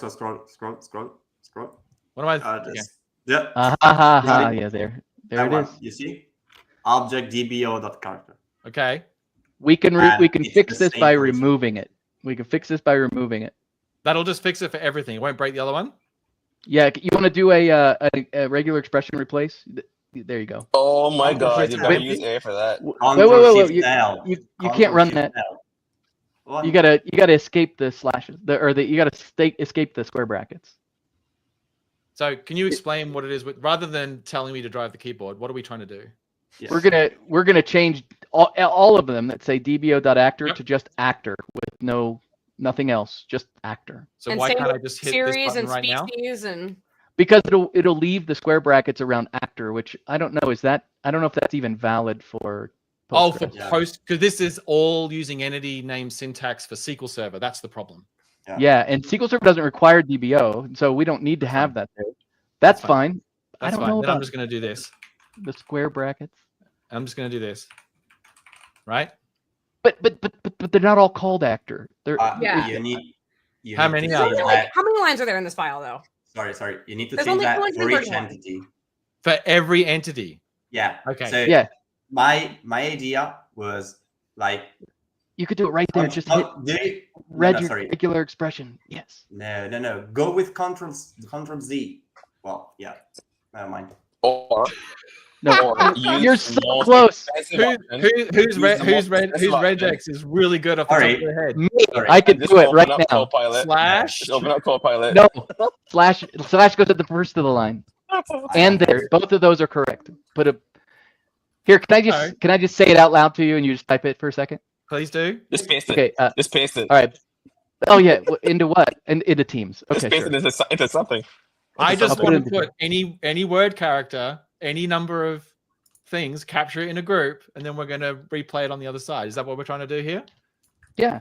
Yeah. Okay. Yeah. My idea before was to use like group selection with Ctrl-Shift-L. So you want it to like select all the DBOs in the file and get rid of them. But yeah, you can use. Why do you need to escape the square braces? You need to do that. Because it's group syntax, of course. Yeah. Okay. That's right. And so the and then we're going to replace it with. We need to refer to it over here. $1. $1. $1. $1. It might be %1. I'm not 100% sure. /1 is like the I default. thought you were. I think it's $. No, it's $. Go with $first. It would have been done by now if you use ChatGPT. If you use Copilot. Sure, replace them all. Control-Z works no matter what. It's not working. Wait, yes, it is. You're just in the wrong. Navigating, dude. Oh, it is. Sorry, I thought it would navigate me to the one that got updated, not the one that it found. Good. All right. Let's go back. Wait, are you sure you did it for the other entities? Did you just do it for actor? I'm sorry, I don't remember. Sometimes I did it. Awesome. I did it for all of them. Are you sure? I think it might be. Wait! Look at that. That's different though, but yeah. That's different.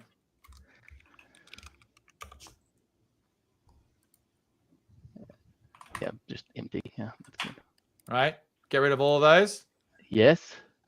Perfect. Maybe one more slow scroll just for a second, just to double check.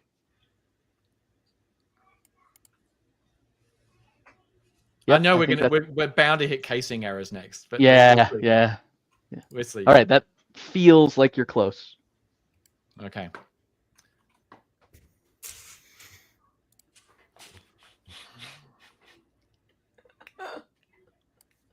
The table is still going to be the wrong name, but that's fine. The table? It's still going to be under Postgres. No, that's just the database name. That doesn't matter. Yeah. I mean, okay. As long as everything is configured to use that database, which I don't think it is yet, but we're just trying to get the tables in a place. All right. Okay. I've read that before. Yeah, I mean, like, yeah. See where we get to. It's gonna be in Postgres. Yeah. Yeah.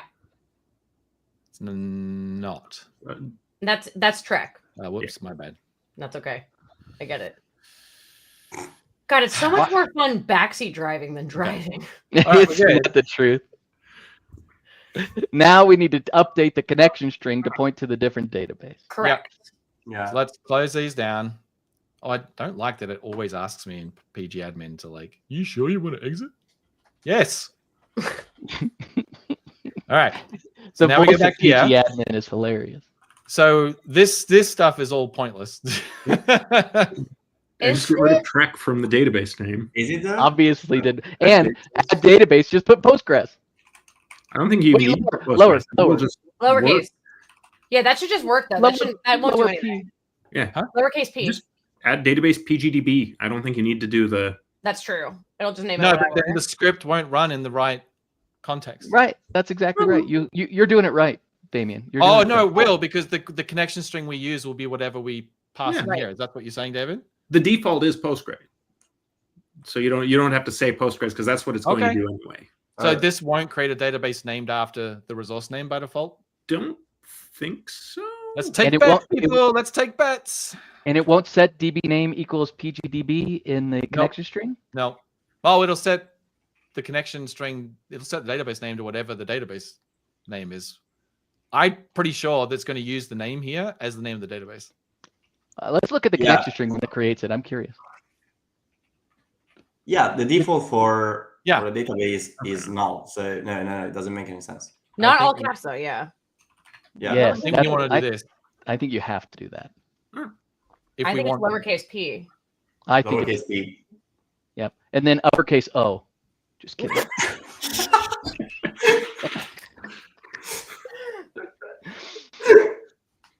I'm actually super interested to see what happens if I just do this. I want to see. Yeah, let's try that first. Let's try that first. Yeah, and then take a look at the connection string. Yeah. I want to verify because, like, I mean, what I am going to assume it would be wrong. It would be wrong from the Aspire perspective if the database name was not PGDB at this point. That's what I'm assuming it should be. Okay. Yeah. See? Database PGDB does not exist. Okay. Right? Because we said creation script, so it's not going to create one, and we didn't create it. So if we add the environment variable name now and set that to be the same as the resource name, then why would you do that? Or just put the comma. You were right the first time. I know. Or we just do this. Well, then we can argue at the casing. I think it's no, it's lowercase. You think it's case insensitive to you? I think it's Pascal case, but that's fine. I mean, we were literally looking at it in the PG admin, and it was lowercase p Postgres. No. Okay, I don't know. I can't remember. This one is lowercase. Yeah. That's not that's different. That's the resource name. We are. Yeah, he is right. You created a database. Oh, look! It defaults to a schema of public. This is not going to work. Like the app. How do you typically change the services app to use PostgreSQL to talk to the? Like it's trying to do public now instead of obviously. Let's have a look. Let's go back. Let's go have a look. Let's just verify our state. Can we change our script to just make everything named public? Maybe. I mean, so at least we have one database now. Yeah. With a schema called public. Yeah. Which has our tables. Yeah. Right. So. And a lot of our pain here comes from the converted PG script. Right? Yes. Very possible. Yeah, very possibly. Almost certainly.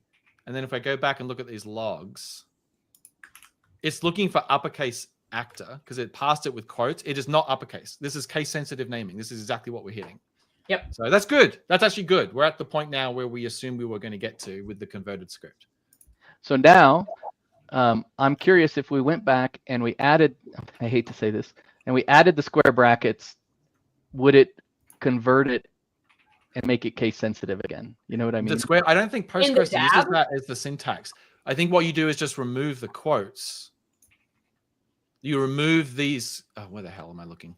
This one? Like, who is issuing this query?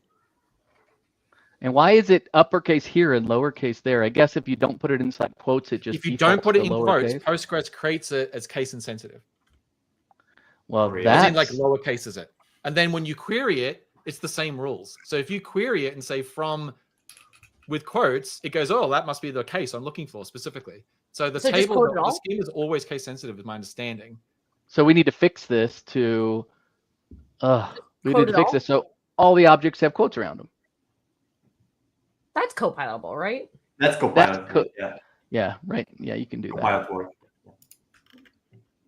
All right, let's make this hey, script. Jerk.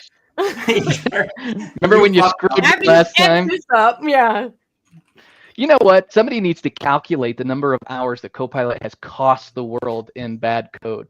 I agree. That's how we know we're safe. Yeah, but also all the hours that were saved. Tommaso, stop it. Stop. Nobody's asking that question. We don't need to. All right. That looks good.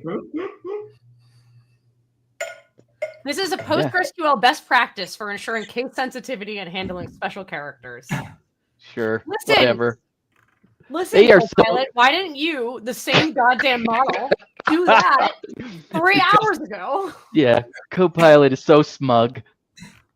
Well, to be fair, I don't know what model you used. I'm using Claude 4, Sonnet 4. Okay, you're using the same as Amy. Yeah. Interesting. Yeah. Best results. All right, still going. I don't know. I guess to be fair to Copilot, Damian did change his mind on the best practices for adding creation strips about 14 times. That's right. It actually was doing the best practice that was true an hour ago, so it's not its so fault. true. You all keep using that term I never used once. I never said anything about best practice. You put Better practice. Better practice. Yeah. Well, it's because you're too smart. Damian practice. We call it Damian practice. I'm just trying to make it work, given all the variables that we've encountered. That's all I'm trying to do. All right. Okay, that feels good. That looks cool. Yeah, we'll see. I don't even know why we're excited. When you push We're all play getting super there, excited to see what the next error is. Yes. So Damian, when you push play there in the dashboard, it reruns all of the scripts and everything. Yeah, because we haven't set the container up with a lifetime. When I hit stop, it destroys it. That's incredible. I didn't. So then I hit play again. It creates a whole new container definition. And then how does it? Oh, because none of the variables when you do a reference are dynamic, so you can. I see. Right. So in theory, again, if we go in here now, that looks exactly the same, but I'm not convinced that actually refreshed it. No, that didn't work. They're the wrong. How do you know? Because the casing's wrong. These should all be the same case now, right? They should be capital A. Yeah. So they're not. Stinking AI. So, David, did I say something wrong? If I stop this, we're destroying that in. Yeah. Stop. It shuts down, recreates the container. So let me just verify that. It doesn't cache the script. It doesn't cache the script. Hang on. It does rebuild it when you hit run because it's a persistent. So it's not persistent. Oh, it's not persistent? No, we removed that line a while ago. Then it'll still get recreated when you hit play because it's going to get a full new ID. Is it rereading? Are you rereading the text in that file? Thank you. And this is why, because I was still in the mode of we're fiddling with the init stuff, but now we're reading the damn file manually from the app host like heathens. Yeah. All right. Yep. Good. Now that we've switched things, we could actually go back to with init files. No. This is just showing we had like 17 problems, and trying to focus on one at a time is actually not helping. You really need to get a mental model of all the stuff going on to solve this properly. All right. This is going to be like my dad watching football. Like people are going to be watching this, screaming at their monitor. Yes. Yeah. Like, no, why do you do it? On a positive note, this meeting is becoming like the way to set up databases in Aspire. Yeah. Well, and that's an evergreen topic because the reality is every snack. database on the planet is basically different. Everyone has their own little quirks about what they do in theirs, and that's right. And if I can finish your sentence, best practices keep changing. Yeah. So true. I mean, I think assuming there is ever a best practice when it comes to data. Look at that. Look, it's fine. All right. Go to the API. Look, it's running and it's not failed to start. It's true. Not yet. Why is it taking forever? There's a lot of errors going on. Oh, the health check. Not supported. Host. Wait. Not supported. It's just the health check. Yeah, it's just the health check. The health check is everything, though. If the health check passes, there's nothing that doesn't work. Oh, hit the. I think everything else is working. Wait, is the health check? Wait, no. Just try it. Look, 200. Yeah, it works. Jerry, is the health check trying to hit the same endpoint? Probably. Now I don't know the answer. What? Well, I have to reformulate the question, I think. Because before we were seeing something strange in the traces because of the health check, and we were seeing that it was hitting like HTTP. So I'm wondering if it's trying to call the wrong service, the health check for this one. Yep. Let's remove the health check thing in Program CS. We can't make it work? We might be able to, but we haven't debugged it in our minds yet. Okay. So we just don't want this. For now.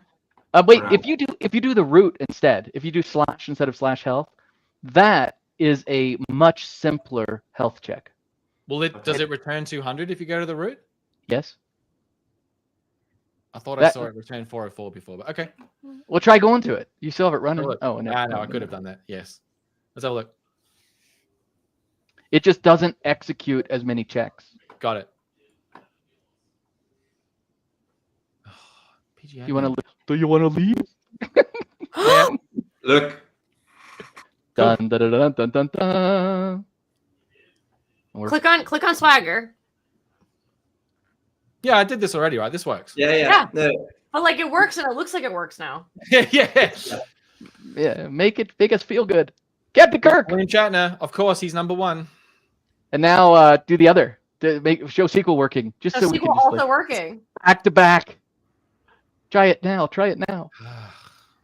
That button. That stupid button. UI. There we go. So the challenge, the only problem is that we can't prove that they're talking to different databases because the tracing isn't set up. So what I wanted to see was that your database clients in the service app are instrumented. But you can see that. Okay. Click on the get actor, like the last one. Get actor. Click on the first tree. Yeah. Are you saying it's going to have a connection string in it?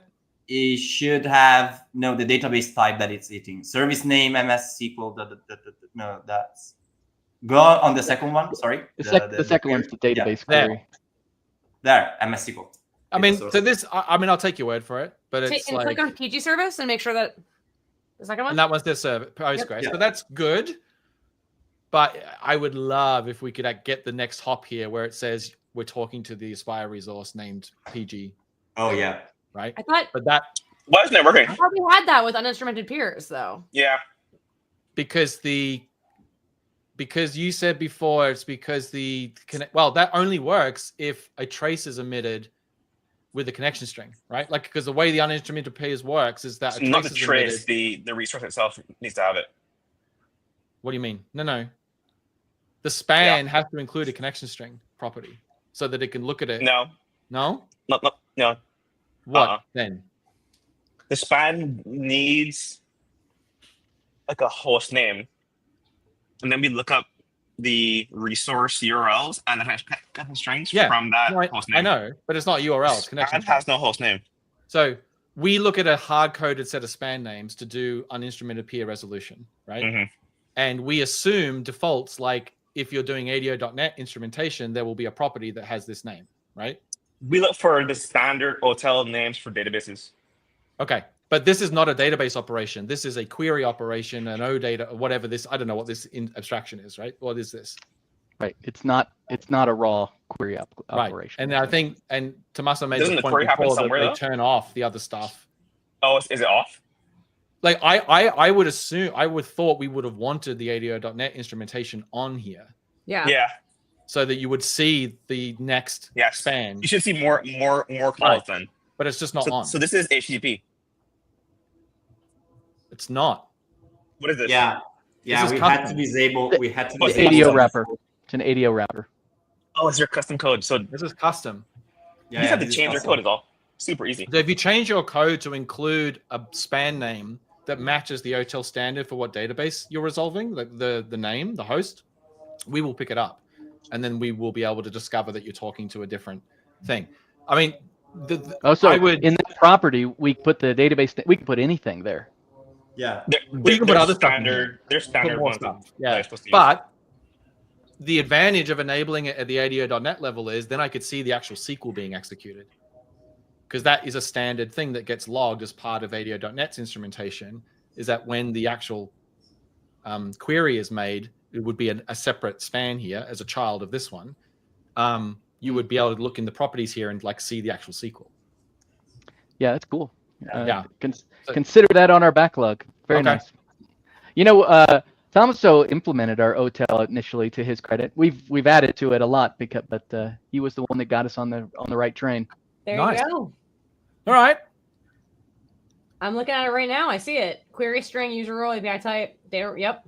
So last thing, we talked about nesting these just for like. Yes. So shall we do that? Yes. All right. Let's do Why it. not? How do you do that? Oh yeah. Bit more magic. All right. So. Close your Copilot. This program CS is going to be so nice. Yeah. So let's go and find. So basically, we want to do. Well, we need to move this. We need to like. Is there a method to do them in either direction, Paula? With parent. No, but that's the other way around. This parent doesn't exist yet. I'm trying to figure out whether I can do it the other way around. No. You can do it after. I have to reorganize. Move it around. You gotta flip it around. I gotta move it around then. You can make watch out of what? Can't you just? You can't, because this is now we're dealing with .NET type, the .NET things. You have to hold on. have handles on them so you can do this. So we can now go back and say MS SQL with parent relationship to MS SQL service, and then we can say PG. Is it SQL? Are you making the database a child of the? Yeah, that's project? What they came up. You weren't here. That's fine. Because we have the same service running multiple times on multiple different ports for each different type of database that we're running DAB against. Yeah. It's the same app running twice. That's super cool. It's the same project but different. Yes. Yeah. Correct. In fact, one thing we didn't check is the debug. Yeah. Well, Aspire Run doesn't do it, but I guess you could debug through VS Code and see if it wires it up. It should just work. It should. It should just work. Just wanted to make sure. I love that phrase. How do I do that? I go here. Mm-hmm. I hit this button, button, right? You run the actual. I do this one. That's better. You can just go F5. Yeah. If I do F5, it'll prompt me for a bunch of stuff. F5 is context free as well. It's like harder. Yeah, that's right. Why did this fail? Because it can't build. Elements should be separated by a blank line. Oh, it's a style call. Oh my gosh! Turn that off. We literally predicted this earlier. It's the worst. Style cop. Which file is that in? Just put the blank line, silly people. Between 54 and 55, Damian, and the app. Just put a single blank line, and we don't have to do anything. Wait, is that your CS process? 54 and 55. Is this? Oh, there you go. Wait, it's asking you to add a line. Hit enter. Hang on. Sorry. Wait, stop. Is the error in the CS file or the CS proj file? It's not clear from this. It looks like the CS proj file, but that's what I'm saying. But there is no line. Like this, isn't this supposed to tell me the line where the error is? The CS proj has not do you trust it? All right, put it there. I mean, that can't be it. That's it. No, that cannot be it. That's it. It's supposed to tell you the line number. It is. That's the issue. It is. We're gonna delete StockCop from this project. Maddy wins. Maddy wins. Fucking idiots. I mean, you sorry. gotta delete StockCop from this. Like, that is. You silly boy. That makes developers super inefficient. That did not work at all. Not even remotely work. With parent didn't work. Seb thought the bug about this not working for some reason. Why does it? It's weird though, right? Do you have it only to does do it like before sometimes. endpoints allocated or something stupid? There's a bug. We don't know what it is. Okay. What do you mean you don't know what it is? Seb found the bug like 2 days ago. Yeah, I remember this. This doesn't work right now for some reason. Well, we don't know why it doesn't work. What's that? Something. Do we know why? I'm mad about it. No one spent time yet. Can I work around it with like manually adding the annotation or some crap? Yeah. I don't know. Probably. Parent. Because there's with relationship and there's with reference relationship. We already have the references. Oh, maybe that's is that the problem? Maybe we have a circular. We have parent and reference on the same, like, fighting each other here. I mean, we'll find out. It's a bug. It should be resolved here. Maybe something is being overridden. David Fowler last week. Don't worry about it. You can't do that right now. It's not that straightforward. Just point to the issue. Yeah. Put the issue in there, and then put a comma saying, "I can't believe that spaces are required to compile." And then put is this Python?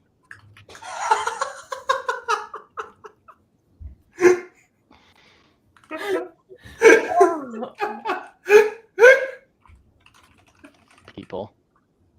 Maybe it is that. Maybe it is like when you have multiple kinds of relationships. That must be what it is actually, because it only happens sometimes. You don't have to. I reckon it's when you've got references between them or something. You don't have to specify. Those aren't even doing it with references; they're just doing with end. So that you don't have to put this comment. This comment is not important. You don't need this. Yeah, we have to add it. On the stream too. Python? Yeah. Python? Like, every time I type Python, I type Python. That's just like, it's somehow in my neural network. I can't not do it. And I just got exposed on the screen. I just started like I need to just like get into the flow and type Python. And Wait, hold on. I can't not do it. Does it?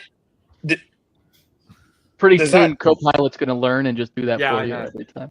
What's Does up, that round fella? thing work?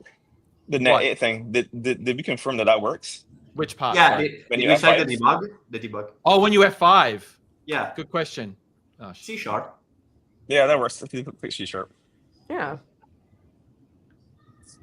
This works too. It's Alex says it's a conflict between relationship and iResource with parent. But Yep. they don't have they're only are using related. with They have a They're reference not using with relationship. It's reference. because they're using the same property to represent But- both things. That's why. But it doesn't have with reference. It just It, has does, with it environment. doesn't matter. We It has a behind the ref- scenes look behind at the what's scenes, we referenced and we create that because mark we're things for passing you. in a Why are we pointer from one Can to I the say other something as an environment too? variable. Yeah. I just yeah. thought- No, you can't. You can't. Something. That's You why can, this you can. works, Go ahead. right? That's why this works, Yeah. right? That's Because there's a so relationship. We true. detect the relationship because you inject config from one into the other. That's totally what it is. That's nice. Then we can come in and do the same thing for MySQL, which I'm So sure this is is going to be failing. very straightforward. Fowler, you're right. This doesn't work. Oh, with that simplified health check didn't work, you mean? No, these args don't work when you run on the debugger because we're not doing. This is a complete accident. I can't believe we haven't found this for the last 18 months. No, works when you're in .NET somebody, Run mode. Somebody fought it for sure. We just like It doesn't They work when you're in didn't do it F5 mode because we're not using .NET Run anymore. And so this, it working. ended up doing something. what did it do? It probably picks the first framework. We probably I bet support it target does. frameworks. I bet it when you picks do- the wrong one. Let's have a look.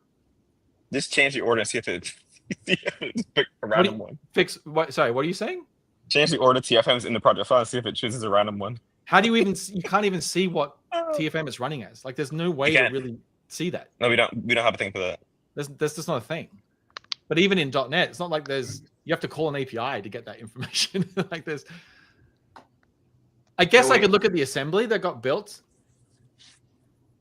I'd have to like look at the process, see what When you're modules in- loaded. Yeah. When you're in The debugger, that'll tell me. VS owns like on. everything. The debugger will tell me. So there's In no VS modules window, Code, is there? There's no You better modules use window. VS for this. Yeah, This is where you use VS. VS there Code is debugger literally like no way to awful. find this out. This is Mickey Mouse debugging in VS Code. Well, Glad that you means said we that. need Jake to fix Wow. it. 100%. It's 100%. called- We need Jake to fix it then. Jake will fix it. No, Come on, you can't Jake. fix this. This is the VS Code debugger is not as advanced. But why can't you just start up? Well, No, so the problem is I'm trying to. Find I the was trying to modules use for the this debug tools to assembly. look at what modules were loaded, so I could find the path of the assembly, which would have inside it is it net 8 or net 9, because when we build, it goes to different folders. You can write But code. you can't see modules in the debugger. So I could use like Proc Explorer to open this process from the process ID. Look at the file handles it has Do you have it? open. Yeah, You could do that. I mean, do you have the PID? it'll be here. Surely it's here somewhere. It might be in the, it's in the dashboard properties if you look Oh yeah, for yeah, advanced yeah. properties. Yeah. Just why send me are in there there. port conflicts? Did I miss that? There's no port conflict. That's We just hard fake. coded it. Oh, you mean the DTP error? DTP. TCP. Ask Go David. look back. Go back to the debugger. Go back to the debugger. It's definitely Okay. David's fault for It's sure. because for sure. F5 is using the launch settings ports, isn't it? It shouldn't. It should use whatever we told it to use. We told it to use But 5. then why is it having a port conflict? Yeah. That is weird. Yeah. Then why does it end up running? Like, how is it running? Well, it's only started HTTPS. No, it hasn't. Has it? Oh, on this one it Yeah. has. And second so one, you're we absolutely didn't right. overwrite the HTTP endpoint. We only did Yeah. one. That's right. We only We did one. HTTPS. Yep, you got we it. only Yep. randomized those. That's a user error. Yeah. Okay. This is why you should just not have HTTP. Yeah. Which is also why I think the health check was failing before on the Okay, second let's run. fix that. Oh, That's an easy fix then. Oh, 'Cause Easy it's getting fix. the I'm sorry. That would be Maddy, so I'm just good. gonna- That would be so good. I'm losing. Look at Damian compressing. Yeah, come on. Lines of code. Jerry is like keen on that. Yeah, that's why you left. Actually, what I But there are usually do. there are too many strings. What if you made a constants file? No. Oh my God. Called Don't you dare. endpoint names? I will fly to Barbados Public- now and strangle you. public static const Color? endpoint names, public static const hard-coded strings.cs. Strings.cs. You know I have the power to remove you from the stream, right? You know I have that power. At any point, I can just say remove. This is a terrible, terrible port naming scheme. Let me press the button. All right, you I ready? Press the button. No, I'm not ready. Wait, put the health check back. Put the health check back. Yeah, put the health check back, please. Do me a favor. You're going to make us, you're so confident we're going to change 2 things at a time? Yes. Yep. Okay. Why did we No. ports? Yeah. We are. You want /health? You sure? Yep. That's what they told me to do. I'm Because just. I wanna see Right. if that was the problem with the check before. Like, So you know it's really healthy. Why are we hard coding ports? Just so I know. Because the launch profiles are terrible. The launch profiles What? on this are ancient and they all hard code to the same 5000 and 5001. Then don't use them all. Just pass null. For what? You don't hard code ports because on someone's machine that port will be in the port range that's blocked. And Why would it be blocked? Because if you choose the wrong port range, like it just doesn't work. That's no different using a launch profile. I know. But they might use it for something else. If you don't have a launch profile, just have it be random. No, we have a launch profile because we want the But it has environment hard-coded variable ports. from I the get launch it. profile. It's not random, right? And I know. What are you saying? Random I guess I'm ports. asking, like, why hardcore ports at all if you're going to go this way and just let it allocate ports in general? So we have a stable port. That was all it was. I So see. we could Flip go to to the browser. complete chaos mode, or we could fix the launch profiles to have separate Random ports. stable random ports, Separate not ports, random, yeah. stable ports, right? Yeah. Or we did a hybrid, right? We left the Yeah. launch profile as it is, and we just hard coded some random stable ports in the outpost. That's That's fair. Yeah. Plus, stable port like 48,000, and you won't run into those weird like reserve ports. Unless it's They're out of the all allowed up in range. the ephemeral ports range. The allowed range I changes use per ports that I run know we per use machine. in the range that we assign in our project template code. That is what assigns the launch settings ports. I get it. But we learned the hard way that like Yeah. the range is per machine I know, and it varies per I know, restart. but But there is a that affects .NET Yeah. New as well. All of our I know, project I know. templates have a hard coded range, and everyone is Yeah. different. Yeah. So Can you All show right. me the log, please? Yep. Okay. Yeah. So the health check Oh. is still bad, which is okay. Go to trace. check the health check error. No. all right, just go to /health. Yeah. Okay. Not bad. Where's the exception? You just like that's unfortunate. It's just not showing us the exception. Look, go into the trace. Traces? Yeah. No, they don't have HTTP logging turned on, so we don't get yeah. like anything. Oh, there we go. It should We be got on some the structured actual logs. service. We got some structured logs. Keyword not supported hosts. That's the same thing we saw before.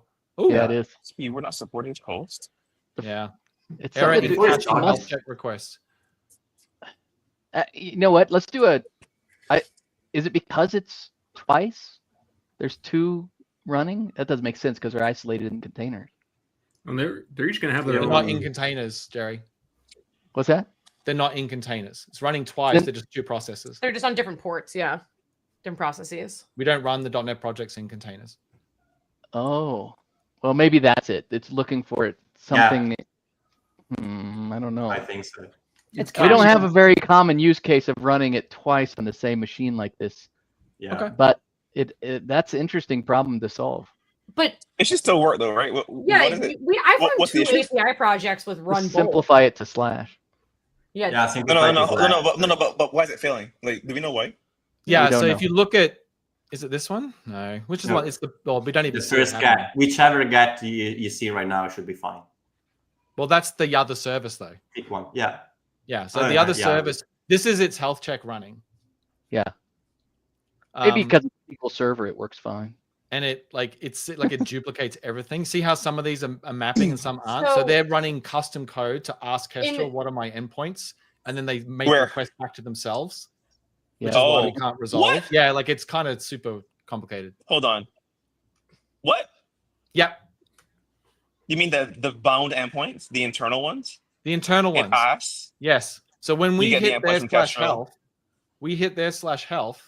their custom health check figures out what address they're listening on by asking Kestrel, and then basically hits every endpoint on it. What? Okay.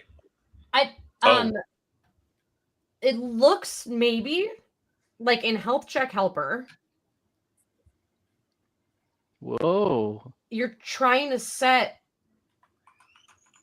the host mode, and it's not resolving, maybe because it's Postgres. Like, it looks like you're doing some if there. That's if not, it's production, which would be why I can't get the endpoint, because it's no longer in dev. But I don't know where host, the actual string, is coming from. But host mode is a property inside the configuration file that returns only production or development. But it's not the host like the URL host. Yeah. I'm just trying to figure out where this is even. Search for port instead. I don't think it's to do with the port. You do exactly. The spaceport. It's finding report. The spaceport. I did. Yeah, it's not there. I don't think it's to do with the port. I did that. I did both. That's fine. You just too slow. Yeah, see, it's nothing. Yeah, I got like. This can't be the help. This can't be the file. It's not. It's yeah. Like it's the error was to do with a key, wasn't it? Host. Keyword. We search for the word host. Yeah, keyword host. Not. Yeah. Caching. So we go back to here. Caching. Yeah. Health check. Error in caching health check response. Keyword not supported. Host. Ask Copilot. Where's the cache key for the? Oh. Yeah, that's right. Ask Copilot. Oh, you're on Nightly's, aren't you? I mean, the stack is there. Look at the stack trace. Where's the stack? Explain errors. Oh, category. I guess category is basically the class. Comprehensive health report. What? Comprehensive health report response writer. But you got a custom response writer. Okay. Write response async is health enabled. Store incoming role header as user allowed. Comprehensive chelt 403 insufficient perm. It is this. It's this stuff. This is where it's failing. Can you please ask Copilot? What do you? This is all in the dashboard. Explain errors. See what it does. Okay. Let's try it. So that keyword not supported. If this works, no way. Yeah, it's super cool. Does it also connect to the code base? No, it's just looking at everything in the dashboard. Yeah, one day. Yeah, but the cool thing is that since you have everything of regarding your application defined in the app host, he knows everything about your application, like all the services, how they talk to each other. So it's cool. Yeah, like this is. I mean, it doesn't know. Like this is all custom code. I just wish it would have asked the internet for like usual things to. But this isn't that. This is custom code that they wrote, right? That this is their error. Well, so this code, this thing here is theirs. It's not, doesn't exist anywhere else in the world. And so the error that's being thrown is their error. They're saying, this is not a keyword. Whatever is writing this out. That's what it seems to be. Are you using Entity Framework at all? No. Okay.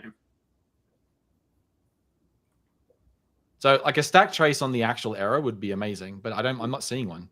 I mean, if we just search for the keyword or the inner keyword, it's in the caching health check. So just go there. Yeah. Okay. Oh, what's it called? Just the caching property. There's a JSON caching property and configuration details in the model. This thing. Who does stuff with that thing? Very few. Configuration details, sets caching. Is caching enabled? Does nothing read this? That's all. That's just writes. Where's the reads? I just did find all references.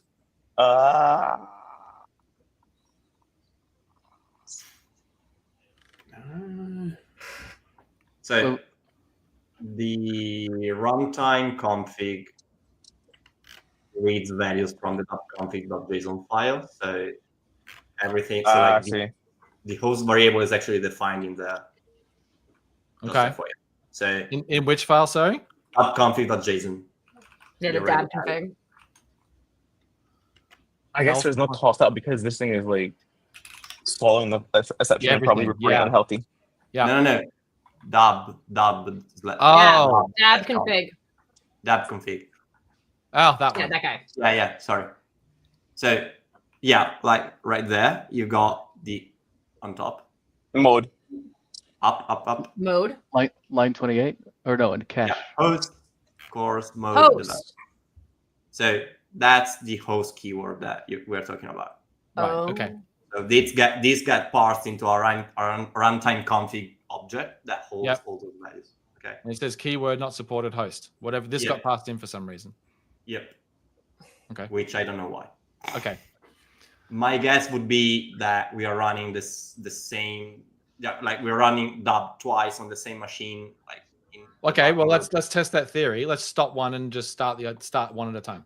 Wait, test your theory by reversing it. Reversing it so that the SQL is second. Post. I'm just going to do that manually by doing this. Oh. Just stopping each of them, and then I'll just run one. Why is the Postgres service taking so long to stop? I don't know. And start. Is it the debugger not cooperating? I'm not broken on anything, am I? I don't think so. It doesn't look like you are. You hit stop. Yeah. But that'll stop everything. I tried. Failed to stop results. Gosh. Oh dear. Probably Aspire was trying to detask the. No. Yeah. Just Control C or hit the stop button in VS Code. Yeah, I know. It's just unfortunate. I don't really try not to do that if I can avoid it. I know. All right. Then we can go back and we'll do explicit start and we'll just do this manually. Yeah.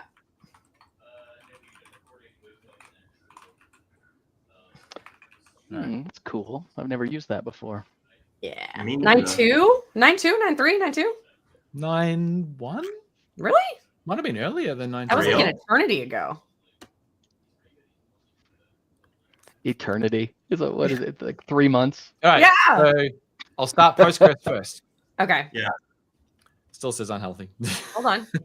I know. I'll give it a moment. I'm dubious this is the cause. I think it's something else. So yeah, it's the same problem. Okay. This looks to be maybe ADO related. I'm seeing other folks running into issues with a connection string with host in it, using ADO. Just doesn't like that for some reason. Connection string with host in it. The connection string has the word host? It does, yeah, host, localhost, right? But that's... That is potentially what it's not liking. Oh, you think that's the message from whatever the true exception is, and we're just missing the exception type because it's all got swallowed and no one's printing it. Yeah. I think that would explain it. Yeah. Do you know if the health check that you have, Jerry, has like logging? If we turn up logging to like trace or something, will this show us, or debug, will this show more detail, or is it just all being swallowed and not logging extra info? Extra detail? Nope, you can't turn up logging until our next version. Okay. It's just default right now. Okay. All right. So yeah, it could very well be. Crap. Okay. May well be that just so it has something to do with Postgres after all. Correct. It could very well be to do with Postgres. Yep. Huh. So yeah, because MS SQL doesn't have host in the connection string. That's what I was about to check. Yeah. I can't remember off the top of my head. No, it does data. No, it's server. Yeah, or server. Different name. Yeah. So it's something about the data connection is not liking the Postgres style connection string. It could be that something is trying to use that connection string against a different connection string builder. Like it could be something trying to build it as a SQL Server one instead of like who knows? Like look at what's passed in. We figured what's that? But it does work to call directly because you can still use. Yeah, it's just the health check that's failing. The health check itself is failing for some reason. That's super weird because the health check calls the HTTP endpoint and never talks to the database. So, I mean, unless there is one of these endpoints that isn't working, because we just tried one, right? Yeah. Oh, no, it does one operation against the data source itself just to see that it can connect. That must be the one that's failing. That's the one that's failing. Yep. Yeah. It may just be trying to connect as SQL. Right. That's about what I was wondering, whether that one check is not honoring the type that was passed through that says this is your data connection type. Yeah. Don't know. All right. The last thing we were looking at before that we got sidetracked on that was this whole when we run under the debugger. What is the so I've got Proc Explorer open. So in theory, I can find the name of I can use the PID. That's what we said, right? Yeah. Oh, that was still starting. Why is it still starting? It's really slow. I don't know why. This is only under the debugger, right? We saw it does start there, guys. Okay, that was weird. So that's not right. Well, give Why us is there a process ID 0? Give a sec. Give a sec.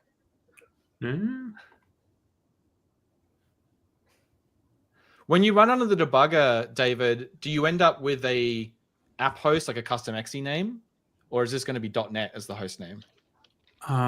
So host name, I'm not. We just tell the debugger, here's what you need to run, and then they tell us basically. Oh, that's okay. This I can search for the handle rather than the process name. So I can do. What's the name of this? It's called service. Service. So the service.dll, it's going to be service.dll. Is that the assembly name?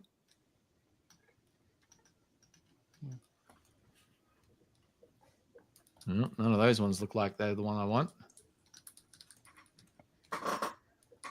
Oh, here we go. There it is. VS Debug UI. Okay.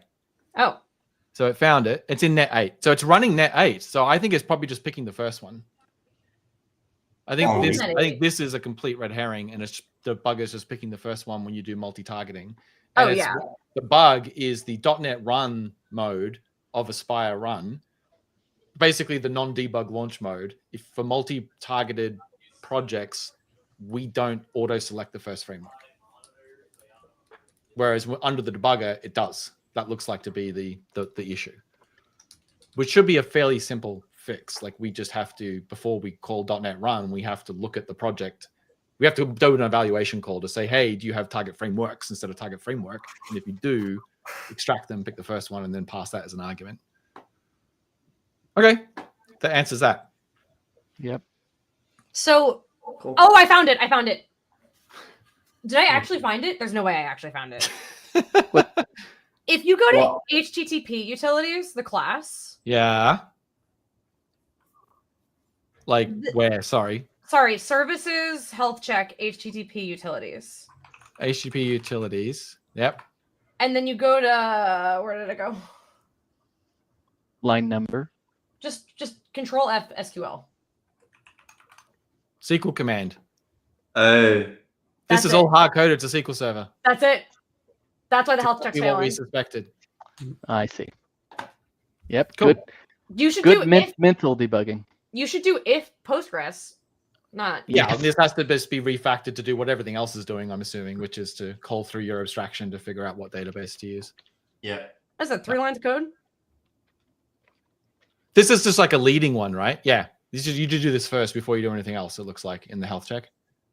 Yeah, that's exactly right. The very first. Yep. But it shouldn't blow the whole freaking thing up. We should still get back a health check response. Maybe we do. Maybe we do. I mean, this is what's happening. You're getting this. When you went to the URL though, you look, here it is. So it's calling that with that connection string, which is failing. There's another empty error message. Doesn't ADO work against Postgres though? No, but you created SQL command, not that's the SQL Server one, right? Yeah. Yeah.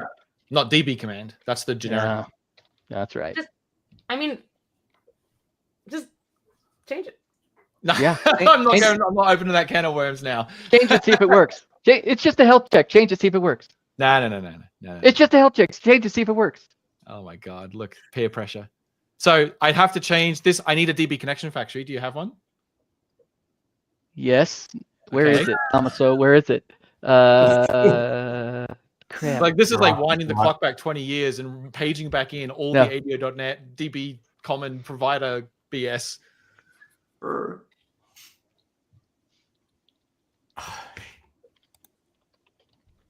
Wait. I'm sure Alex is just in the chat going, if you'd use DF core. Well, he's not. Right. He's asleep. It's like 10 p.m. there. Fair enough. Yeah. All right. I'm Just ready to call it because I have to drive into work. No, look, that's not a factory either. Just change the DB connection. Yeah. Yeah, but you can't. There is no deep. Like the way this works, right? Is you need to tell it what provider to use so it can get a concrete connection type. Which then I thought it swapped. Type. That's just the base class. You mean? I see. I thought it swapped. You can't just like. There's no like API that says figure out what to do based on the connection string. Like you have to. I mean, there is. That's the factory one that says DB provider factory get me a factory based on this provider name, and then it will give you the thing. But I need to know the provider name. I'm not gonna lie. Might have just had Copilot fix it. Okay. Give me a sec. I don't have the updated DAB config. Is the problem? I'm gonna have to copy paste this file to you. Give me the prompts. Here we go. Let's just do this. So you're saying here. Yeah. That's now selected. Say change this to be generic so that it works with any ADO.NET DB provider. How does it? Where does it get the provider name from? Host no data source dot database type. Wait, it's got to be. It'll figure it out. It's scroll around there somewhere. Yeah, that's right. All right. It's up there. Well, you didn't say database. It doesn't matter. Yeah, I'll figure it out. I mean, if there is context in this file that. Oh, then that it is there. So deleted SQL client. Good start. This is scary. I know. Yeah, DB provider factory parameter. I have to be honest. If this works, this is mind blowing. This is mind blowing. Yeah, there's no. I mean, this is a real problem. If it really solves this problem, I will be dazzled. I mean, if it does it in one shot, like one sentence that has like 12 words in it, that would be amazing. But I no doubt with a bit of finagling it could do it. But like, you know what you should have put in your prompt? You should have put in your prompt. Remember to put spaces between lines. Wouldn't it be funny if that's what killed it? That would be hilarious. All right. You know what? Actually, GitHub Copilot should have like an instruction to always make sure to read the whatever configuration you have in the repo so that you respect the syntax. This looks legit. This looks legit, but the caller will need to be updated, right? Yeah, we'll just change. The name's the same. Yeah. Oh, but now you're passing in the provider. But is DB provider optional? Scroll to the right like an inch. It can't be. You need the provider. It's the fact. It's the thing that tells it how to create. Okay, we'll go in a startup and fix it then. Yeah, I'm looking. So I'm looking at the caller, which is. Oh God, I lost where I was. That's all correct. This is called by. You have to keep first. Are you sure? Yeah, because the editor sucks if you don't do it. Okay. Like, the editor falls over on itself. So.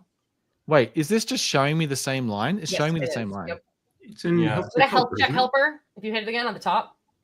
Oh, sorry. I'm just picking the wrong one. Yep, my bad. It's all right. It's all right. All right. So, how do I know which DB provider to use? It is past. You have it in the configuration file under data source dot. You're currently in the context of a data source because somehow you got the connection string. We also have it as an environment variable. No. Oh. No. Wait, what? Why not? Only failing at VS Code navigation right now. I want to. Oh, click on the left. I'm there now. I'm there. Is it not at end DB type again? No, this is a type. It's not a name. Right. You have to provide an instance of a provider factory, and then there's another method that gets you the factory based on the provider name, if I recall correctly. Wait, what? Remind me the file you're in. Oh, sorry. I am in. Oh Lord. Let me help check helper. Help check helper, right? Help check helper. Got it. And so I have a connection string, and so I could like ghetto this and just look at the connection string, figure it out. But typically, no, the connection string comes from the configuration of So we just need to keep going up. there. So there you can also get Here. Climb that ladder. There it is. database type. And so database type will tell you it's one of the four or So five I'm databases. going to pass that in there. I'm going to go back to where I was. Oh, that's a good idea. That's a really Right. good idea. And then I'm going to go back to. Don't pass in a provider, pass in the type and let it swap the provider based on the type. Yeah. And then I go. That's very good. That's a very good idea. Okay. And then I need to update this signature to take the provider. That's what we're doing, right? Yeah. And Or then use just the AI, and you've been done in 5 minutes. Probably. We got there. literally are using AI. Wait. No, this is just AI. Oh, this is the type. It's not. Right. That's an enum. Oh, I Yeah. thought that was the DB common type. This is just your type. Yeah. That's an Where enum. do you map this to? Do you have a utility that maps this to the actual type? Probably. Dang, I don't know. Here, for example. Don't know it off the top of my heart. Let me see. So what would be nice is if I do this and I do like get. No. I got it. It's in utility CS. Whoa. Well, that's what I mean. Is it internal though? Or It's public private? static. Wait, what? I'm not Get seeing data it. source query type. Get data source Get data source query query type. Get data Get- source query. Get. Data source query. That Yeah, one. it was Yeah, that's what- collecting and you overtyped it.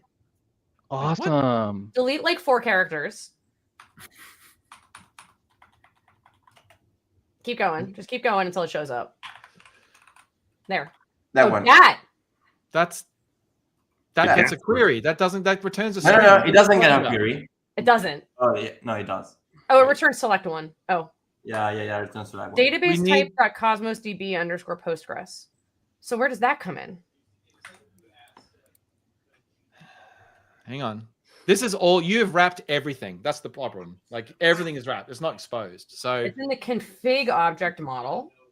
no, but I need What? you need a method on here that maps your database type to the system.data.common.db. Right.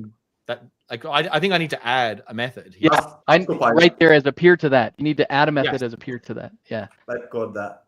And that gets data source. DB provider Connection. factory.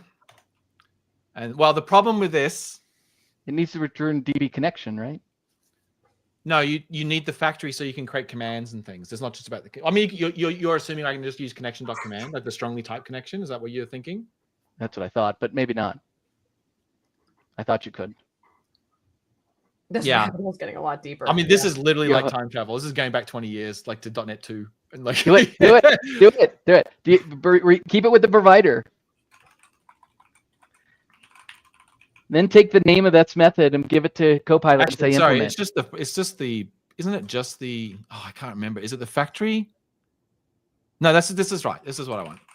And then you give it the database type. We're going to do this. Yes. Does this hang on, does this class, is this in a project that references all the different concrete DBO, ADO.NET clients? It will be after you take that method name and give it to How about Copilot type and you say get implement. type from That- system type? This is like an architect's nightmare. Like, so how do you typically, does the service project reference every ADO.NET client that you support, like all the time? It must do, right?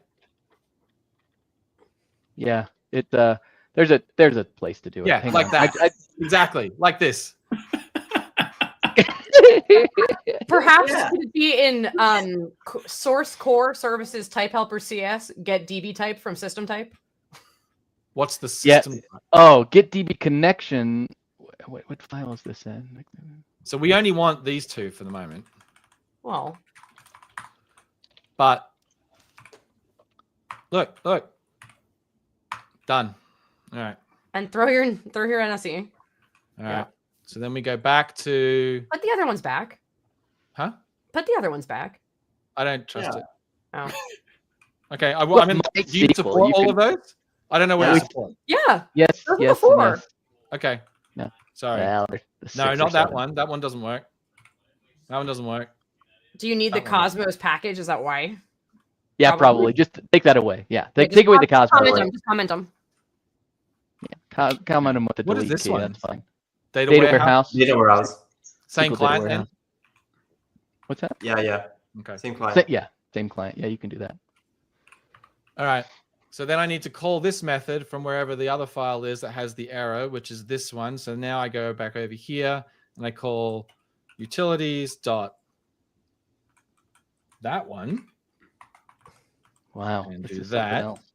Yeah. And then we go to here. Now it has a provider instance, provider factory, and it passes that through to here. And that factory now is used to create the connection. And then the connection is used to create the command. The command, okay. Now we're in a good place. All right, restart. If this works, no way. Like, we have to stop at some point. Like this works. Like we. If this works, this works when you pull up the backlog. I've got other things too. Okay, good. Jerry's got a pretty long backlog, so if What's the stack trace on this? What? No, that was just because it was ending. That was VS Code debugger okay. stuff. It's not us. All right, run again. This is gonna blow my mind. This is gonna. No, knock on wood. Don't get.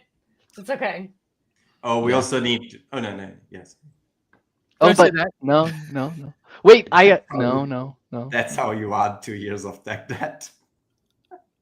Well, we know this one will work. Well, no, we don't know. The SQL one better work. Yeah, Good, it still works. This is still starting. We don't know why this takes so long to start under the debugger. Under the debugger, but I wonder if it would have taken less time if you ran it first. No, it didn't before. Before it took the same time. It did. Okay. Yeah. is it because it was waiting for PG admin? No, it would say waiting. No. Come on. Yeah. Task not delay. We should have just done a spy run. Jerry's trying to influencing this service to run slower, so it shows that SQL is better. Right. If PG task not delay, David got it. Yeah, if PG does not await. That's right. I'm give it. going to call it. So I could just stop this and do a spy Whoa. run. No! Wow, we're so close. Just give it a second. I haven't done it yet. I said nearly. There it is. Okay. That's so beautiful. That is so beautiful. There's your screen capture for this week's episode. Well, all right, time of death, 5 hours, 14 minutes. Look at that. Oh, healthy. That's beautiful. Hang on, let me verify it's still actually hitting /health. I didn't change that, right? No, you did. Yeah, you did. That's cool. Hey, now do it manually. Click on the link and then change the URL to /health. /health, yeah. /health. Oh my God. Nice. All right, I was wrong about AI. It's our friend. It's a friend. Yeah. Told you. So if you click on PG service, Damian, sorry. What's that? PG service, just a sec. Yeah, that's what we did. No. What's wrong? Yeah, open the description on. No. Sorry, the spy description. Yeah, fine. Yeah, still P0. That's annoying. But... Yeah, the thread ID is wrong, but that's okay. We'll figure that out another time. Yeah, there's something. I'll punt to David in here and say, David, we've got something going on weird with the debug scenario. Yeah. But other than that, this is working fine. You know what, Jerry? Not now, of course, but what you could do to solve this is rather than starting multiple instances of DAB, you can start one instance of DAB that references multiple databases because you can do that, right? Yeah. You can have a DAB study that uses multiple DAB config file. So you can do that. If you still want to leverage debugging while having this during like development time, you can do that. Yeah. Push the branch up. Push the branch up, Damian. I'm open the PR. Oh my God. Okay, first of all, we did have 50 people solidly for 5 hours. That is. Has it been 5 hours? It's been 5 hours and 15 minutes, Damian. Yeah, it's been 5 hours. This is the best Friday I've had in so long. So there's still no config file, right? So like anyone You still have to like get the config file. But other than Yes, that, you still have to get the dab config. We could if we really want to be fancy, do a No, let's make sure. No, dab config should be part of it because we have all the correct environment variables. There's no secrets in it. We just need to right click and say add. Okay. All right. Is it in the git ignore though? It doesn't is. matter, I guess. Just add it anyway. Probably want to back global JSON out. Yeah, or you can rename it. Yeah, I'm going to. Sorry, I was literally going to do that. You can rename that to aspire.config.json. How work? No, you won't. No. Where do I have to set that up? Don't do that. Yeah. No, that's not going to work. Let's just add it. Then you would have to pass the parameters to that. Yeah, let's not do that. Let's not do that. Add it. Just go to the command line, do git add services. Git add. Only in that folder. So /source /service.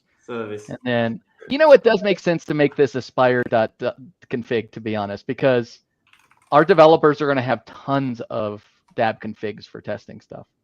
Yeah, but if -f, but if we guys only can do all of this one, it's fine. in your own good time. Yeah, you're right. All right. You're right. That's fine.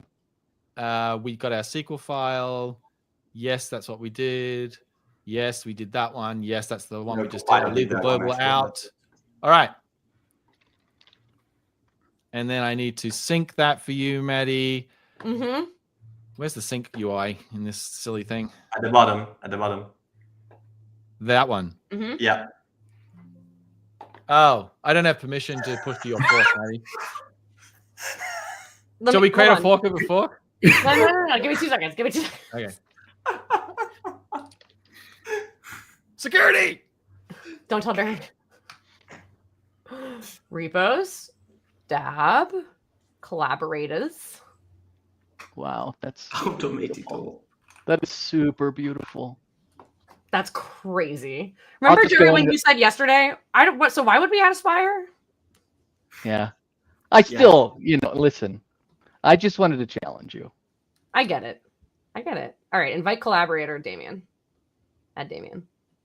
So I really like that you make it so we have to manually start it too. We could do that as well with all the databases too. Yeah, you could. Totally. Yeah. Then, do you have like a super UI where you could say I'm a Postgres worker and it just does it, a set of... You could build a custom initial startup experience using the new interaction service. So as soon as the dashboard opens, you could have a modal dialogue that comes up in the dashboard that says, do you want to use Postgres, SQL, or whatever? And then depending on what they select, you start those resources only. You could totally do that. That's really neat. I'd suggest doing it like don't even worry doing it on the individual the actual services. Just do it on the database because of the relationships. They won't start. Yeah, it'll do the right thing. Yeah. Oh, that's a great point. Yeah, that's a great point. Wow. Hey, can anybody please appreciate that we have two databases with a single configuration file? I mean, it really is bad. That's pretty cool. You're trying to commit a global JSON. No, I'm not. It's not staged. Oh, sorry. I meant to sync. How do I? Yeah. Just undo. There's no undo. You got to wait for that. You got to wait for it. You know what? Why sometimes I have to so long? Oh, because of this. Yeah, it wants you to make a commit message. Yeah. How do I undo that? Just exit. Try to close that window. Yeah. Yeah. There you go. Okay, good. Now at the bottom, sync it again. Perfect. I got you. She's got you. Yeah. I usually leave over here. I do it all in here. Okay, OMG, we got the health checks. Oh, I should have shared my screen. The text done. On the text on GitHub desktop for you is tiny. You have incredible eyesight. Where? Here? That is incredible. Well, no, I think that usually I run it about, what did I do? Maybe it is about that. So I'm running 4K on 27-inch at 150%. So you're seeing it not scaled correctly to how I see it, right? It's physically bigger for me. Yeah, all right, good, because that's tiny. I'm always impressed with people with good eyesight. No, I used to run when I was a young man. I used to run everything tiny. The smaller the better. I would just fit more on. Now I like sharp text. So, whoa, look at that. Yeah, there it is. And ran, baby. Cloned and ran. Super cool. And that right there is Aspire. Yeah. Talk about a success story. And look, we are dramatically under our 6-hour time limit, so we're doing great.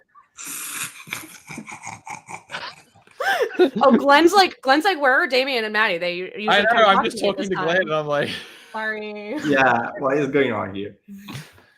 Sorry, Glenn. That was pretty good. Yes. That was pretty good. Yes, it was. Yeah, it was. That was pretty good. Even David's impressed, and it's hard to impress him. Look at him. Just look at him. You can tell how impressed he is. We got there in the end. Holy. Yeah, and we only had to get Fowler out of vacation mode for like past the 2 hours.